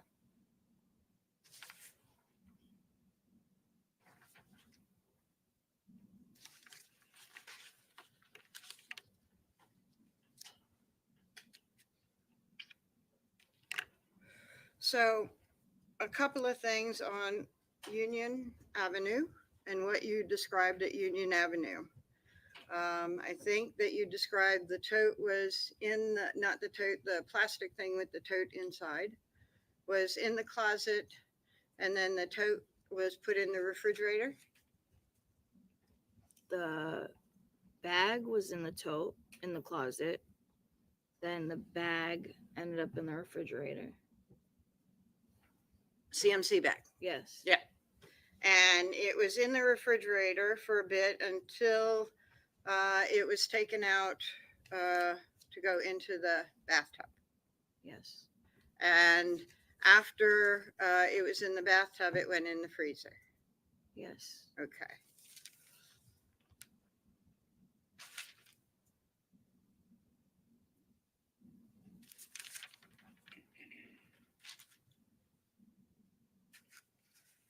And you talked about events in the freezer.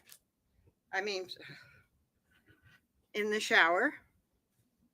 And described for the jury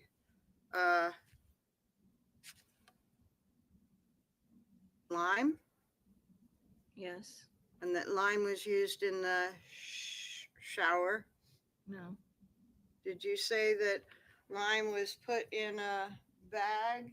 Yes. So that was on the floor of the bathroom. Is that what you're Yes. saying? And why lime? Adam got the lime. I don't know where it came from. Okay. Did y'all research lime and what it might do? I did not. Okay.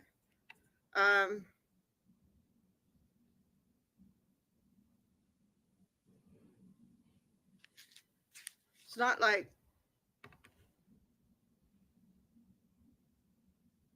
anything was dissolving in the shower or anything, right?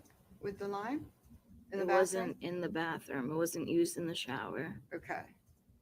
But nothing was dissolving or anything with lime, right? I have no idea. You were in there. Not the whole time. Okay. You said that lime was put in a bag and then Harmony's body was put in a bag. You didn't see any reaction of her body to the lime, right? No. Nothing changed. I didn't see her body getting put in the bag with the lime. Adam said that he was going to be putting her body in the lime, in the bag that has the lime in it. Shit. That's okay. crazy. Okay. Wow. And This is sad. you talked on direct about a tool. Do you remember that? Yes. And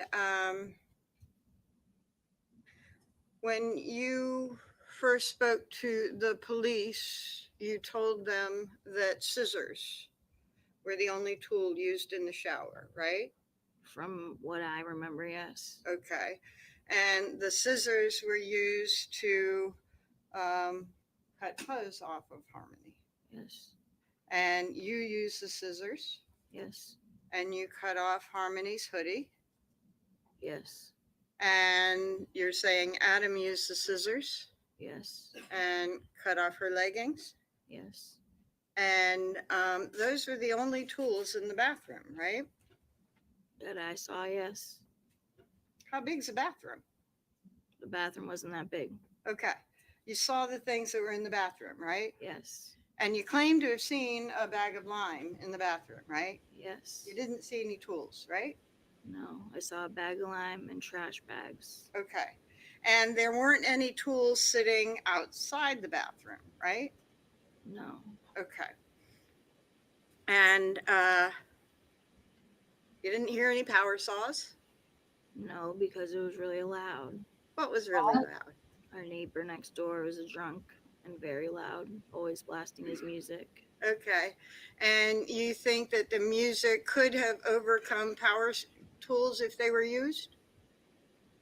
I believe so, yeah. It was very loud all the time. Okay. And she's laughing at her. When you first talked to the police, you actually denied my that God. you helped Adam in the bathroom, right? Right. And you denied that you had anything to do with what he did in the bathroom. Right. You said that Adam didn't want you in the bathroom. Right. And then when you had to admit that you were in the bathroom,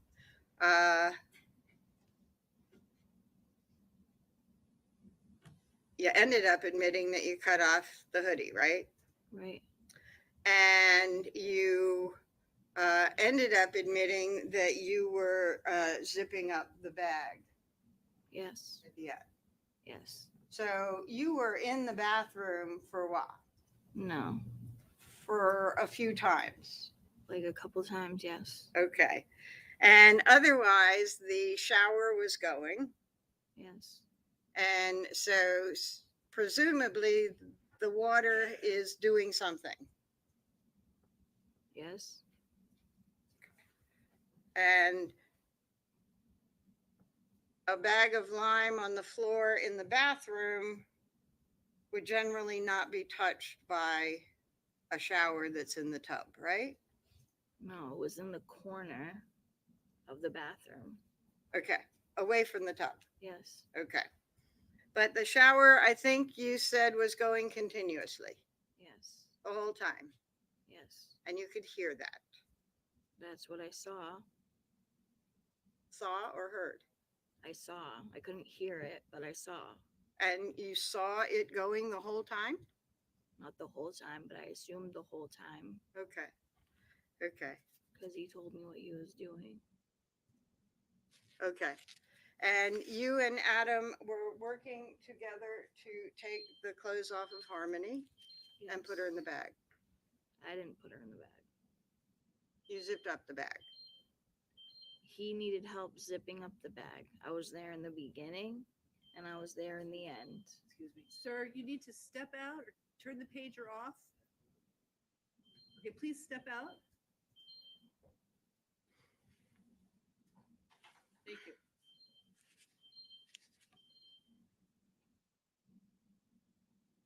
You would re-ask your question, Attorney Smith. What's going on in that courtroom? They want some entertainment.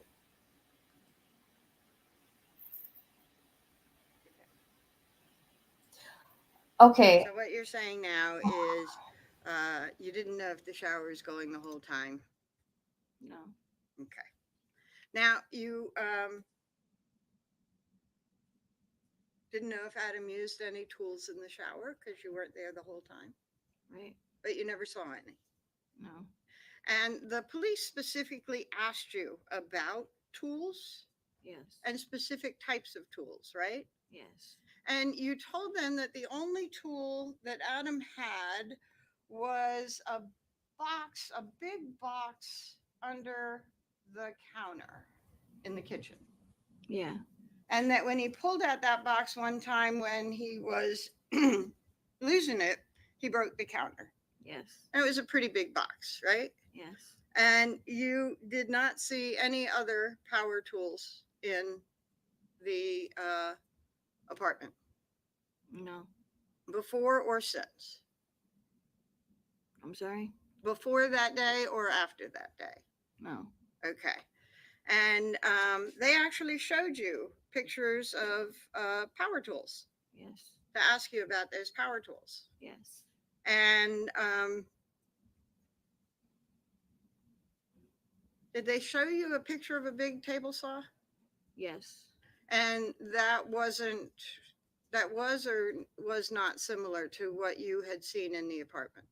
It was similar to it. Okay.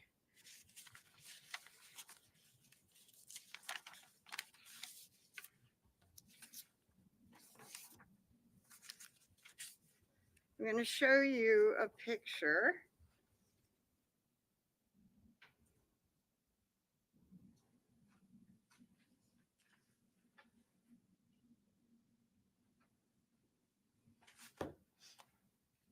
Do you recognize this picture? Yes. And is that what you're saying? Well, how do you recognize this picture? It's a table saw. Uh-huh. And was that the type of tool that you had seen in the apartment? Yeah, there was a table saw in the box. Okay. And I'm gonna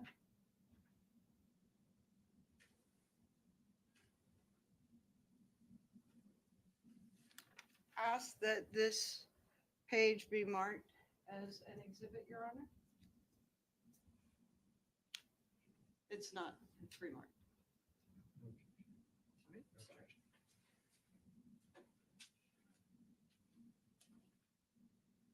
Judy Smith for identification or full? Full. Any objection? All right, it can be marked as a full exhibit.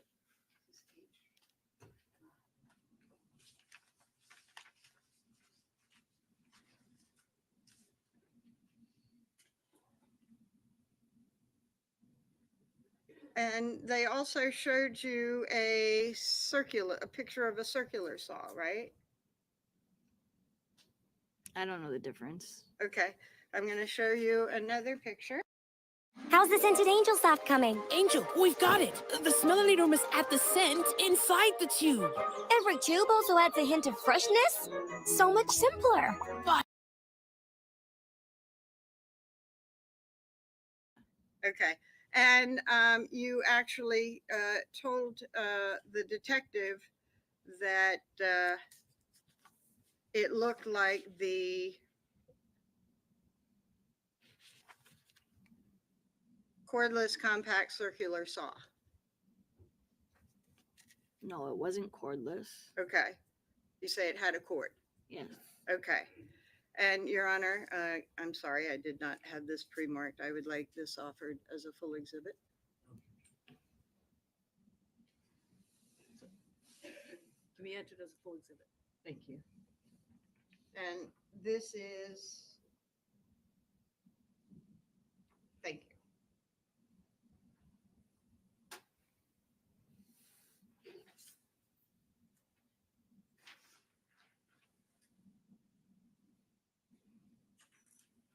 And do you remember the detective saying out loud that, did it look like the cordless compact circular saw? And you said, yeah. No. Okay.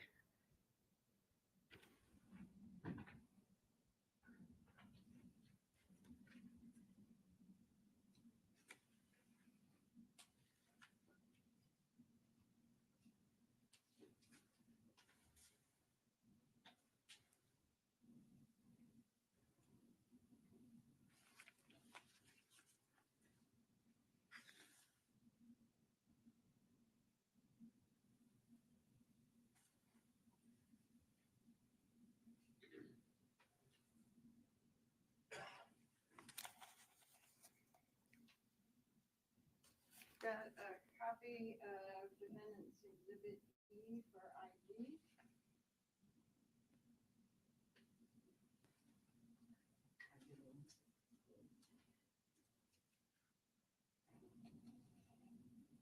And I'm gonna ask you to, again, look wherever you want. Let me put this in an easier position.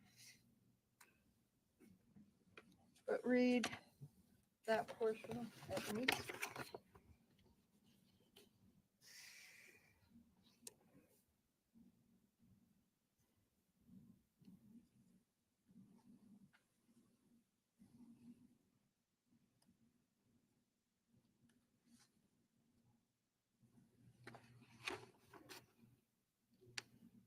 Yeah, it wasn't cordless. Okay, but the photograph that the detective had showed you was, as he said, of a cordless compact circular saw, right? Right.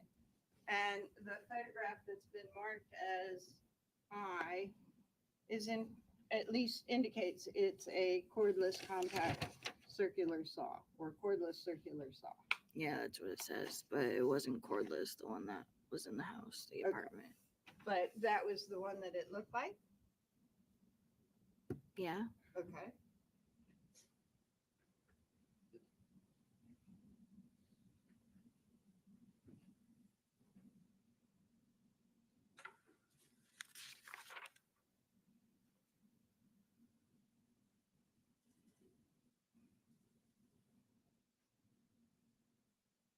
And then Detective Dunleavy showed you another photograph and asked if that perhaps looked like the tool under the sink? That one? No, a different one. I don't know. Do you recall him showing you a picture of a miter saw? I don't even know what that is. Okay. we'll get there. So earlier in direct, you were given a picture of a power tool, right? Yeah. And you had signed that photograph, right? Right. Or I'm sorry, initialed it, right? Yeah. Do you know when you initialed it? No. Pardon? No. Was it recent or a long time ago? I know I did some recent and I did some a long time ago, so I don't remember. You signed some photographs recently and signed some a long time ago? Yeah. Okay. I'm going to show you. And I keep saying sign and I'm misstating. You initialed, right? Yeah. Okay. I'm going to show you what's been marked as States Exhibit 63. For identification or full? It's been in as full. That was recent. This you Yes. signed recently Yes. in one of those prep sessions. Yes. And back in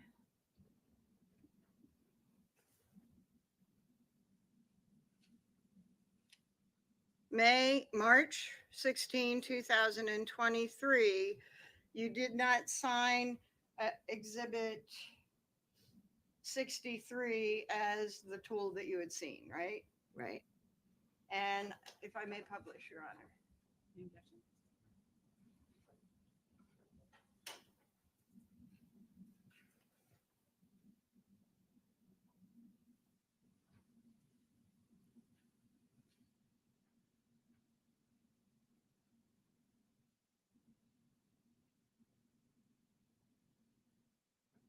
And the name of the type of saw on that photograph that you recently signed was M18 fuel 18 volt lithium ion brushless cordless size grinder with paddle switch tool only. Yes.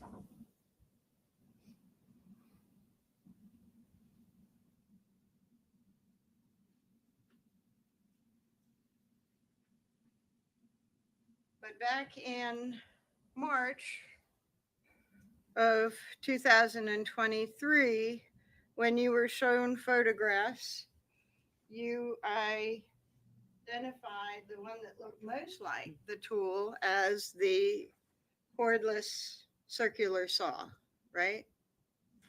I'll show you Defendant's Exhibit I. I don't get what you're trying to say. This cordless circular saw photograph was the one that you identified most like the tool that was under the counter. Yes. Okay. If I may, Your Honor? Yep.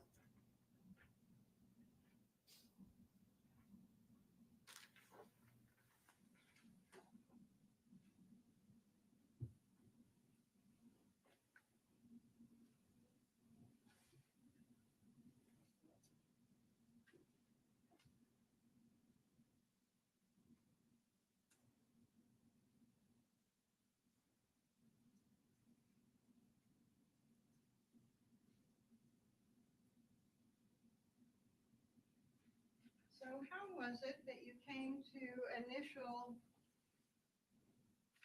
a grinder with paddle photograph? What happened? What was the exchange where you initialed it? Because my mom had a similar tool just like that one. Adam asked to take it, and I said, no, you're not taking it. It's my mother's. Okay. And he wanted to take it, and I don't remember if he took it or not because he would have did it behind my back. Okay. And there were never any new tools in the apartment, right? Not that I knew of. And you didn't see any new tools around the time that you're talking about the things that you and Adam did in the shower. Right, but he also brought lime and whatever else into the apartment, and I had no idea. Okay. And you also talked to the prosecutor about tools in your prep session, right? Right. And in that prep session, you said you didn't know of any tools, but Adam said he wanted to, right? Yes. And that came in the most recent prep sessions that Adam told you he wanted to use tools. Right. And you didn't say when they were asking you about tools in June 3rd or June 23rd, you didn't see any tools, but Adam wanted to use tools, right? Right. And you didn't say in March 16 of 2023 that you didn't see tools. There was an old thing that looked kind of like the circular saw, but Adam said he wanted to use tools, right? And when you're prepping for your testimony here, I think that you said your parole hearing was coming up in May. I don't know about my hearing. I know my minimum is in May. Okay, and so you are hoping for a parole hearing and to get out in May, right? Yeah. But it's not guaranteed, right? No. Okay. And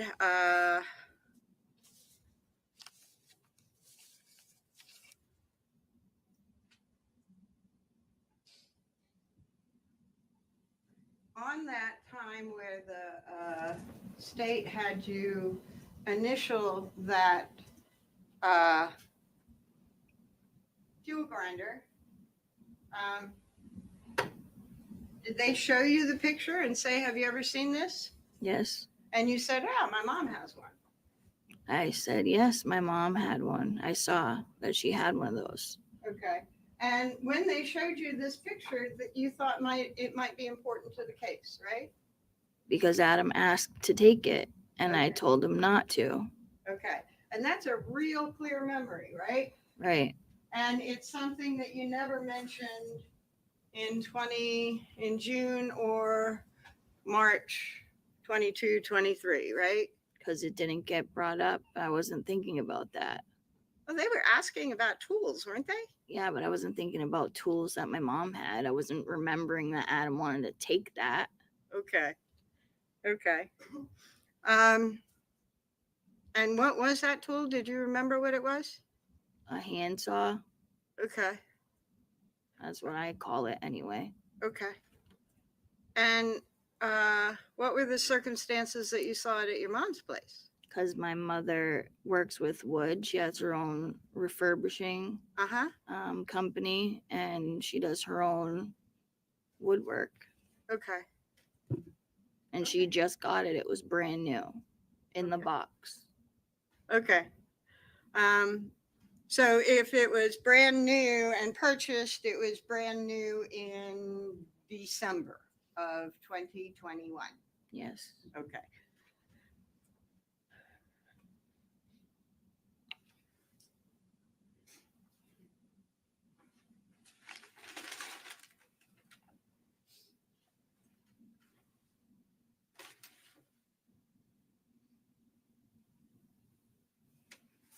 The police showed you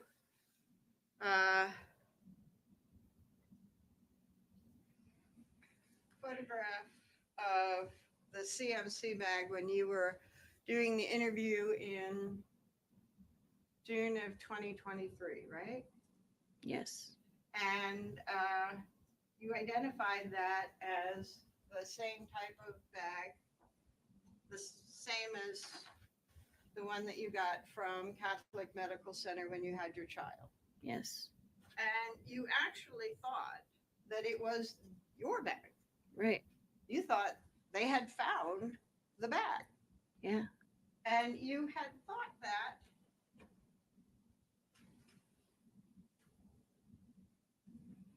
because you recognized this little spot in the photograph. I may publish, Your Honor.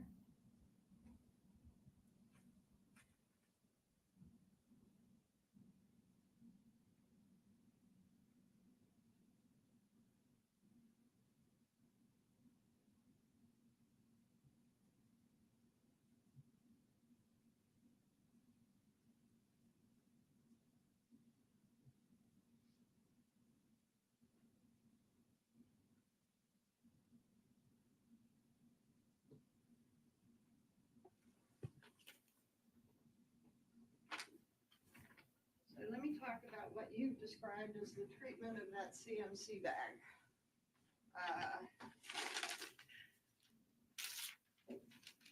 You say that Harmony's body was taken down from the ceiling at FIT and put into the shower at FIT. Yes.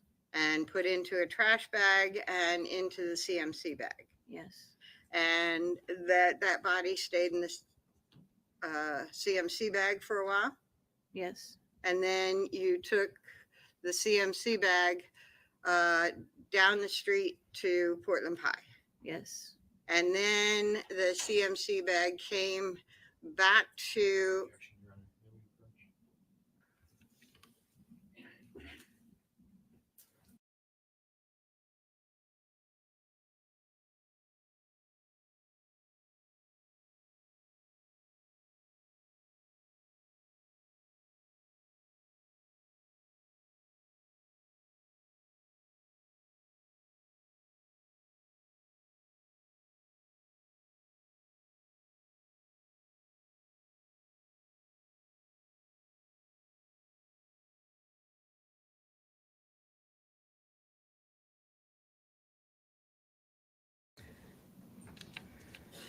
and that Harmony's body was in the closet in that bag at Union, right? Yes. And that then it was Harmony's body was in the refrigerator in that bag. Yes. And then Harmony's body was in the bathroom with water running and her body and lime and all that stuff in that bag. Yes. And then in the freezer. Yes. And then taken away. Yes. And you believed that this bag was the same bag. Yes. Because of that little dot there. Yes. Because the last time you saw the bag, that was the only stain on the bag, or something. Not the only stain, but that was a stain that would not go away. Ah, did you wash the bag? No, but I tried getting it off. How? By rubbing it off, Okay. wiping it. Pardon? Wiping it. Okay. Okay. Now after the thing in the shower, Adam became pretty despondent, right? What does that mean? Hurt inside. Yeah. And you said that he tried to kill himself. Yeah. And you told him that he had to live and be there for the kids. Right. And that the kids need him and you needed him and he shouldn't do it. Yes. And Basis?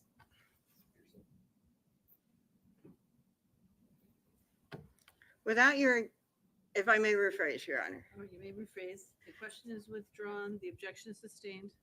without saying exactly what you said, you tried to talk about your lives together to give him something to live for. Yes. Okay. And the main focus of that was the kids. Yes. Okay.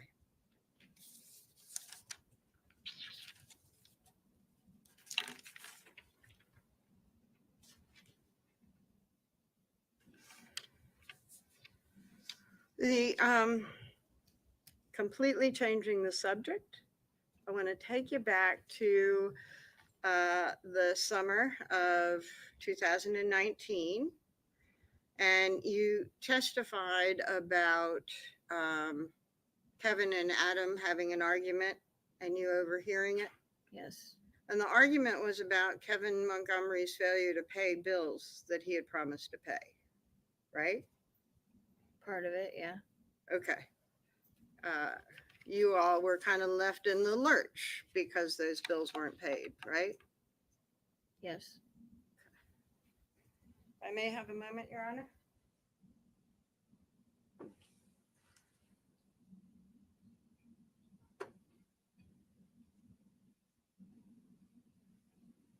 Thank you, Your Honor. Nose, when you're ready. If I may just have a moment.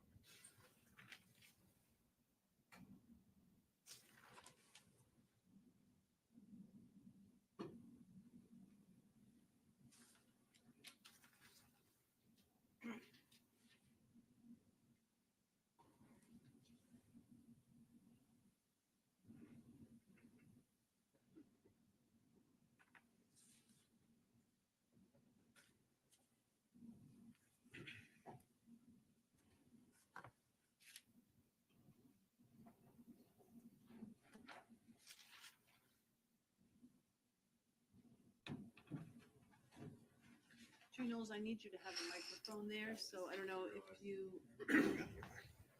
Thank you.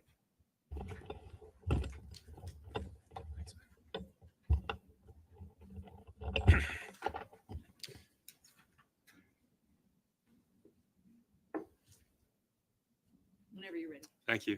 So, Kayla, you just said that part of that argument was about failure to pay bills. Can you tell the jurors what the other part of that argument was about? Was about Adam hitting Harmony. It was about, I'm sorry. Adam hitting Harmony. Okay.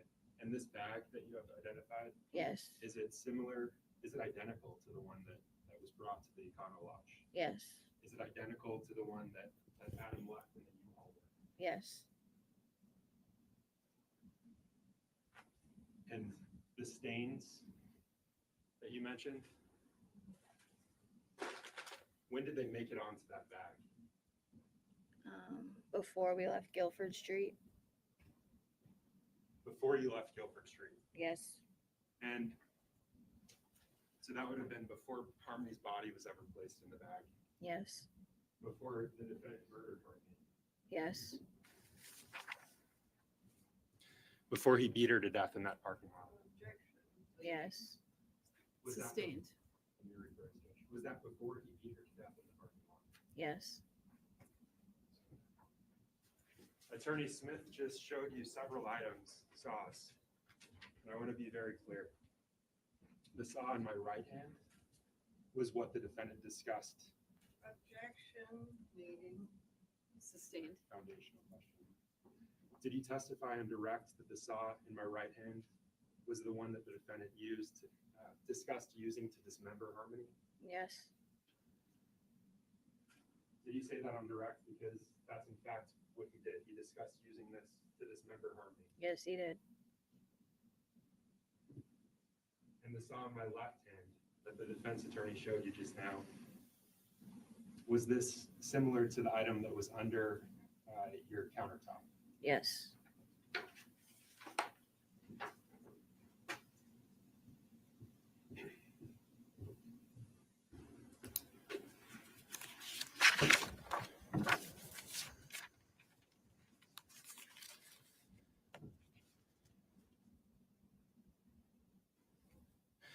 Attorney Smith asked you, she asked you about if that's when the defendant was losing it.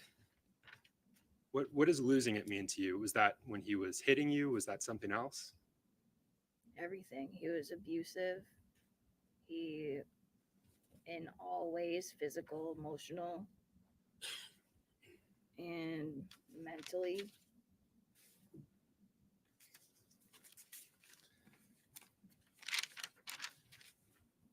You said physical, you said emotional, and you said mentally.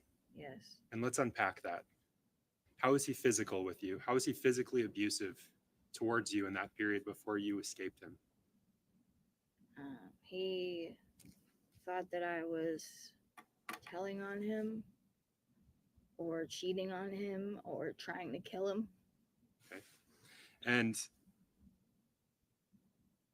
how is he physical with you in those interactions? He wanted me to tell him who I was cheating on him with or if I was working with the cops, and I kept saying that I didn't, and he kept hitting me anyway. And then I started telling him that I did, even though I wasn't, and he still kept hitting me anyway. And let's talk about that. Why would you tell him that you were doing these things, working with the police, why would you tell him that, even though you weren't at the time? so that I wouldn't get hit. Did he still hit you? Yes. You said that he was emotionally abusive to you. Tell the jurors about that. Because he'd go back and forth with telling me to tell him that I was working with the cops, and he would accuse me of sleeping with the guy downstairs, sleeping with all these different people, that I came out of the window one night. I couldn't take care of the kids. He wouldn't let me do anything without him being there. You said that he was mentally abusive to you. Can you tell the jurors how? By asking me if I was working with the cops and making sure that I stuck with the story that he brought me to work and dropped me off and was bringing Harmony to her mom. And can you tell us who came up with that story? He did, Adam. And you stuck to it. Yeah. You stuck to it even though you knew you weren't working at the time. I'll rephrase. Did you stick to it even though you knew you weren't working at the time? Yes. Attorney Smith asked you about Adam being pure evil. Did you think that Adam was pure evil? When he would start going crazy, yeah. And you mentioned the evil eyes. When he looked at you in that moment, evil eyes, is that what you said? Yeah. And was that right after he'd beaten Harmony? Yeah, it just got worse. Were there also good times with the defendant in that period? Yeah. But it was mostly bad. And in those bad times, were you hoping for the good times? Yeah.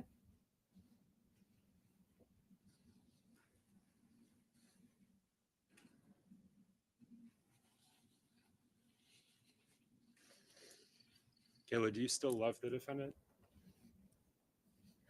I still care about him because he's the father of my children. He was my best friend.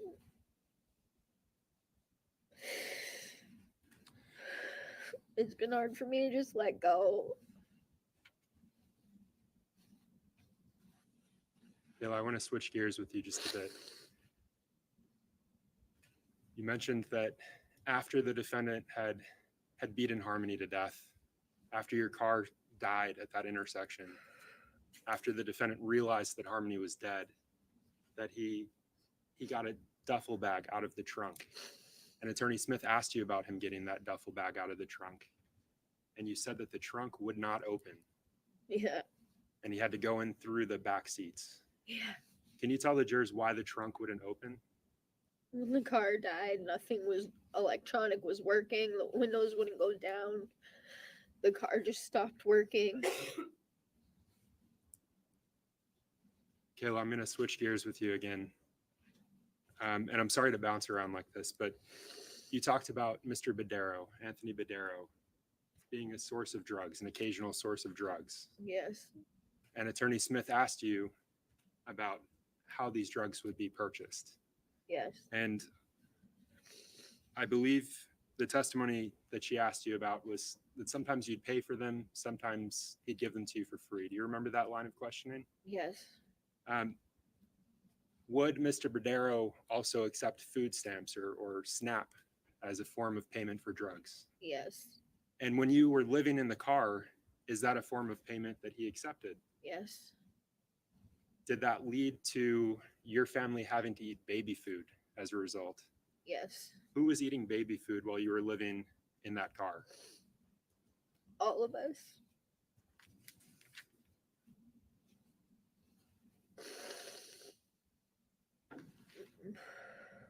Myself and the boys and Harmony. Attorney Smith asked you about trying to keep things quiet in the parking lot of the Colonial Village Apartments that morning around 3 a.m. when you woke up and the defendant was beating Harmony, striking her blow after blow.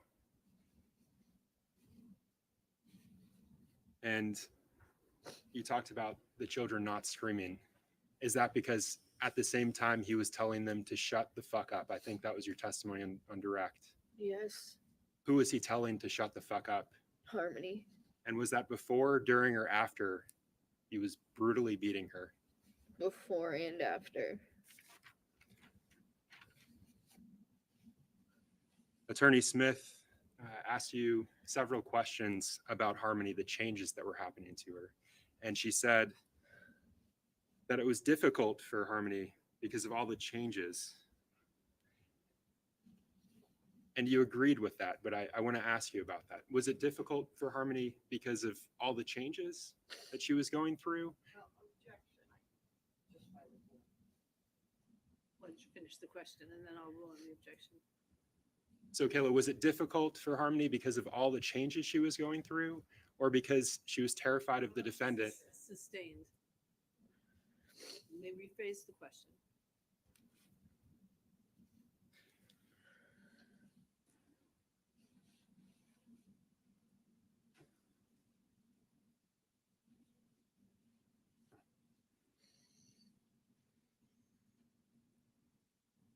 Kayla, was it difficult for Harmony because of her fear of the defendant? It's a direct question. It's not a leading question.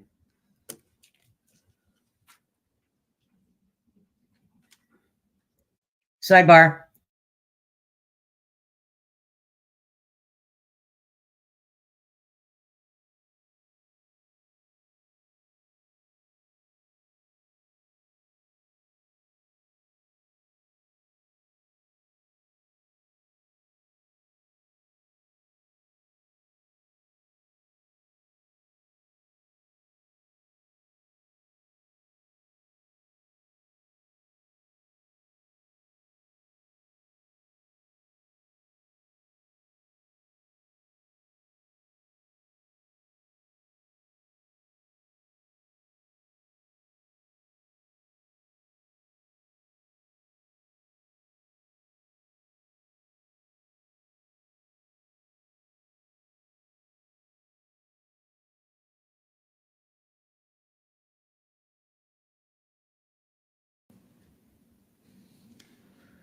So Kayla, was Harmony,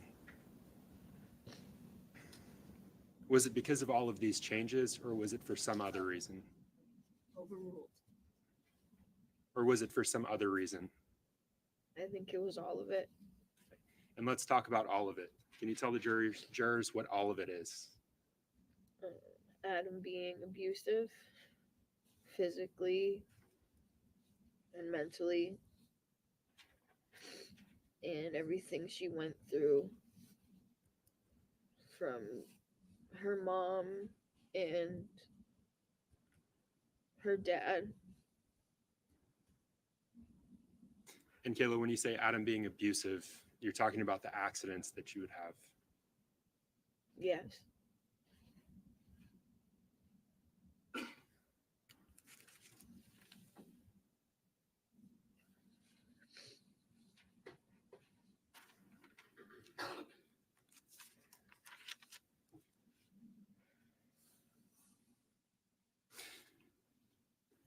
During your cross-examination, this was last week, the defense attorney said during her examination of you that Harmony died in the car with you, right? And you weren't able to explain the answer that you'd given. Who else was in the car with you, with Harmony, when Harmony died? Adam and the two boys. And who was striking her repeatedly right before she died? Adam. Are you aware that the defense argued in their opening that something happened to Harmony in the middle of the night, and that thing killed her before the defendant was even around? Right. So is that true? No. Did Harmony die in the middle of the night alone with you when the defendant wasn't even there? No.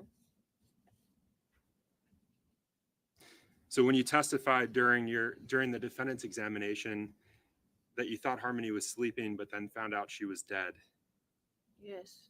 was that in the middle of the night, or was that the next day after your car broke down? That was the next day. That was after the methadone clinic. Yes.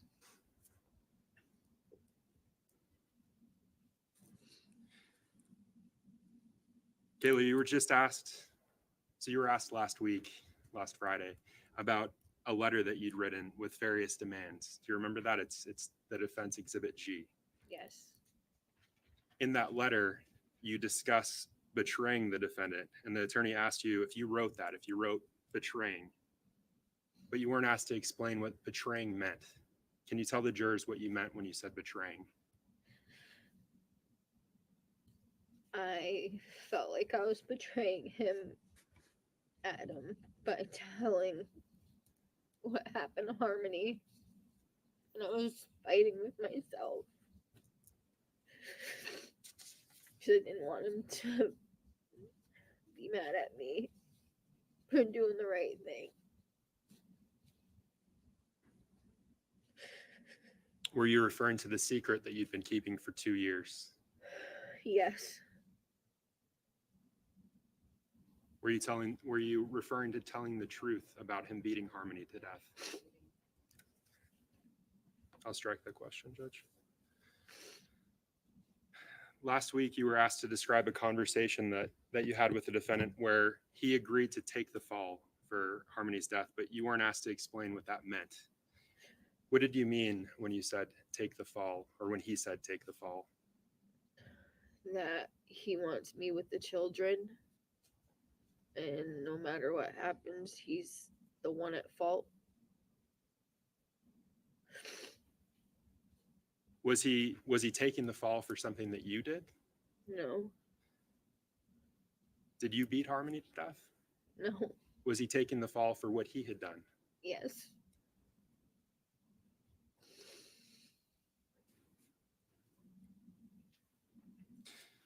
You said that in the spring of 2020, the defendant was acting strange. He was accusing you of telling on him for what he'd done to Harmony. What did you mean when you said he was acting strange? Every time we got high, as soon as he got high, he started freaking out and just accused me of working with the cops, thought there was cameras in the house, the TV, smashed every phone we had, just destroyed the whole apartment. When you were asked about lying to the grand jury, you said that he was stuck in your head. What did you mean by that? That I stick with the story that he told me to say. And that was stuck in your head during your testimony. Yes.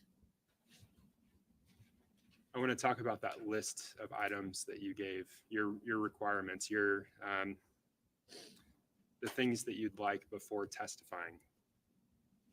Did you get immunity? No. Where are you currently living, Kayla? New Hampshire State Prison for Women. Kayla, did you get to keep your children? No. Do you have any rights to them? No. Are you even allowed to speak to them right now, Kayla? No.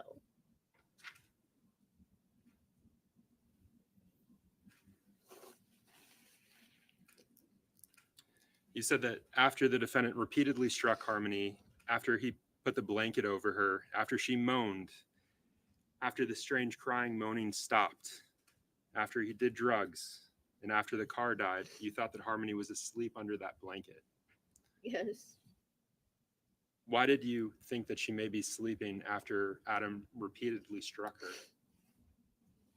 Because she usually just goes to sleep after.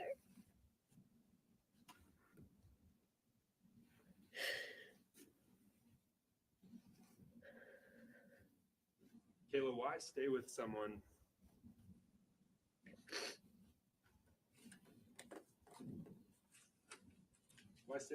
that does this to you? Because I was scared. And I still cared about him. Why defend a person that does this to you? Because I was scared what would happen. I didn't want anybody getting in trouble.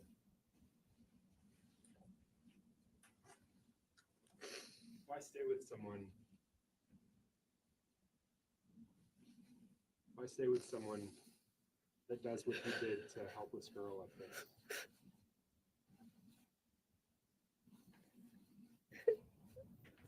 Because for some reason I still care about him. Why defend someone that beat her to death?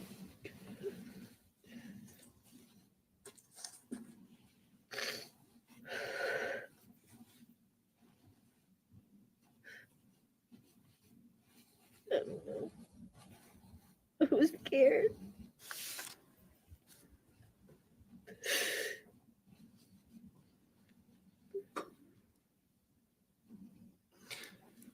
Attorney Smith asked you about a proffer agreement, your agreement to provide information about what the defendant had done, what had happened to Harmony. Do you remember that line of questioning? Yes. And she asked you about how none of those statements could be used against you. And I think you Yes. agreed with that.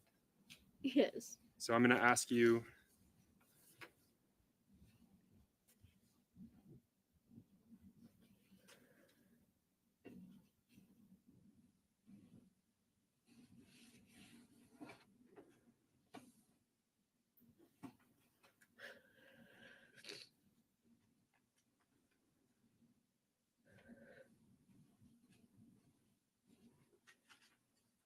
Kayla, I'm showing you what's been marked as State's Exhibit 102 for identification. And I'm just going to ask that you review that document.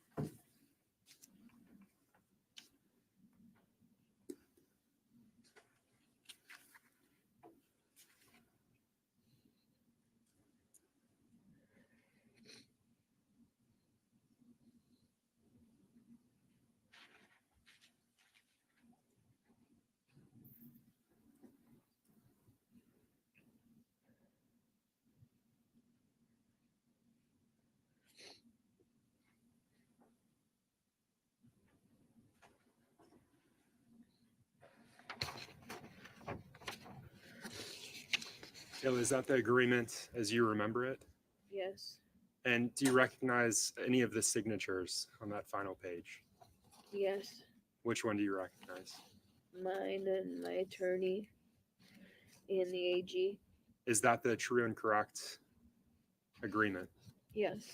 Your Honor, at this point, I move to admit States, what's marked for identification as States 102. Any objection? No, Your Honor. All right, the ID may be stricken and be entered as a full exhibit. I'm going to take it back.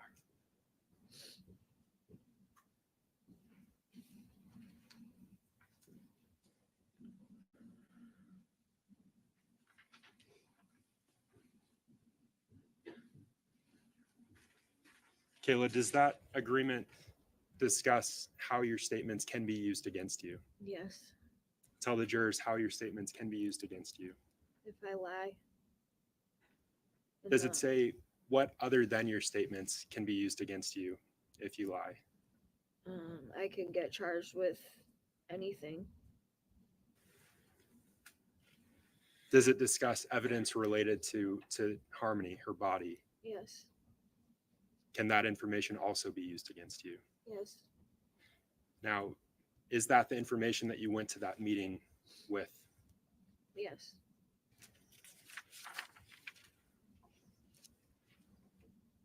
And you knew about that before you testified yesterday and today? Yes.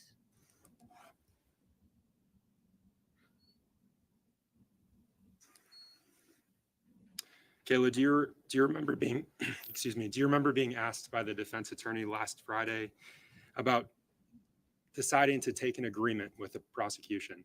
Yes. Do you remember Attorney Smith asking you the following questions, and you providing the following answer? She said, but you knew they had you solid on the perjury charges, right? Yes. And you said right to that. You were never getting around that one. Attorney Smith asked you. You were never getting around that one. Right. And so you decided this would probably be, Overruled. and so you decided this would probably be the best you could do to get as few consequences as you can, as possible, for your actions as possible, right? Do you remember being asked those questions? Yes. Because people facing criminal charges make strategic decisions to admit to some lesser offenses to try to limit their legal exposure or get as few consequences for their legal actions as possible, right? Right. Now, the defense asked you about that legal strategy, so you think that they would be aware of it, right? Yes.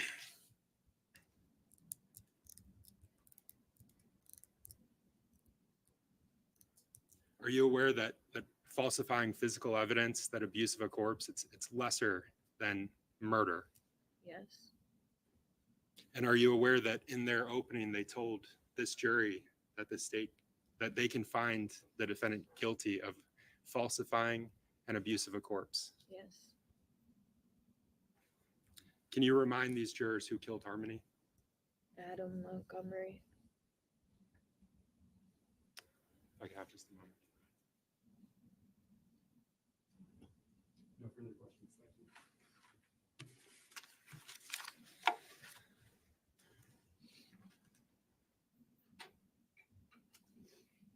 I think you testified that you were aware of what was said on openings, right? Yes. How were you aware? I'm sorry. How were you aware of what was said at openings? I was told by my lawyer. Your lawyer told you what was said at opening. I believe so. I don't know. I'm not like here right now. Pardon? Can you rephrase the question, please? Your Honor, may we approach?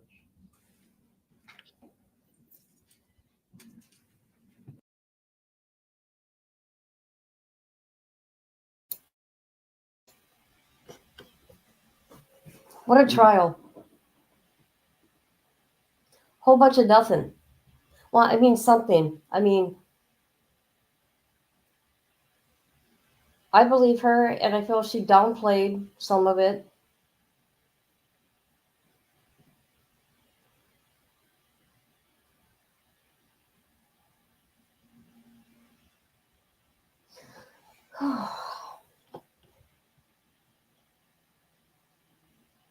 They're going to break. Oh, God.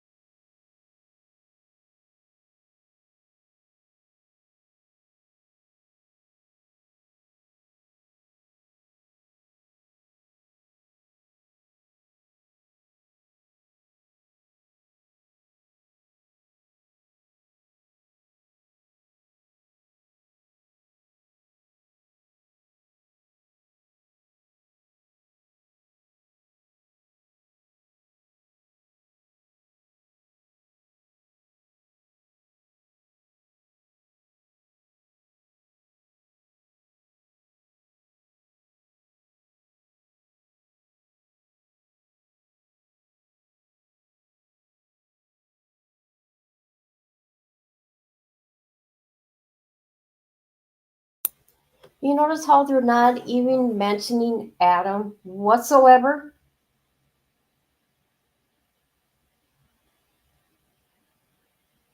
He should have. This is a good time for us to take our mid-afternoon break. So I'm going to have Oh, you God, go that's back funny. into the jury deliberation room. Don't discuss the evidence. No further conversations about this between each other or with anybody else. Don't do any independent research.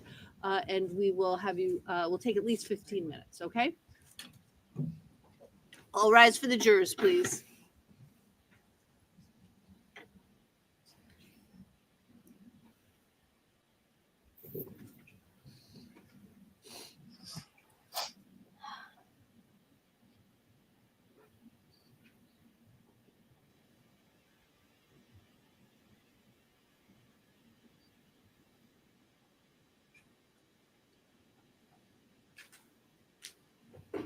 Did you hear my alarm go off? You may be seated. Oh, yeah.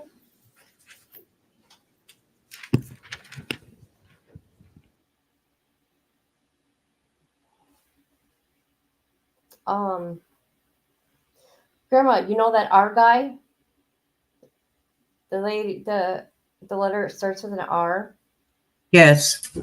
What the hell was he thinking, anyways? Here, this man beat a woman and slashed her neck.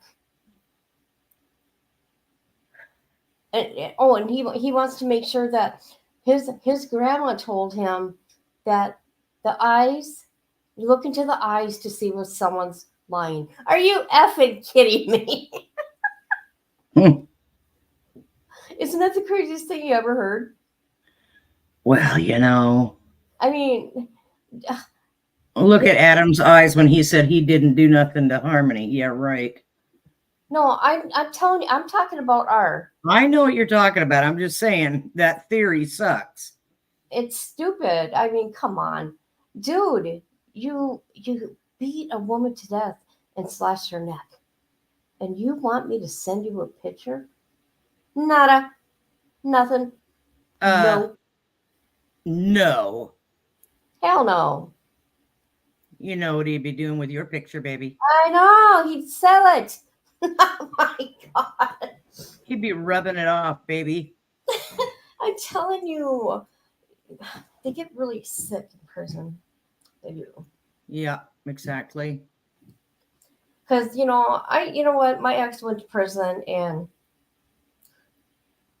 I followed through with court orders and all that, but I still felt he needed, or the kids needed him in their life, right? I try to make it as normal as possible, considering. And I remember him telling me, because I was sending him big pictures, right, of the kids. And he told me, do not send that size. Send only wallet size because of the sickos in here. Yeah. They'll steal your pictures of your kids. Yeah, gross. Mm-hmm. I told you they were going to go to break. Yes, you did. I can't no more. It's dragging on and on. What is her point? I don't understand it. You don't understand what she's doing there? No, I don't. Honestly. To prove that she's a liar? Right? To prove that she's still lying. Yes, so that she can hang her up even worse and make Adam, I know, but Adam, that's her strategy because she's Adam's lawyer. Well, she has to try to save her client. So they got to do what they got to do, whether it's moral or not, and it's not. Well, not that it's moral. It's just she's getting nowhere with that. Who cares about Burger King? Yes. The way he did that, the way he did this. Oh, you said it was like that. I would have a list of questions myself. Where's that baby at? I'm pretty sure that she has lost custody of that baby. And as far as I know, one of the grandmothers, I think her mom, I'm not sure though, but I think somebody said one of the grandparents had them, but I don't think so. I think they've been placed in CPS care. Have they? I don't know for positive. I'm just saying I think that they have been placed in CPS care because obviously the family didn't try to do anything about what was going on. So I wouldn't be placing those kids with family members. What did Adam eat at Burger King? Well, he didn't eat. She gave him the little croissant sandwich or whatever she got for breakfast, a little breakfast sandwich. But she said he didn't eat. Well, yeah, he was all jacked up. Well, you can't eat when you're on meth. Come on now. Well, they were doing heroin and fentanyl. If you remember, she said that. Fentanyl? Yeah, fentanyl and heroin. Ooh. Yeah, these guys were. I got another message. Who is it from? Hold on. Oh, God, no. Again? Oh, really? Him again? Yes. Oh, my God. No. No. Absolutely not. Did that person ask for something else personal? No, I don't even want to read it. Oh. No. God, I do. I know where this is going right now. And it ain't going to happen. I'm sorry. Oh, I'm talking to you because I want your side of it. There's nothing less, nothing more. Do you know what I mean? Yeah. Well, there's always a block button. Well, that's the thing is, you can turn off notification. There's block, on JPay, block, block, block, block, block. And no one can ever bother you. That's right. Oh, this is just soul crushing to listen to all this because you think, oh my God, there's so many opportunities to get away from him. He must have had some big control and still listen to her still. She was high the whole time. I know it sounds crazy, but all you're thinking about is getting that neck fixed. You don't care what's going on. Well, what gets me about the whole thing is she obviously has this very addictive personality, and she's also addicted to him. This is an infatuation she can't even let go to this day. Oh, that's sick. This is something. She's just that way. So she's not I just really believe it. And if you, I mean, not to be mean, because I'm not like fat shaming her, but she's obviously changed all of her eating habits and stuff, and now she's like overindulging in food because she doesn't have the boundaries in place in her mind. She can't say, okay, this is where the boundary is for relationships and violence. I'm not going to leave anyway. And here's, what I'm watching him do to the children. I'm not going to leave him anyway. She allows those boundaries to be pushed away, and she overdoes everything. She did the drug thing, the DV thing, now she's just substituting all of that with food because she doesn't have what she needs as far as in her soul, in her personality to be healthy. She doesn't have it. She's missing something. That's just my opinion. Oh, is it? Oh, I thought that's what happened. No, I'm telling you that's what I'm observing with her. Yeah, I like your observing though. Well, I just see the pattern in her that she's unable to stand on her own 2 feet and make, healthy decisions. She can't walk away from the guy. Sorry. Again? I don't know why this phone. No, I don't know why my alarm's going off. Holy crap, this is spooky. Okay, it's possessed. Oh my God. I even have the ringer down. Well, yeah, but that sounds like a notification, for your mode. What's going on around here? Is my mama haunting me? She might be trying to tell you something, girl. Yeah, she would. She'd hit me upside the head. I said, what's up? Yeah, that's great. Oh, they were on that drug too?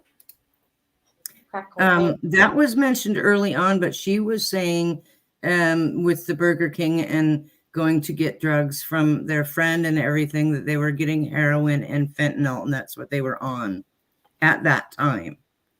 Not that they never did the other one. I mean, Nobody's really looked into this little girl. You know, when these people are looking into this little girl with the trial going on right now, where was everybody, you know, a few years ago? 2019. well, okay, when they first moved into, what was it, their aunt's house or something? Well, I remember 2020 for me. I'm working Yeah. on this new case. A missing scientist. Frozen solid. I've seen that before. Sorry, you guys. It's okay. That's what happens. It's got to hurt the ears, so. That's all right. Okay, now what was that? They had a whole bunch of family members, if you recall, were living in the same house that was owned by the aunt. The uncle was living there. The brother and sister-in-law were living there. Kayla and Adam were living there. Oh no, I'm talking about social media. That's what I was talking about. Restate your question then. I don't even remember what it was. For real. Well, I was kind of looking at like Gia's question too, you know, liking to know about her parents, grandparents, siblings, and where they were in this. And it seems like her family was pretty much non-existent. But, you know, the Montgomery family, all those people were around and living with them. Why didn't any of them see anything or say anything or, you know, stand up against him when he was acting like that? Look at how the brother was afraid. Well, or was that the uncle that was on the stand? Yeah, that was the uncle. And you know, there's weird family dynamics there. I don't know what everybody was thinking. They just turned their head and looked away. That's what it looks like. I'm not saying that is what they meant to do, but it sure looks that way. Yeah. Nobody took responsibility and said, hey, you're not going to touch that child ever again. You're not bashing her around the house. I'll bash you. Oh, damn. You know. And I don't know how Kayla could have stand that. I couldn't do that. That sucker would fall. I could tell you a story. What I did one time. Could you imagine? She cut off the sweater and she helped zip up the bag. Come on. But see, that's what I mean. She was still messed up because I'm telling you, if somebody did something like that and told me to, you know, jump in there and help them, there'd be no way in God's green earth I would give them a hand with nothing. Right. I would have been out the dang door as soon as he started hitting that kid. I would have grabbed all the kids and took off. Fucking right. Oops. Yeah. Freaking right. That's right. But that's what I mean. She had so many opportunities to get out of there and she just had such an addictive personality. She was addicted to him. She was addicted to drugs. You know, jeez. There's just a lack of decency and foundation in her own life. What happened to our Facebook people? I think Facebook people have left us. I don't know. Where are you, Facebook family? I know some watch Law and Crime. Well, that's true. But some of them they're on break too. Some of them got hidden from the channel. Really? Yes. Oh. They did. I don't know what they did. But it doesn't surprise me because they got a set of rules now. And you got to apply by it. But I didn't ask. Well, they might have gone to watch another case or something. You never know. There are several going on. Oh, yeah. Look at how boring this is. Oh, this is so disturbing to me. I didn't think it could get even more disturbing like it just did. It just It just keeps going and it doesn't get any better. It's just, there's no saving grace anywhere. There's no one that stood up and said, hey, forget this. Nala, you're such a sweet little girl. Yes, you want me to hold you, don't you? Like I'm a sweet little Nala here. Here, I got something for you. Oh, she's looking at the TV. Who is that? Here, see that? Let's see if you get it. Who is that? We'll find out. Why don't you find out? I just love you so much. Oh, okay, yeah. I forgot to do that. Hold on. Oh, hi, Ann. I'm glad you're here. What are we doing here? Let's see. Why isn't it?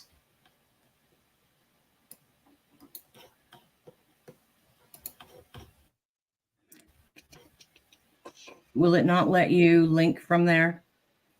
It's taken for no. I gotta go. I can't take it from inside StreamYard. I gotta come to my channel, the chat there, and take it. Yeah.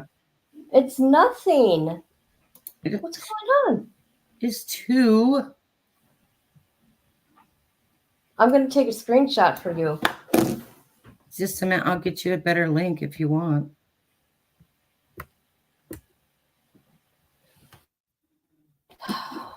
This is crazy.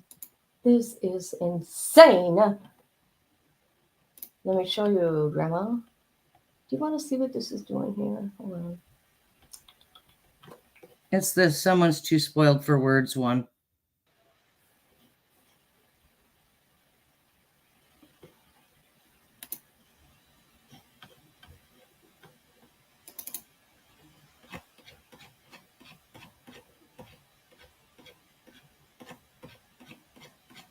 Oh, come on.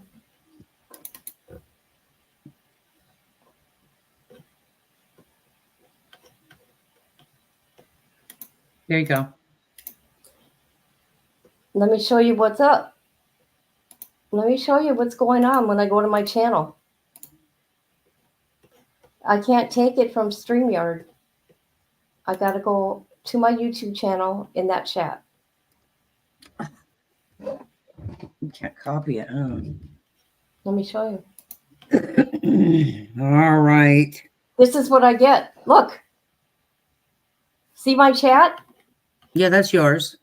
Nada. Nothing. You don't see you talking. Oh, that's weird. Well, that's not even the right video. That's not your live even. Oh, I snapped the wrong one. Hold on. Maybe I was on the wrong one. Oh my God, I was on the wrong one. Oh my God. We love you, Kat. Yeah, I love you too.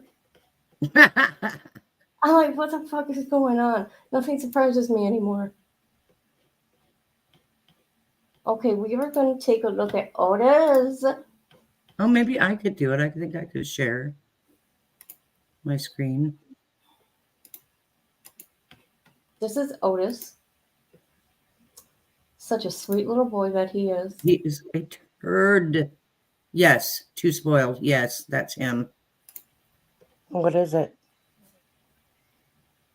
What is it? What do you want? Odie? I'm not moving my legs. He's so spoiled. I'm not moving them for you. What? I'm not doing it. I'm lying. I'm sorry. You'll have to lay down a different way. You have to lay down a different way. I'm not moving my legs for you. He does this every day. Look at his ears. Such a sweet boy. He's a brat. He's put your legs out straight so I can lay between them. That is what he wants. Are you going to the chair to punish me?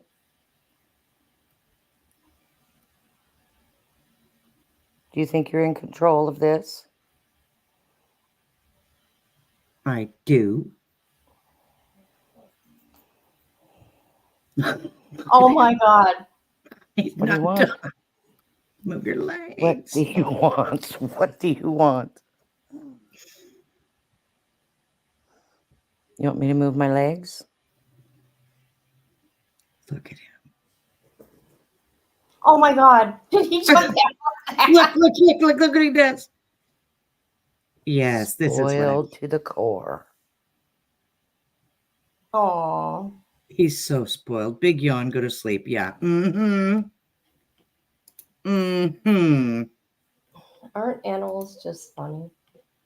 He's such a turd. I love him though. He's such a brat.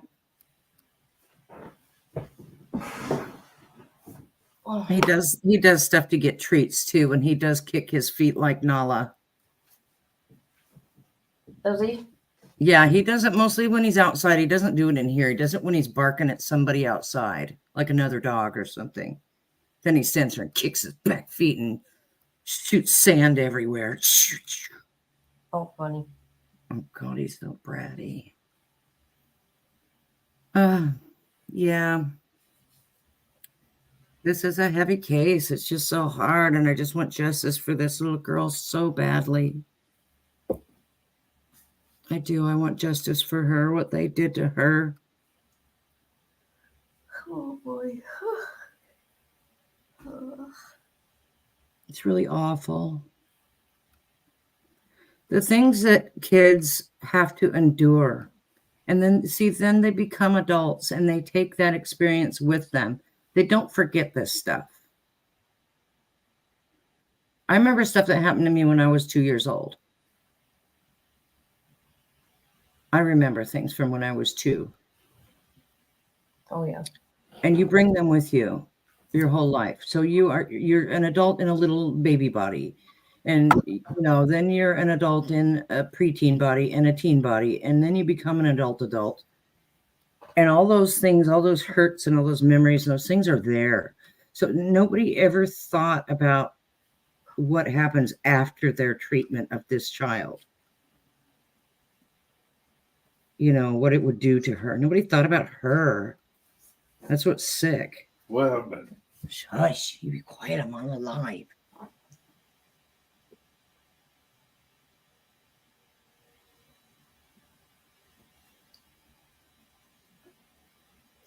How many kids? Oh, excuse me. Oh boy, I can't remember. How many kids What? she got with Adam? 2? How many kids? Who? Kayla. Kayla had the 3 kids with Adam. All 3 were his? Yeah. For real? Seamus, Declan, and whatever the little girl's name. They were all Adam's children. Yes. No, Kayla's kids. That's what I'm talking about. Kayla and Adam's children were Seamus, Declan, and then the little girl that came after. And that baby's gone, right? I'm assuming all of them are in state care. I hope so, because boy, they need help.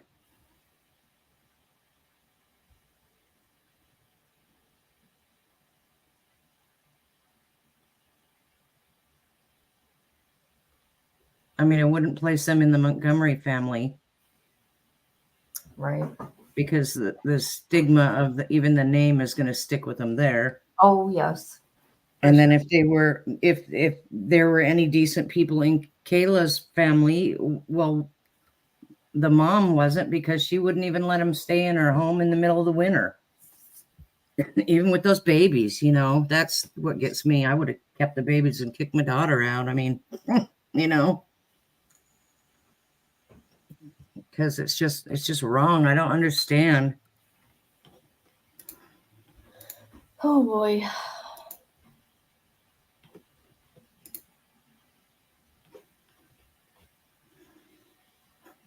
That's just sad.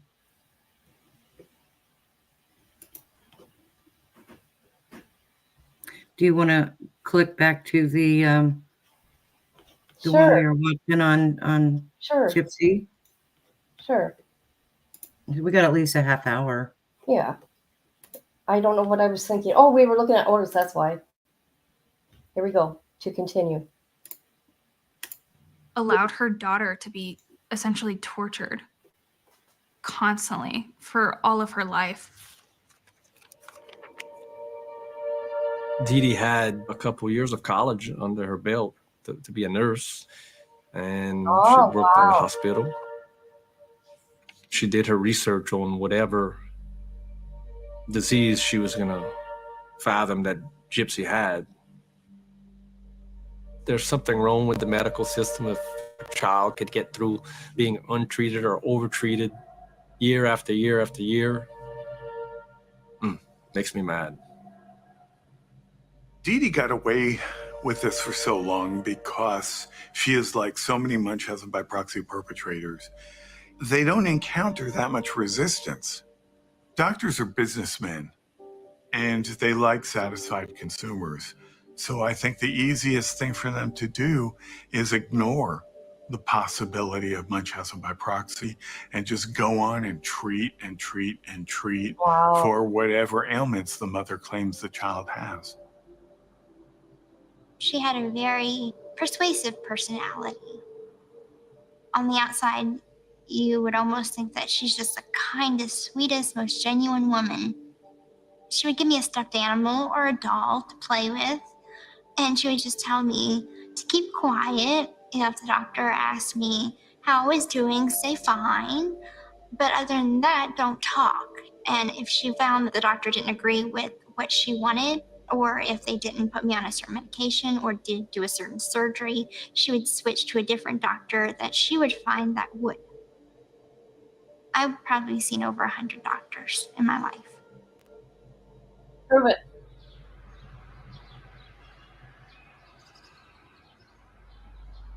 Around August 2007, Gypsy came with her mother for neurological assessment. From what I knew and I remember, she moved from Louisiana. She was a Katrina survivor, and I was told that this girl has a sad story, and the community kind of adopt her and they embrace her. I always like to ask questions to the patient, but at the time, the interaction was mainly with the mother. She says she has muscular dystrophy, and she has cerebral palsy, that she had a seizure disorder or epilepsy. And so I asked for Gypsy's medical records. But Gypsy's mother said she doesn't have no records because everything got lost in the storm. Because there were no records to be obtained or requested, I had to base trust and rely on what the mother told me at the time. But the volume of her muscles were normal. They were well-sized, and her reflexes were normal, meaning that it kind of didn't make sense that she would not be able to walk. So she was referred to have an MRI of the spine to see if there could be anything that I'm missing. And it was completely normal. So I told Mom that I don't see any reason why she shouldn't be able to stand up and walk. Where she was mad. She said that's not true. She cannot walk, that's a fact. And said she was not coming back. When her reaction was not as expected, I said that I have a suspicion that this is not real. This is fabricated or exaggerated. That's when I said that this is suspicious of Munchausen by proxy. So my duty was to tell the pediatrician in my report. The pediatric neurologist who raised the notion of Munchausen by proxy had a powerful responsibility to Gypsy. By virtue of his even considering the diagnosis means he needed to pick up the phone and call Child Protective Services. And he failed to do so, as did other doctors. Wow. If I would have reported her, I believe that the mother would have convinced them that what I'm saying is not true. I needed more to be able to report them to child services. If you have a reasonable suspicion that you're making in good faith, you are protected and required to make the report. Having seen what happened, if I see in the future another Munchausen by proxy, I probably should be more aggressive. I never heard anything about the Munchausen by proxy. Didn't even know what it was. When we found out what it really was all about, that's when we realized Dee Dee's doing to Gypsy what Mom did to her. See it? Look at that, huh?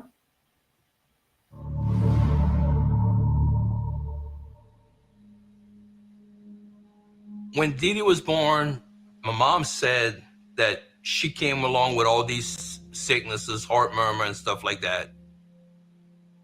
My mom would always make us go play outside, and it was like, oh, well, your sister's not feeling good. Your sister's got an upset stomach. She's got a headache. Y'all go play outside, be quiet, leave her alone, you know. As she got older, Dee Dee couldn't get excited. Dee Dee couldn't jump around. She couldn't play outside. She couldn't overheat herself. She was not allowed to assist with chores. If Dee Dee didn't want to do it, well, then she didn't have to because the heart murmur. It was used like a crutch for a long time. But Dee Dee was basically not as sick as it was to believe. My mom smothered her. She didn't want her to grow up. She wanted to keep her young so that she would always have her to hold on to. Our bedroom was where all of us kids slept, but Dee Dee always slept with my mama. It's like she was her shadow. Always by my mama's side, always.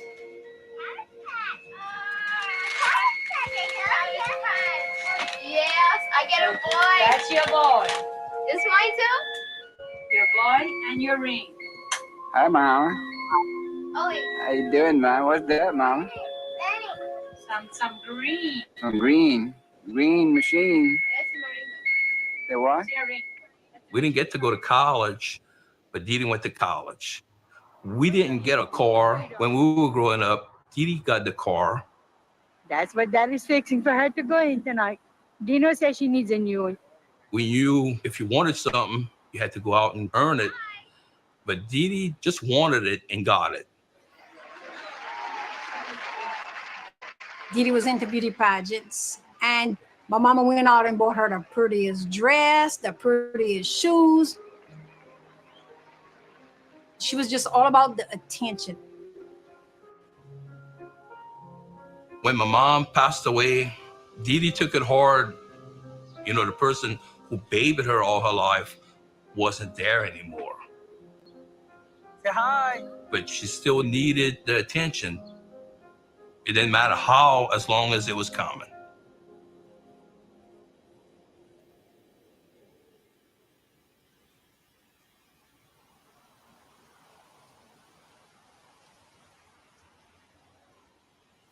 I feel sorry for Gypsy. I feel sorry for the way she was raised. But I'm extremely upset that Gypsy didn't trust any of us, that she couldn't say something to us, because all of this could have ended differently. I just don't know, like, what I was doing to make her feel like I couldn't do something. I don't know what made her resist, like, just opening up and just telling me what was going on. If I'd had any indication that she needed any kind of help, I would have been over there in a heartbeat. But never been able to make Gypsy feel like she can call me when there was something wrong growing up like that. So I feel pretty bad about that. I couldn't just jump out of the wheelchair because, to be honest, I was afraid of what my mother might do. And I didn't think that I had anyone to trust. I couldn't trust Aaliyah because my mother was starting to put things in my head that. Okay, I had to mute that. Why? Want to know why I had to do that? Because they just said that Gypsy could have told anybody. Gypsy was at a birthday party with the family. Dee Dee went to the store like Target or Walmart or something. She looked at her grandpa, which she said she was close to, right? And she said she wanted to jump on the trampoline. She got up from her wheelchair and got on the trampoline. That's what happened. No way. And nobody said anything after that to Dee Dee? Nope. See, something's wrong with these people. See, what happened, Dee Dee came back and seen her on the thing, and they yelled at her. She yelled at them saying, she can't walk. What do you do this for? She left and no one ever seen him again. Because she couldn't control the narrative anymore. But still, they didn't help her. Well, that's right. They didn't know where she moved to. She hopped around. That's scary. Scary thing. That's pretty twisted stuff to know that her mother did this crap to her, too. See, I had no idea. Nope, I didn't either. That's crazy.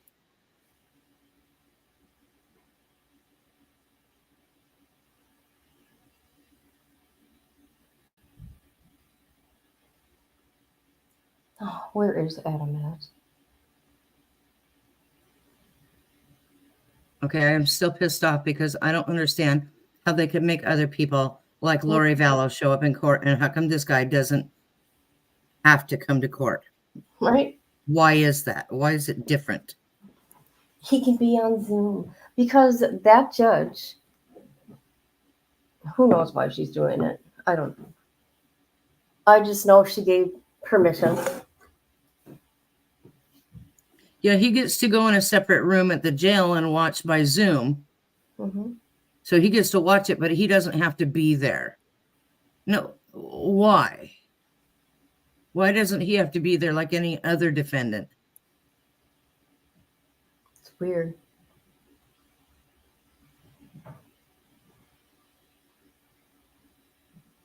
Go ahead. Huh? She'll probably make him just come out for sentencing or the verdict and sentencing. You don't think that he's going to testify in his own defense or say have any? No, he's angry statement. individual. He's too angry. He'd freak out.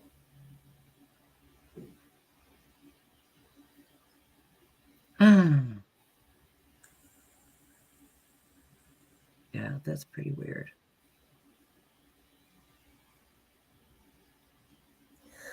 I don't know. I still don't like him. I don't either. He's got an attitude. Not just that. Look what he did, that baby girl.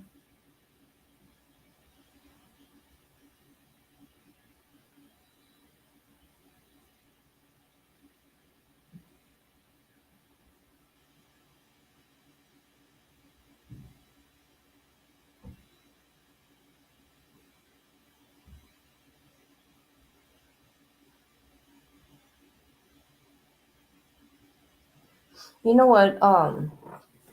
What's her name? Gypsy's new story is about her grandpa that she loves so much, right? That he was S.A.ing her for years. Well, that's pretty interesting because I noticed in one of the pictures that he was it him and Dee Dee? Yeah, it was him sitting there with Dee Dee, and that's the first thing that I thought when he put his arm around Dee Dee, and I watched her, young Dee Dee, and I saw her kind of hold herself, like tighten up, bristle at his touch, and I thought,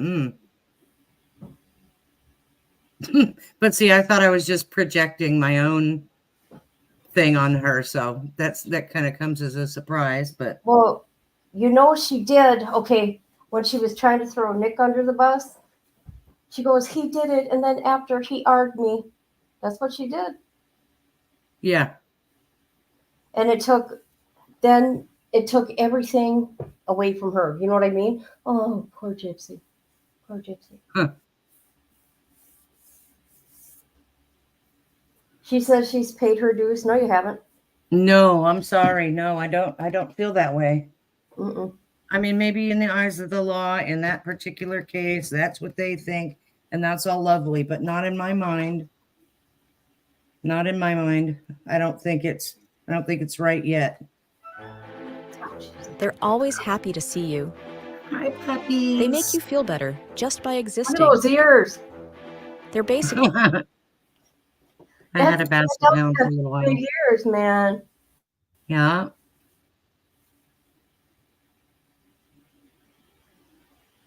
That's really, really gross. Mm-hmm. Okay, let's go back there. I thought they were coming back. I don't know what the hell I was hearing. I don't know. There's only about 10 minutes maybe, though. Yeah. So it won't be long. Nope.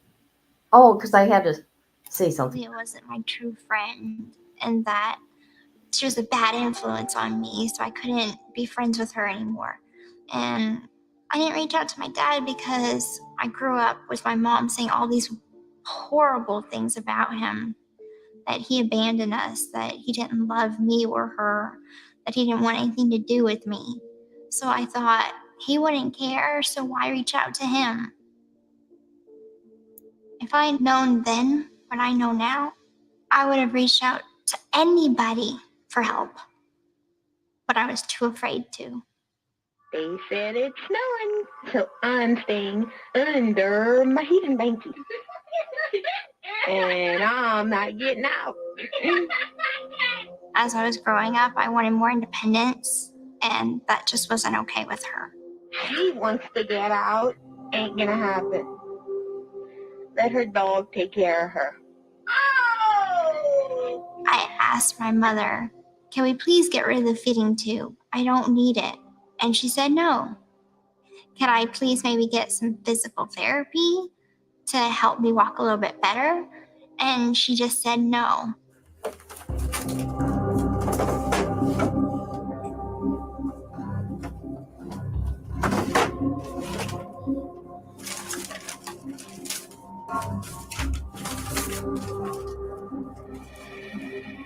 I think I started to piece things together when I came across a Medicaid card.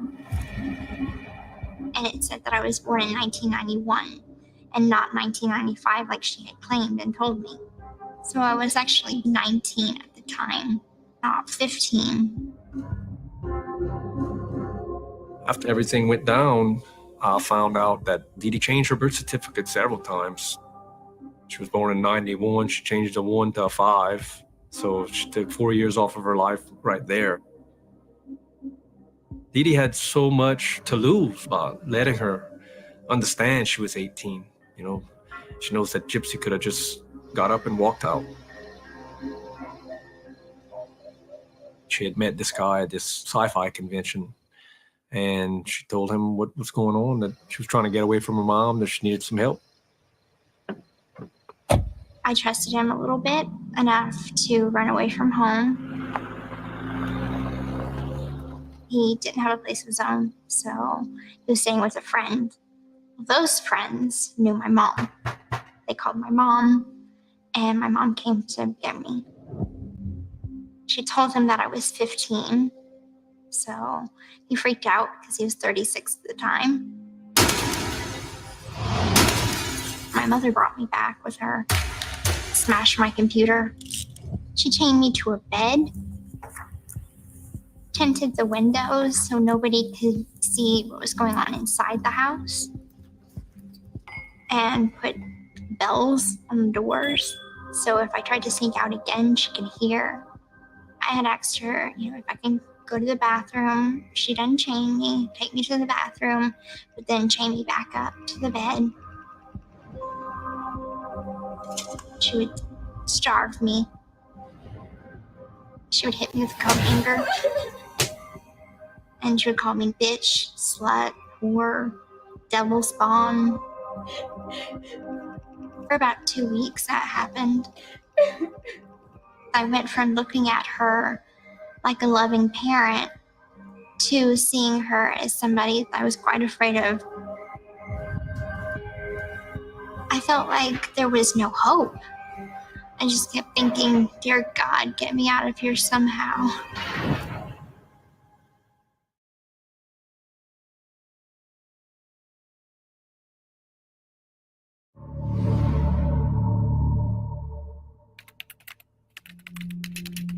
I first met Nick on a Christian dating website in 2012. I believe it was October. I messaged him, he messaged me back. I was able to carry it on by sneaking onto my mother's computer while my mother was asleep. And we started to talk about our lives, and we liked each other from the very beginning. I did tell him that I was in a wheelchair from the get-go. And he seemed accepting. He was like, it doesn't matter to me. I love you all the same. It was just different to find somebody that accepted me. Even though I knew I could walk, I still thought that it was nice of him to accept me as I am. Things progressed kind of quickly. We met 1 week online and then became like a couple the next week. About a year into our relationship, I told him that I could walk. He was not surprised at all. He claimed to have psychic abilities. Then he started to tell me that he had multiple personality disorder and that he had several. And one of them was named Victor, and Victor was the violent one. The thing is that I have more than one person inside of me. There's actually multiple personalities of myself. Have you been diagnosed with that? I probably should be diagnosed with it because it happens. The thing is, I used to take a medication. Okay. I used to hear voices in my head. Okay. And it went away, then it somehow went as part of myself. Okay. So, Does Gypsy know that? yes, Okay. she does know that. Okay. I started to be a little bit more scared, but at the same time, I was desperate for affection. So I made up personalities to match his. One of them I created was Candy, and she had like rainbow colored hair. Another one was Ruby. That was to match Victor. I would have done pretty much anything just to make him stay, make him happy.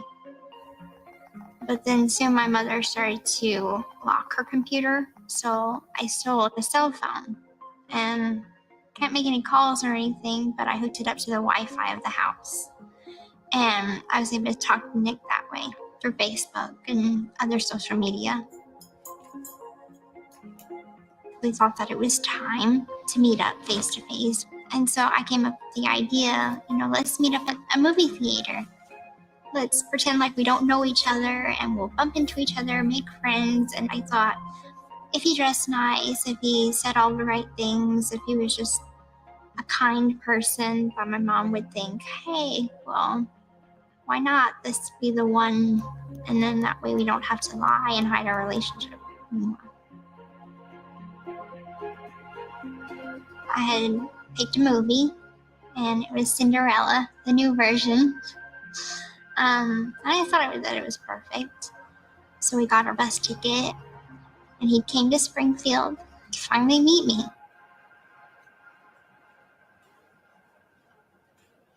He just struck up a conversation with my mom in the movie theater, and she thought that he was creepy and gave off a sort of dangerous vibe. So she moved down a couple of seats and told me to follow her. I didn't. We planned it all out from the beginning that it was time for me to lose my virginity.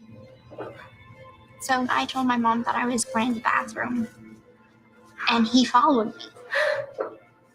I always imagine, like, rose petals and candles and, romance, but it was none of those things.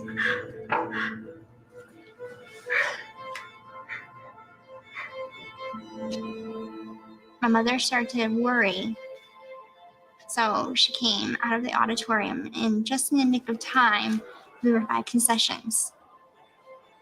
My mother told me, "Why are you still hanging out with that guy?" And that led to an argument, and I'm like, he's not doing anything wrong. He just wants to be my friend. Why can't I have friends? She took me to the bathroom, and she slapped me.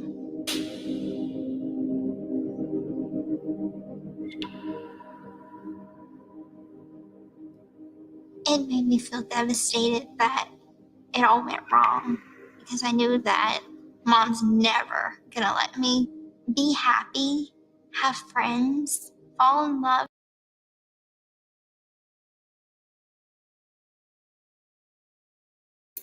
Grandma, I was going to say something funny about that, but I better not because we're live. Yeah, so good old Cinderella. That's all I'm going to say. Oh, my. It was a fantasy, and you know it, Gypsy. I heard.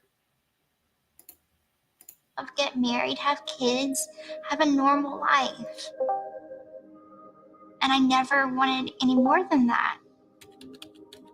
I got scared and desperate, and the only thing that I could think about was, I want this ideal life of freedom and happiness. How can I get it? And then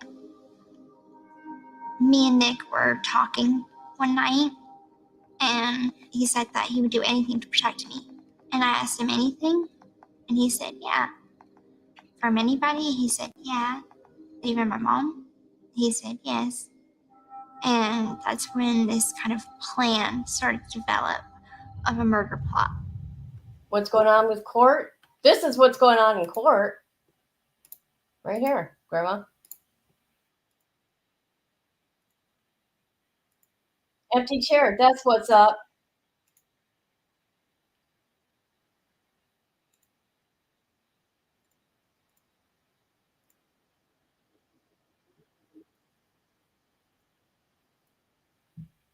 Whoa. Made at Greene County Jail. To accept charges, press 1. So, she first asked me, how badly do you want to be with me?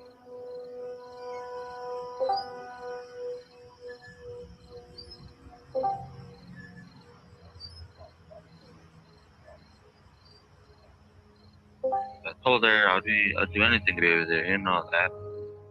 And she said, as long as my mom's alive, I can't be with you. She made that very clear. I felt, how else am I going to escape?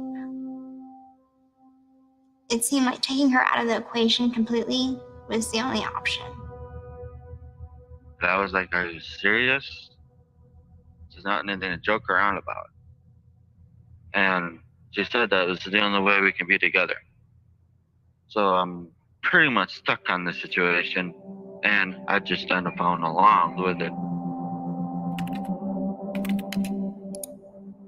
We started looking at some different poisons. We went looking at arson, pretended a candle fell in the bedroom and caught fire. And we went looking at a gun, but then I finally told him, I can't kill her. I don't have it in me to kill her. And he said, well, if you can't kill her, who's going to do it? And I said, could you? I was really shocked. She said, if you truly love me, you'd be willing to do this for me because you know this is the only way we can be together. And at some point, I ended up giving in because I didn't know what else to do. There's nothing I wouldn't do for her. There's truly nothing I wouldn't do. He said that he was very good with knives, and I said I wanted it to be painless. I didn't want her to suffer because she's still my mother.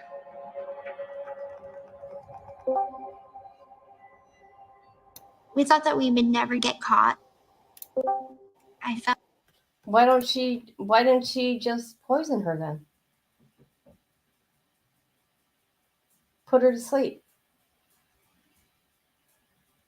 She could have given her some of those millions of drugs that were in the house. Right? I wonder how many of those she really took, because I did try to zoom in on everything so I can see what these medications were, but the closer you got, the more pixelated it got. You know what I mean? What's that word? Pixelated. Pixelated. That'd be it. Maybe Kayla got another headache. Huh. Yeah. Okay, here we go. I'll carry on.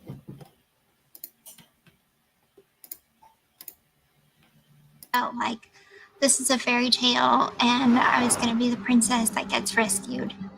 And then I'd be happy in Wisconsin where I'd be loved and I'd have my freedom and I'd have this wonderful new life. What started as a fairy tale ended as a horror movie. Your mom's dead, okay? Now, what I want to ask you is, your mom's passed away, okay? She's deceased, all right? Yeah, hang on, listen to me for just a second, okay?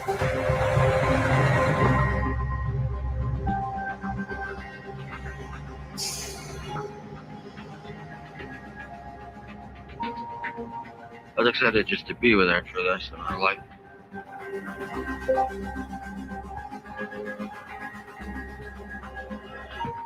And I believe that's what she wanted.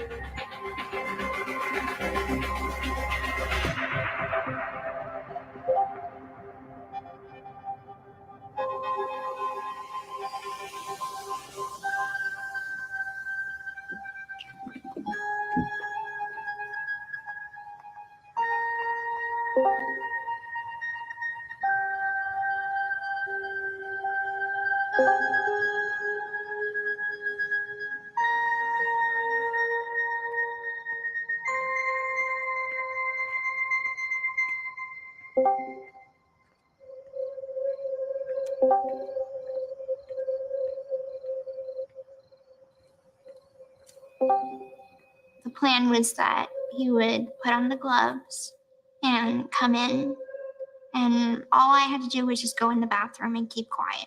Yeah, hang on, listen to me for just a second, okay? What happened with your mom that night? I basically had two thoughts pop in my head. One was take her and run. Kayla's coming back into court.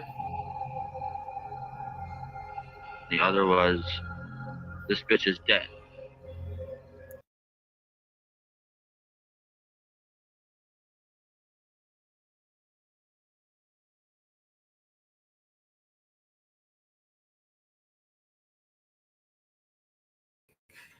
You had indicated that you learned information about what was said in opening statements by Adam's attorneys about the case, right? Yes. And you were, I think the state asked, were you aware that he said something happened in the night of December 6th to December 7th with you alone in the car? Yes. And he also said, were you aware that Adam was conceding that he had been involved in the manipulation, well, the abuse of the course charge? Yes. And the falsifying evidence charge? Yes. And you learned this the morning before you testified? Yes. And you learned this because your attorney spoke to you about it? Yes. Overruled. And learning this allowed you to prepare for the answers that you would give?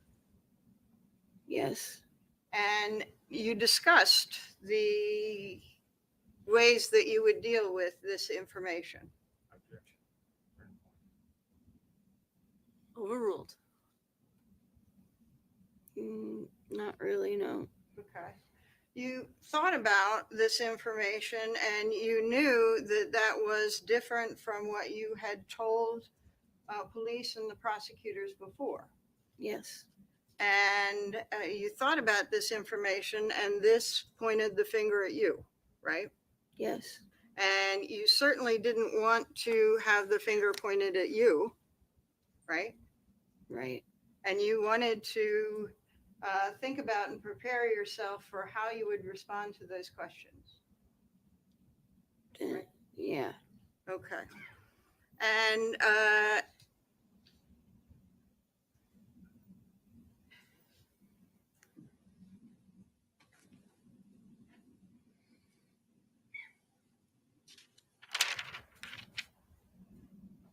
And it was sort of like the prep sessions with the state and with the police that you could think about things that had happened and maybe give a better or different explanation the next time you spoke to someone. I'm sorry, I'm not. Yeah. When the police during your interviews raised questions or skepticism about information that you gave them, you'd sometimes change your statements, right?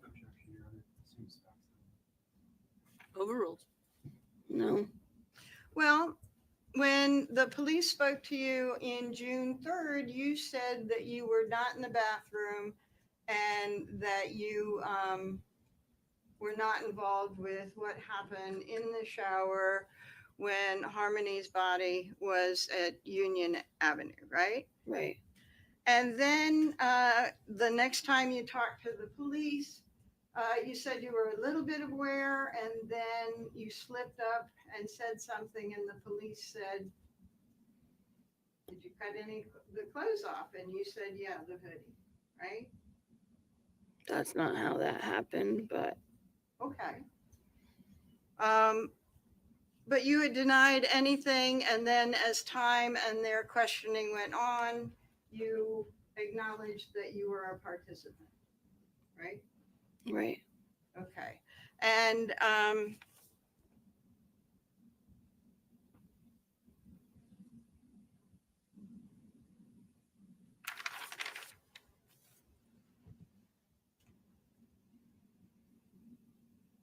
you talked on direct about Adam losing it in after Harmony's body was in the shower, right? Not that day, but yes. Okay, sometime after, right? Right. And that he was accusing you of cheating on him, Yeah. accusing you of trying to kill him, Yes. accusing you of having cameras all over the house, And other things, yes. and accusing you of blaming him for Harmony's death to the police. No. Accusing you of telling the police. Right. You already said that. Pardon? You already said that. Okay. So he was accusing you of telling the police that he had caused Harmony's death.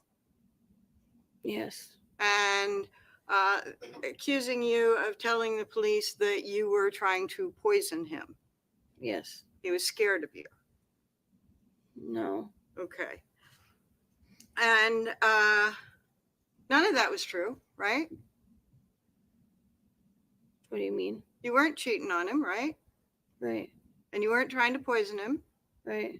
And you weren't accusing him of Harmony's death. No.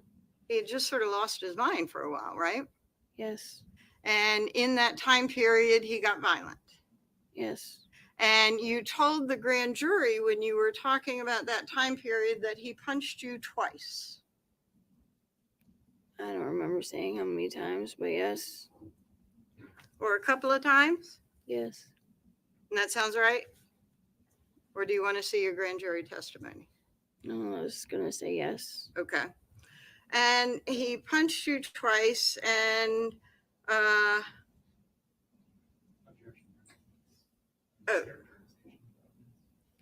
The objection is sustained. You told the grand jury he punched you twice or a couple of times, right? Right.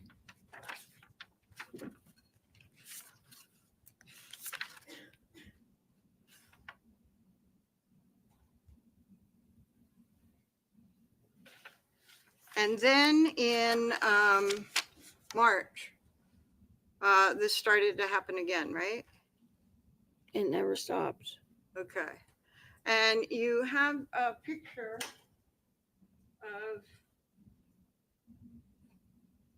and I'm showing you States Exhibit 99 of you with redness along your eyes. Yes. Right? And this is a picture that you took of yourself and sent to other people, right? Right. Because you were angry at what he had done to you. I sent it to my own family. Okay. Yeah. Right. And you left him, Yes. but he was the one that got arrested. Right. And you filed a restraining order on him. Yes. And went back with your mother for a while. Yes. And went to the shelter for a while. Yes. And tried to get back with Adam. Yes.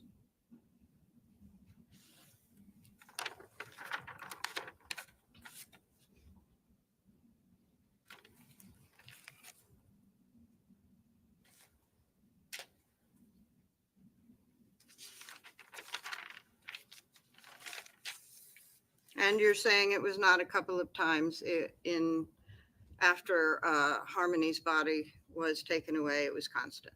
Yes. And then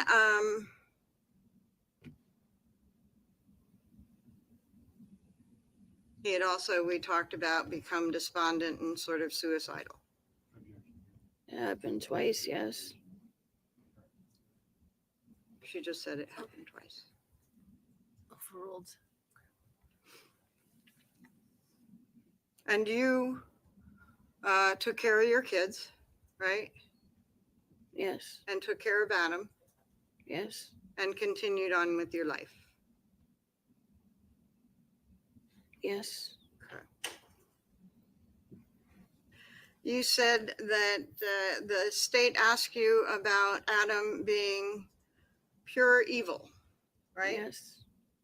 And that's what you said you saw in Adam at the time that you say that he was beating Harmony. Yes. And you're saying that a child was beaten to death beside you, looking like pure evil, and you continued on with your children and your life with Adam. Yeah, but it wasn't okay. Okay. And you did nothing about Harmony's death. No, I asked him to stop and he didn't. Okay. I'm talking about after Harmony was died, you continued on with your life, right? Yeah, but it wasn't okay. It was abusive. Okay. And you don't like that, abusive, right? Right. And you would not approve of abusive behavior. Well, I was taking it. Okay. When I shouldn't have. It took a while for me to just leave him. It's really hard. Okay.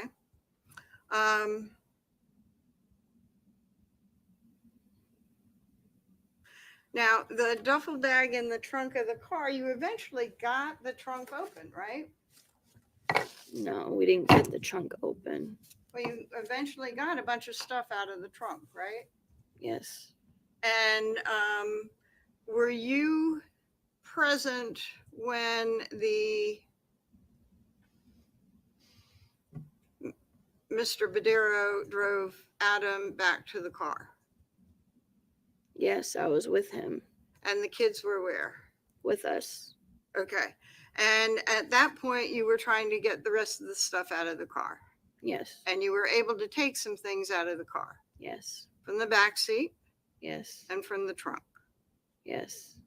And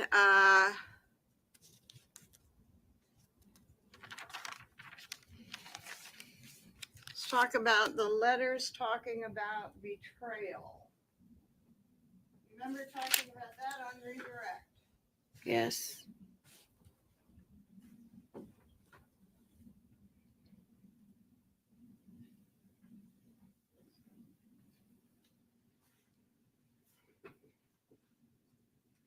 Anyway, those letters were the handwritten notes that were taken from yourself.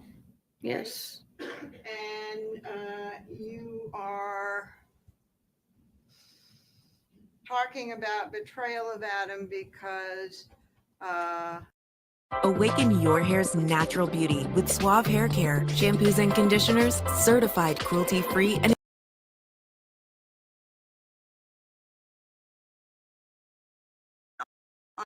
on redirect, but you had to do the right thing. Right. And that's what you meant when you wrote the word betrayal, was that you didn't want to hurt Adam, but you had to do the right thing. Right. And after you wrote that letter where you didn't want to hurt Adam, but you had to do the right thing, you went and lied to the grand jury. When I was subpoenaed, yes. And that was after the letter about betrayal, right? A few months after, yes. And that was not doing the right thing, right? Right. Because you knew how Harmony died, right? Right. And you knew when she died, right? Right. And you knew where she died, right? Yes. And the right thing would have been to tell the grand jury that information, right? Right. And you did not do the right thing. Not yet. Okay. And then I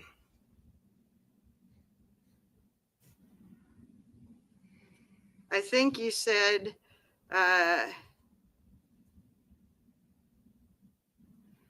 Adam and you talked about, I think you called it take the fall, because he wanted you to be with the children. Yes. So Adam agreed to take the fall for what happened to Harmony to protect you. No, not just to protect me. To protect you being there for the children. Yeah. Okay. And he said if anything happens, he would take the fall. Right. And you expected that he would do that, right? No. You didn't expect that he would do that. No. Okay. But he did, right? No. Ah, okay. Sorry. He took the fall in the sense that both of you represented to other people that he had taken Harmony to Crystal. Right. Okay. So he was allowing him to be the focus of anybody's questions, not you, right? Right. And you said that you said that Dunkin' Donuts, that you stuck with the story even though you didn't work at Dunkin' Donuts on the 30th, right? Right. And I think you said that Adam said make it sometime around Thanksgiving, right? No. The story about him going with Harmony off to Crystal.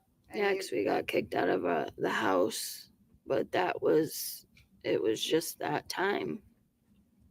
Okay. And you were the one that picked the date that you would say that you were working at Dunkin' Donuts, right? I don't remember that. Okay. Well, you said that you continued with your story, even though you knew you didn't work that day, right? Right. And you continued with the story because in the middle of grand jury, you learned that they had gotten the Dunkin' Donuts records, right? Yeah. And you continued with the story because you weren't prepared to say anything else. I didn't want to say the other issue of what happened. Okay. And you had been advised prior to the grand jury testimony, those ground rules were saying every time that you lie, if it's, you might get stacked charges, right? Yeah. And one thing that has been the focus of everything that you have done since being arrested is to be in as little trouble as possible, right? I'm sorry. You have said things to try and get out of trouble or keep the trouble as little as possible, right? No. Yeah. Well, when they continued asking questions, you could have asked to see your lawyer, right? Right. But you continued with the story, right? Right. Because you didn't have another one to say. Because that's what Adam told me to say. I didn't know what else I was going to say. I just stuck with the story. Okay. So you didn't know what else to say, so you stuck with the story, right? Right. And you had talked before about betraying Adam, but weren't ready at the grand jury. Right. Okay. And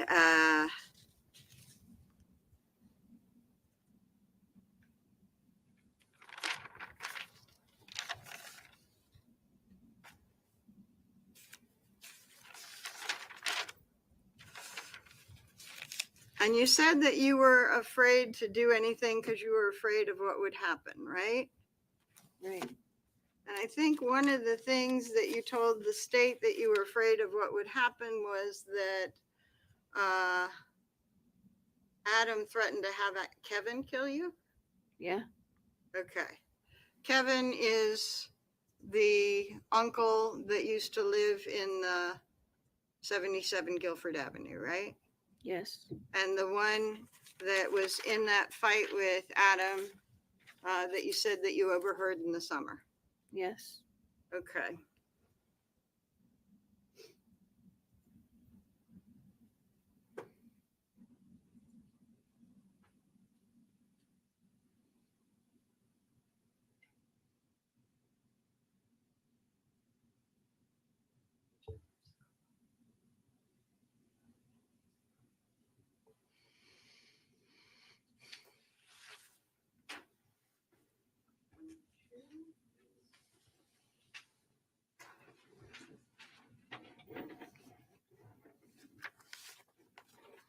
State talked to you about your cooperation agreement that you reached before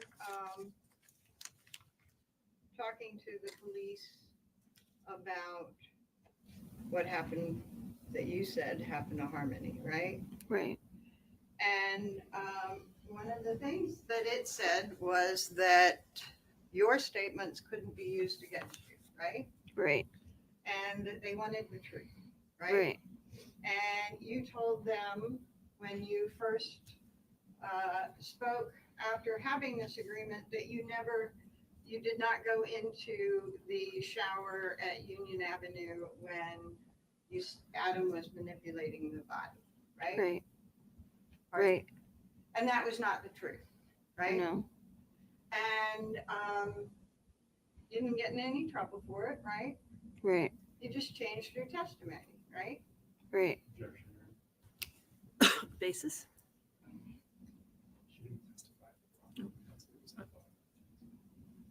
Oh, rephrase. Okay. Your statement, right? Right. And as time went on and they would approach you with things, you might adjust your statement to fit some of the questions, right? Right. Okay.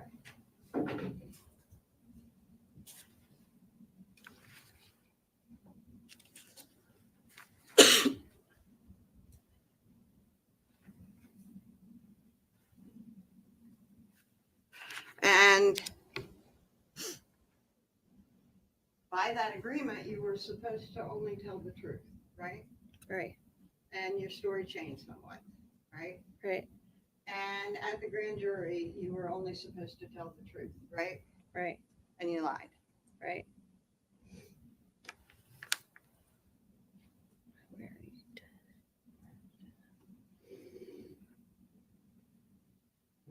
Nothing further, Your Honor. Anything further from the state?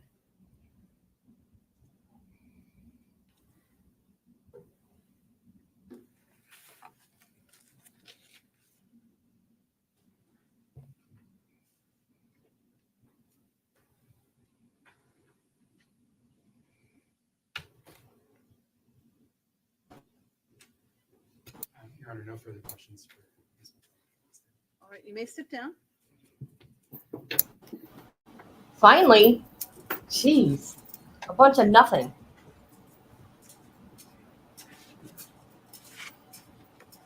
State may call its next witness. Thank you, Your Honor. Your Honor, at this time, the state calls Ms. Courtney Garcia to the stand. Garcia?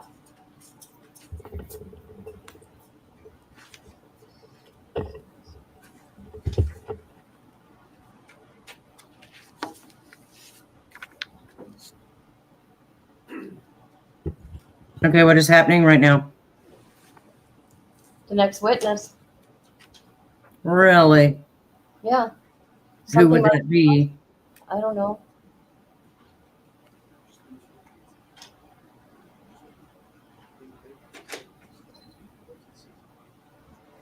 When you get there, please just remain standing for a brief moment. Maybe one of his side chicks? I don't know.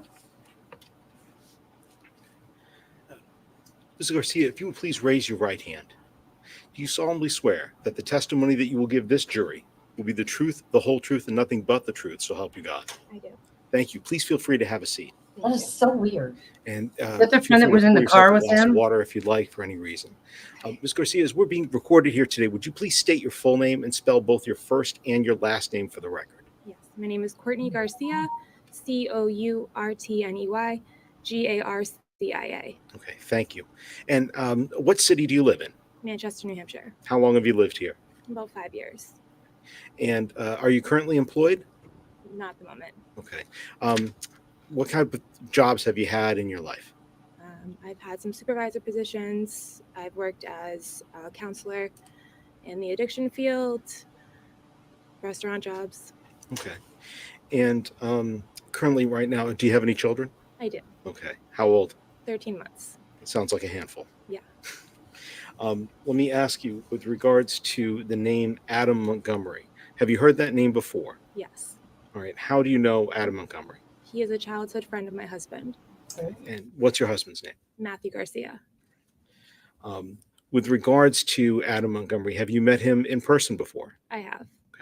And also, at any point in time, were the two of you working together? Yes, he was one of my employees.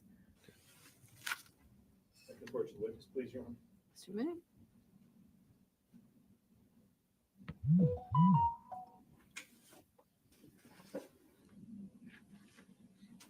Ms. Garcia, I'd like to show you what's been marked State's Exhibit 101. Do you recognize that person? Yes, that's Adam Montgomery. That's Adam Montgomery. The same man, Adam Montgomery that we're talking about? Yes.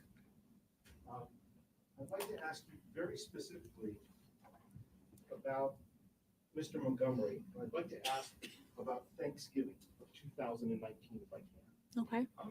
Did you see Mr. Montgomery on Thanksgiving of 2019 or around that time? I did on Thanksgiving. On Thanksgiving Day? Yes. Okay. It was in the evening.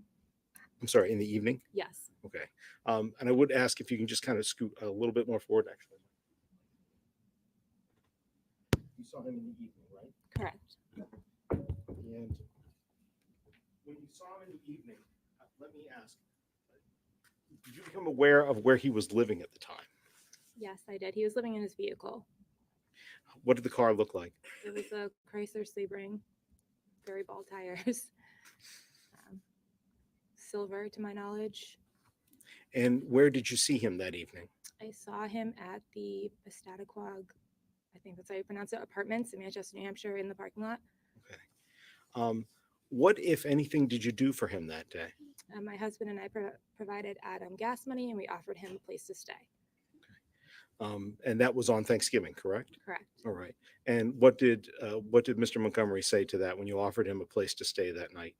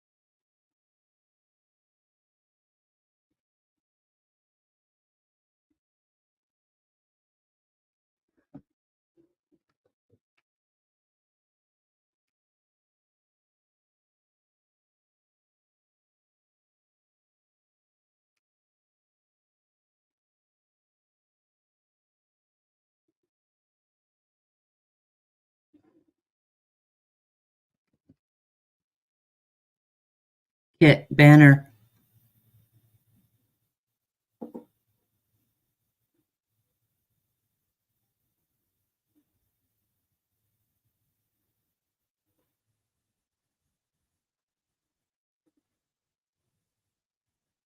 Good girl. Shut up. Good girl. I'm not being a good girl right now. You are a good girl. Could you be in a courtroom and have cameras on you like this? I think I'd act up. I wouldn't like it. I would probably cry the first time anybody spoke to me. I'm serious. That would be so stressful for me to be in that situation. You I would not like it. You would cry? Oh yeah. Thanksgiving in You know, I've Spain, never what been did the pulled over in a defendant say car, and when I he would made that probably offer? cry the first time it happens. Kind of for it, but Kayla and Adam ended up Oh my God. not agreeing to stay at our location. Okay. And let me ask you, is that a conversation that you directly had with the defendant? Yes. And I believe a second ago you just said also Kayla. So Kayla, is that Kayla Montgomery? Yes. That particular day, did you see any other members of the family there? Yes, they had their two sons and Harmony in the back seat. Okay. And how did you see her in person in the back seat, or did you just know that she was there? I just knew that all three children were there. None of the children got out of the vehicle. Okay.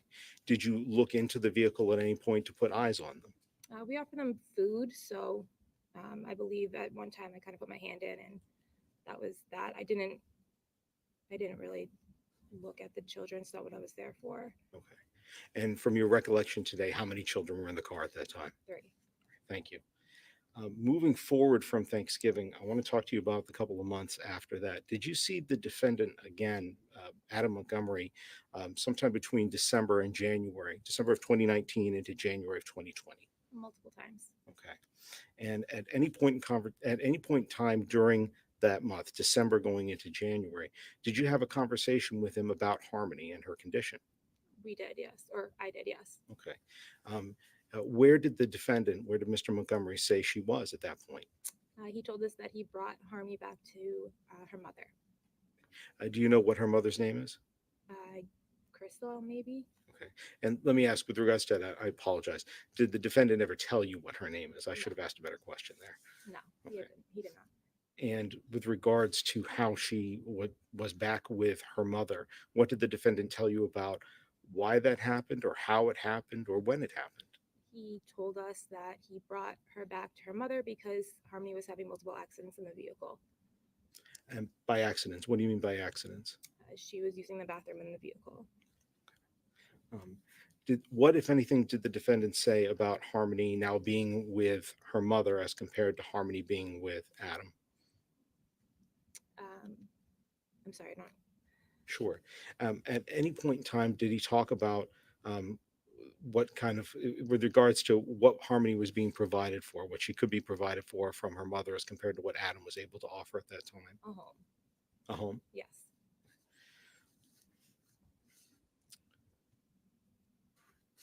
Just a moment, please, Your Honor.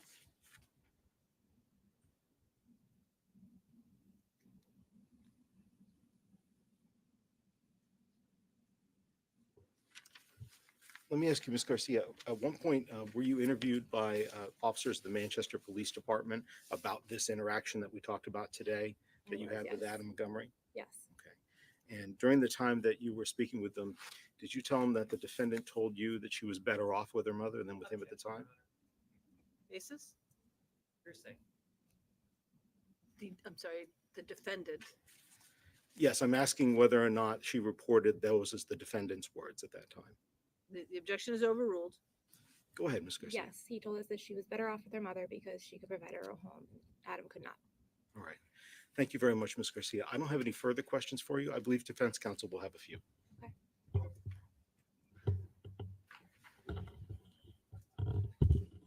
Hi, Ms. Garcia. You indicated on direct examination that a place to stay was offered for the night. Correct. Adam was kind of for it. Yes. Kayla wasn't. Correct. Thank you. Anything further, Attorney Gotti? Nothing else. We'd ask this witness to be excused. Any objection? No objection.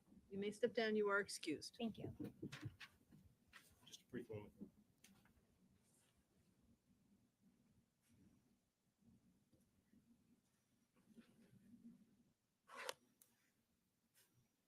Your Honor, at this time, the state would call Ms. Kimberly Frayne to the stand, please. Thank you.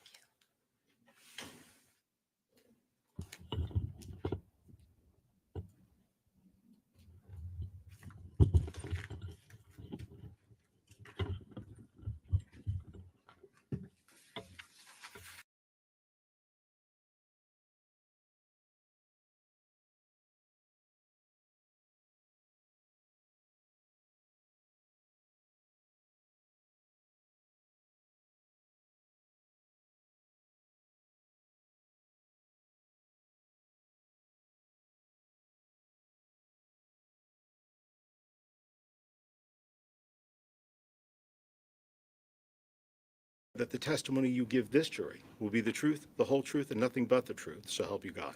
Yes. Thank you. Please feel free to have a seat. Ms. Frayne, as we're being recorded here today, would you please state your first and your last name for the record and spell them out for us? Kimberly, Kimberly, Frayne, Frain. Thank you, Ms. Frayne. Appreciate that. With regards to New Hampshire, do you live in the state? Yes. Okay. And generally, what town do you live in? Meredith. In Meredith. And what are you doing for work right now? I'm working in healthcare at a hospital. Okay. And how long have you been doing that? Almost 3 years. How far have you gone in school? I'm actually back in school now. Oh, what are you studying? Where? What? I'm sorry. What are you studying? It's kind of long. Healthcare administration. Okay. And how long have you been, or how long do you have to go before you get a degree? Like 3 more years. 3 more years. Yeah. All right. Pardon me. So I'm going to ask just one question at a time. So I'd ask you to please listen carefully to either my question or any other counsel's question that you get asked. And if I'm talking too quickly or if you don't understand my question, just let me know. I'll be happy to restate it. Okay. Okay. All right. Thanks. Prior to where you live now, did you used to live in Manchester back in 2019? Yes. And do you know of somebody by the name of Adam Montgomery? Yes. Did you ever used to work at a Dunkin' Donuts on Beach Street in Manchester? Yes. How long did you work there?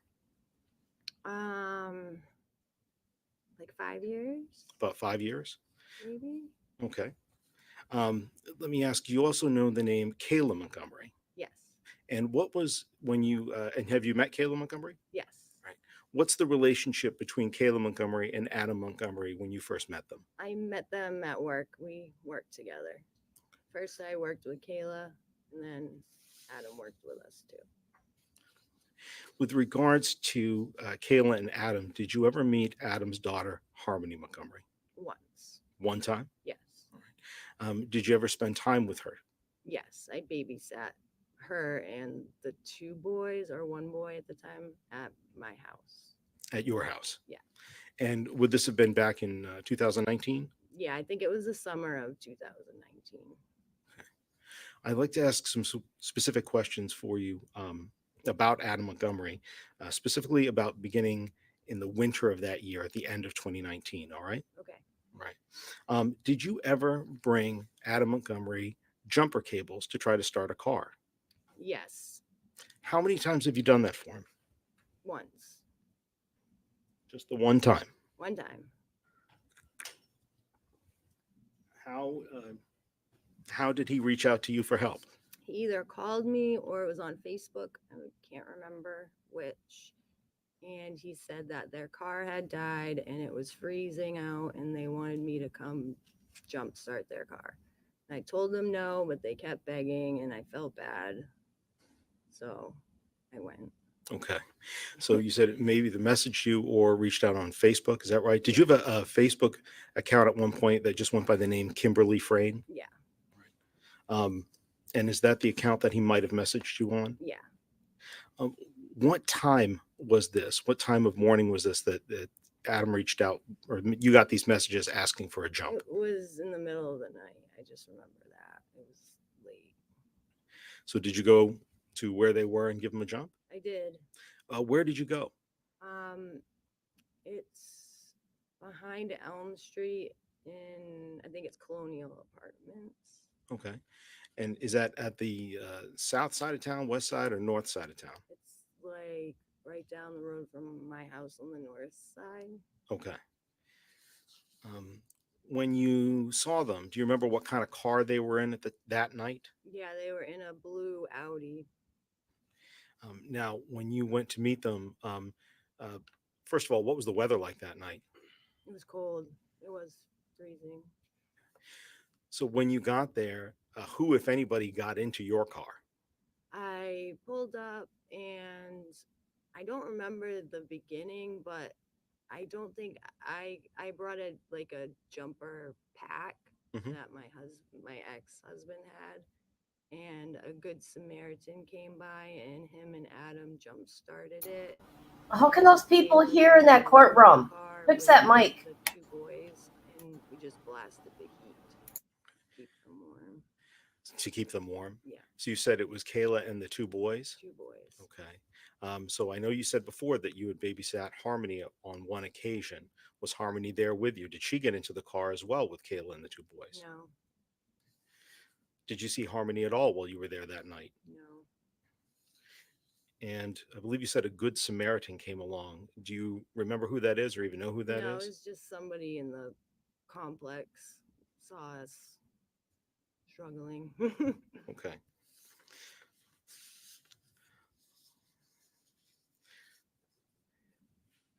I guess I'll ask this one other question. After that one time, did you ever jump a car for them again? No, I was distancing myself from them.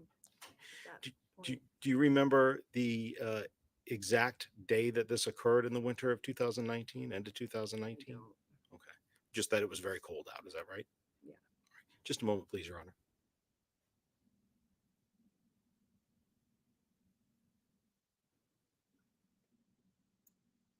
But Harmony wasn't there because she was in a little bag over by the trash bin. Yeah, in that allegedly. Thank you, Your Honor. And thank you, Ms. Fran. I have one more question just for you in general.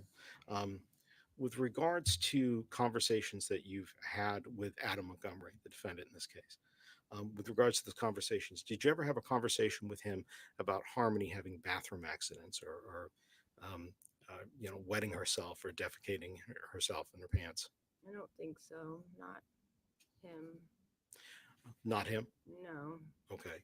With anybody else? Maybe with Kayla, but I don't remember. Okay. Well, and I don't want you to guess. So if you remember, you remember. If you don't, you don't. That's okay. And so you're saying your testimony is you don't. I don't remember. All right. All right. Thank you very much for your time. I have no further questions for you. I believe defense counsel may have a few. Thank you. Counsel, you want to move? Come up. Yes, Your Honor. That. Go ahead. Good afternoon, and I only have a couple of questions. Okay. You recalled that whatever car that you jumped, you thought it was a blue Audi? Yeah. And you know from before that Adam used to drive a Sebring? It was a silver car. Okay. This was not the car that Adam used to drive around, right? And you remembered this way back in 2021 when the police first asked you about it, right? Yeah. And your memory, even the first time you talked about it, was a blue Sebring. Blue Audi. No, I think I might have told them I think I told them it was the silver car, but Okay. it was the Audi they were in. Okay, so you're really clear about that, huh? Yeah. So what changed when you first said the Sebring and then sort of recalled the Audi? I just couldn't remember the time frames because it was so long ago. Okay. So I understand that, but what changed your recollection of the type of car? Overruled. Go ahead. I'm sorry. Okay. I think you said at first you told him it was the Sebring, but then the blue Audi when they first started questioning you on it, right? Yeah. Do you know what it was that made you say that it was the blue Audi? No. Okay. Thank you. Anything further? You may step down. Council approach.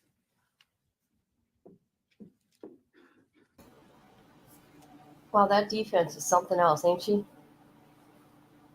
You said it was this kind of car. What made you change your mind on the car? You don't remember? Okay.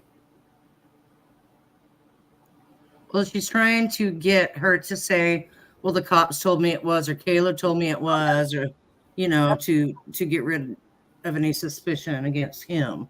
Yeah, that's a no-brainer. Let's look at Adam.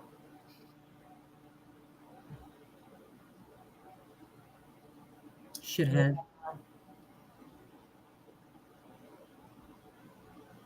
I should email him and tell him he is a piece of shit.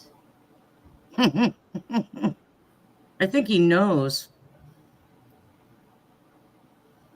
It's 10:04, and I don't want to get started with another witness. Okay. That's it for today. Beyond 4 o'clock. So we're going to end for the day. Of course. I know earlier when I left this morning, there were some reports about weather. I have kept an eye on it as we've taken breaks throughout the day. The reports actually look much better than was originally anticipated. I do like this judge. We're New Hampshireites, so Seems very fair to we're me. used to weather. Yeah. It does not look like it is going to be the significant weather event that they had originally predicted. So I'm going to keep an eye on the weather throughout the night. At this point, the court will be open. We will. I have every expectation that we are going to go forward tomorrow with trial. So I'll need you here at 8:45. If anything were to change, we would let you know well before then. I know we have contact information for all of you. I'll double check to make sure that that's correct.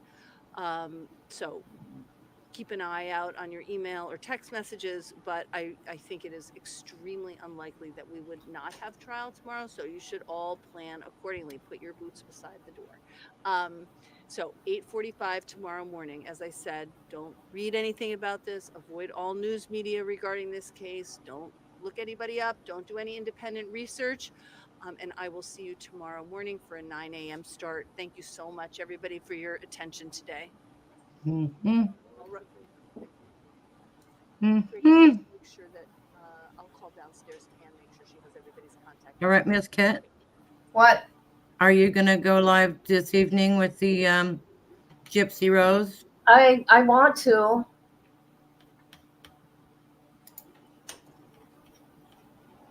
I would like to. Do you want to do it a little bit earlier like you have been? Yeah, I need to take a nap though. This Well, you have a few hours to do that. Any So it's like 3 o'clock your time. to address? Yeah. You can sleep till 8. No, I can't do that. No, that's too much.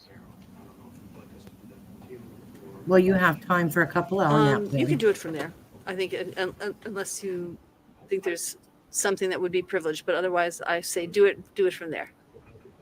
Okay. Okay.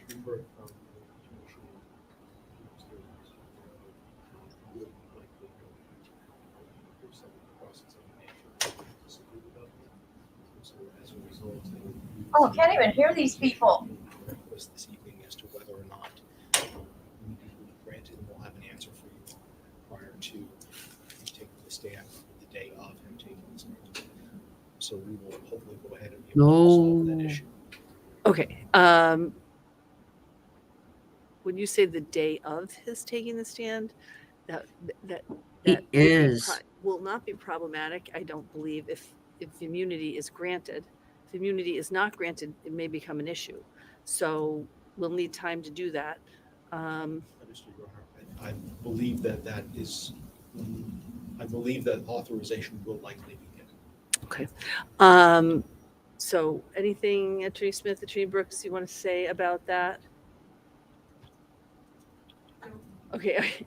Do you agree with what I just said, which is if immunity is granted, I don't see any issue or the need for any hearing prior to his taking the stand. Obviously, as soon as immunity is granted, you will give any immunity letter to the defense right away, right? Okay. So, and if in the event that were not accurate, then I'd want to know right away because I would want to make sure we have time for hearing on that. With regards to that, Your Honor, I believe for us, our procedure, we would have to submit the letter to the court. The court would have to sign off on the order before that would happen. And then obviously the court sets the counsel would happen.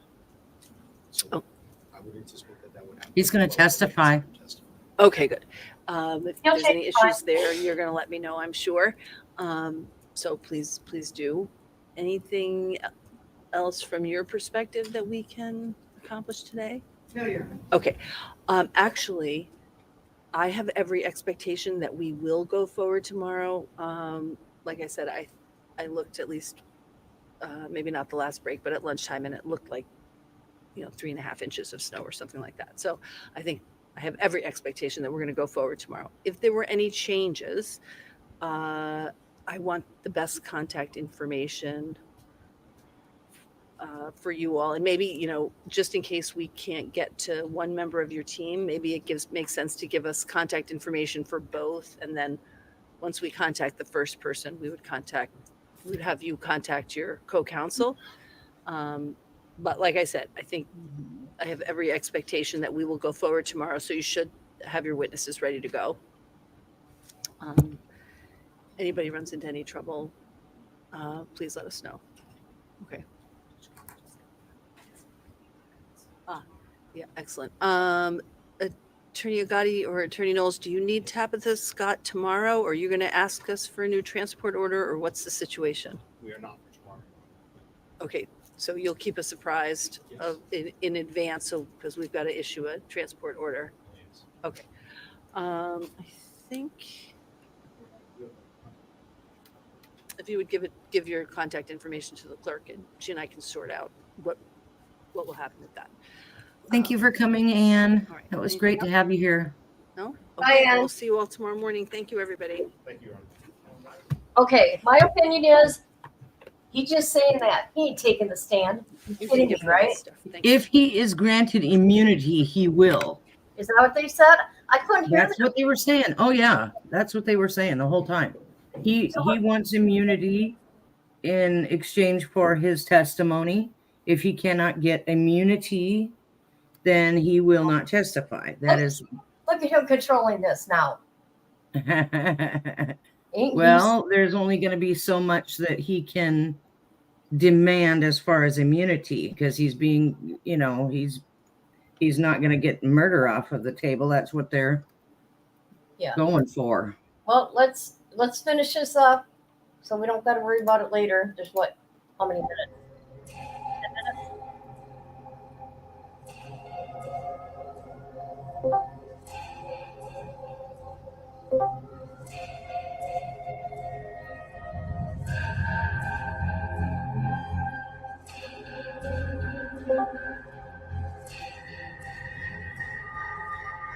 Just listen to me, okay, sweetheart? You know what happened to your mom, okay? And I know that you know.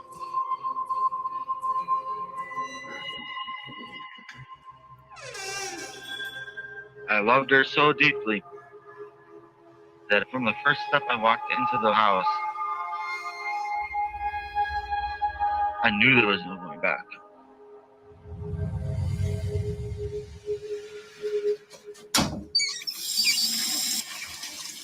I covered my ears so I wouldn't hear anything. But I still heard my mother scream.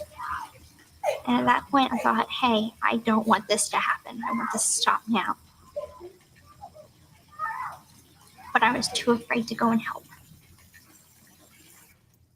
Bullshit. I think that hearing a murder is like what you hear on a horror film or something, but it's It's really not. You can stand watching a horror film, but hearing someone actually being murdered is terrifying.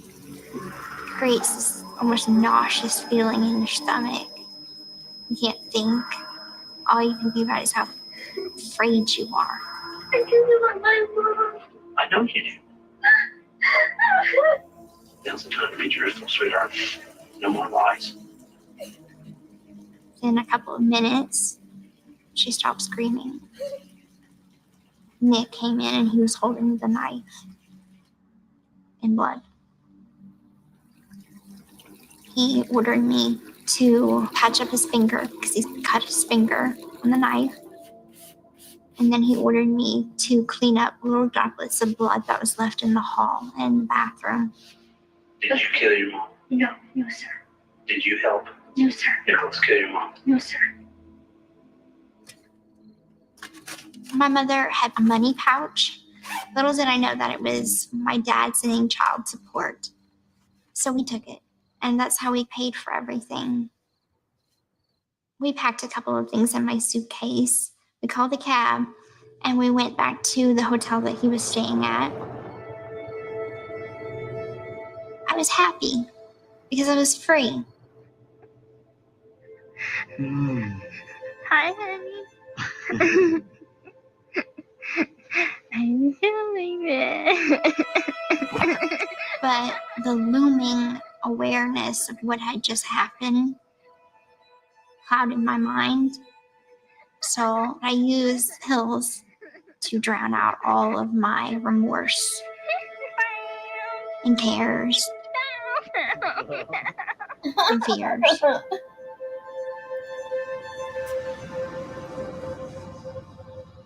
I left a motel with him and we went to the bus stop. He wanted me to first carry the knife with me onto the Greyhound bus, but I assumed that they had metal detectors. So I suggested, let's mail the knife. I thought it was the safest option. And then we took a Greyhound bus back to Wisconsin.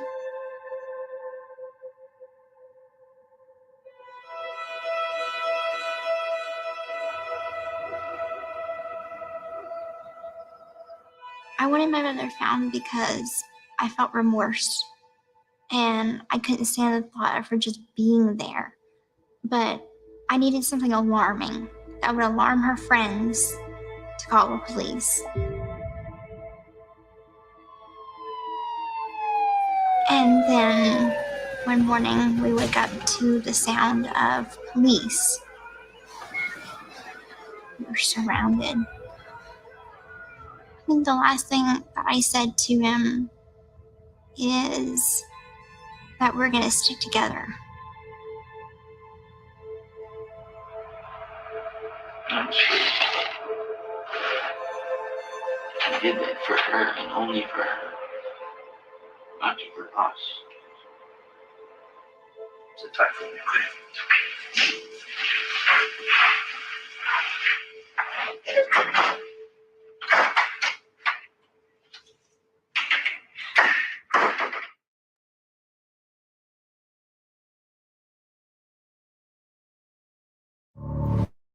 Well,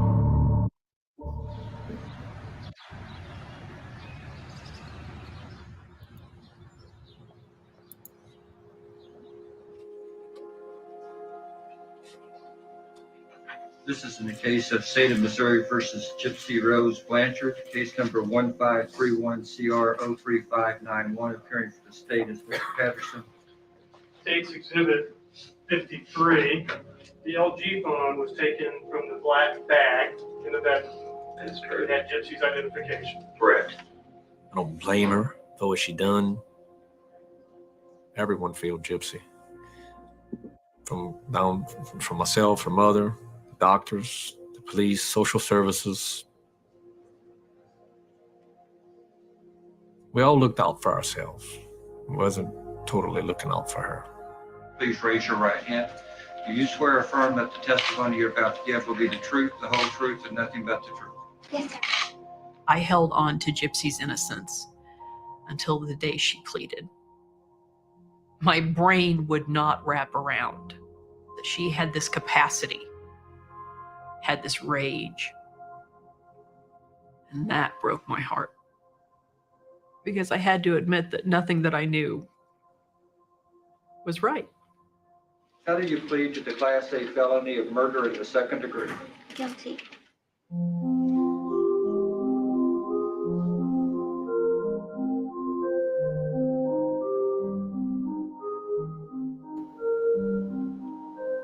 Prosecuting attorney Dan Patterson says while Gypsy is guilty of murder, the amended charge fairly and justly holds her accountable to the law No, it's while not also fair. taking into account the extreme mitigating circumstances of nearly 2 decades of systematic abuse by her mother. The court accepts defendant's plea of guilty to the Class A felony of murder in the second degree and finds defendant guilty. Whatever. I don't agree.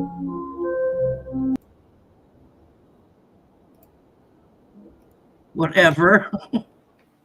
God. Because of her abuse. Have they used Well, any other case? I was abused my life for, years and years and years. You Well, don't me too. killing people. But think about, like her father was saying, like 20 years of that crazy woman, and nobody stepped in on her behalf. No one from the family who knew that this woman was bonkers. Nobody from Dee Dee's family, the sisters that knew that that Dee Dee's mother had the Munchausen. Well, we know they failed her. So They're just on camera. That's all. Yeah, but that's what they're saying, is that she's choosing to plead guilty, taking into consideration all the mitigating circumstances of her mother having Munchausen's and decades of, weirdism. That's why she got that plea deal, because there's so much else. She got that plea deal because of Nick. You know that, right?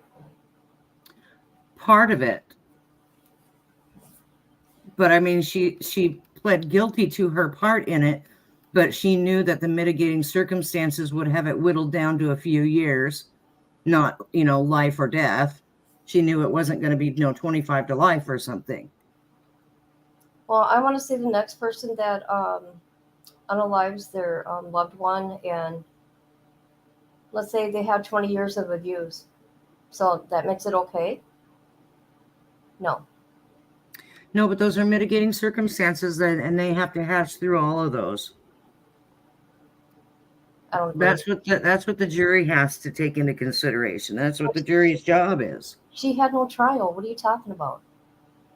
Well, okay, but the DA made the deal. Yes, they The made prosecuting attorneys make the deal. They made the sweetheart a deal. The sweetheart. Why do you keep calling her little pet names like that? I don't know. The sweetheart. Honey. I don't know, because, he's not right either. No, he's not right in the head either, is he, Grandma? I know. It's so... What a convoluted, crazy, crazy story. It is. But I don't know. Her husband now looks so much like her mother. It's freaky. Like, I wouldn't be able to sleep at night. Oh, my God. I'd never go to sleep at night, ever. Oh, my God. I know. He better watch out. That's what I said. That's what I said yesterday. Oh, my God. I'd be watching my back. I'd have hidden cameras everywhere. God. Motion sensor stuff at, 2:30 in the morning. Weirdo. Okay, I'm gonna go. All right, it was fun today. And we'll come back at 8 p.m. 8 p.m. your time, 9 my time. Right. Okay. All right. I already got See you planned out later. what we're gonna do. So. All right. Thank Okay. you, girl. Love See ya. you. Bye. Bye. Goodbye, everybody, and hi to everybody that's coming to watch the replay. It was boring, so I don't know.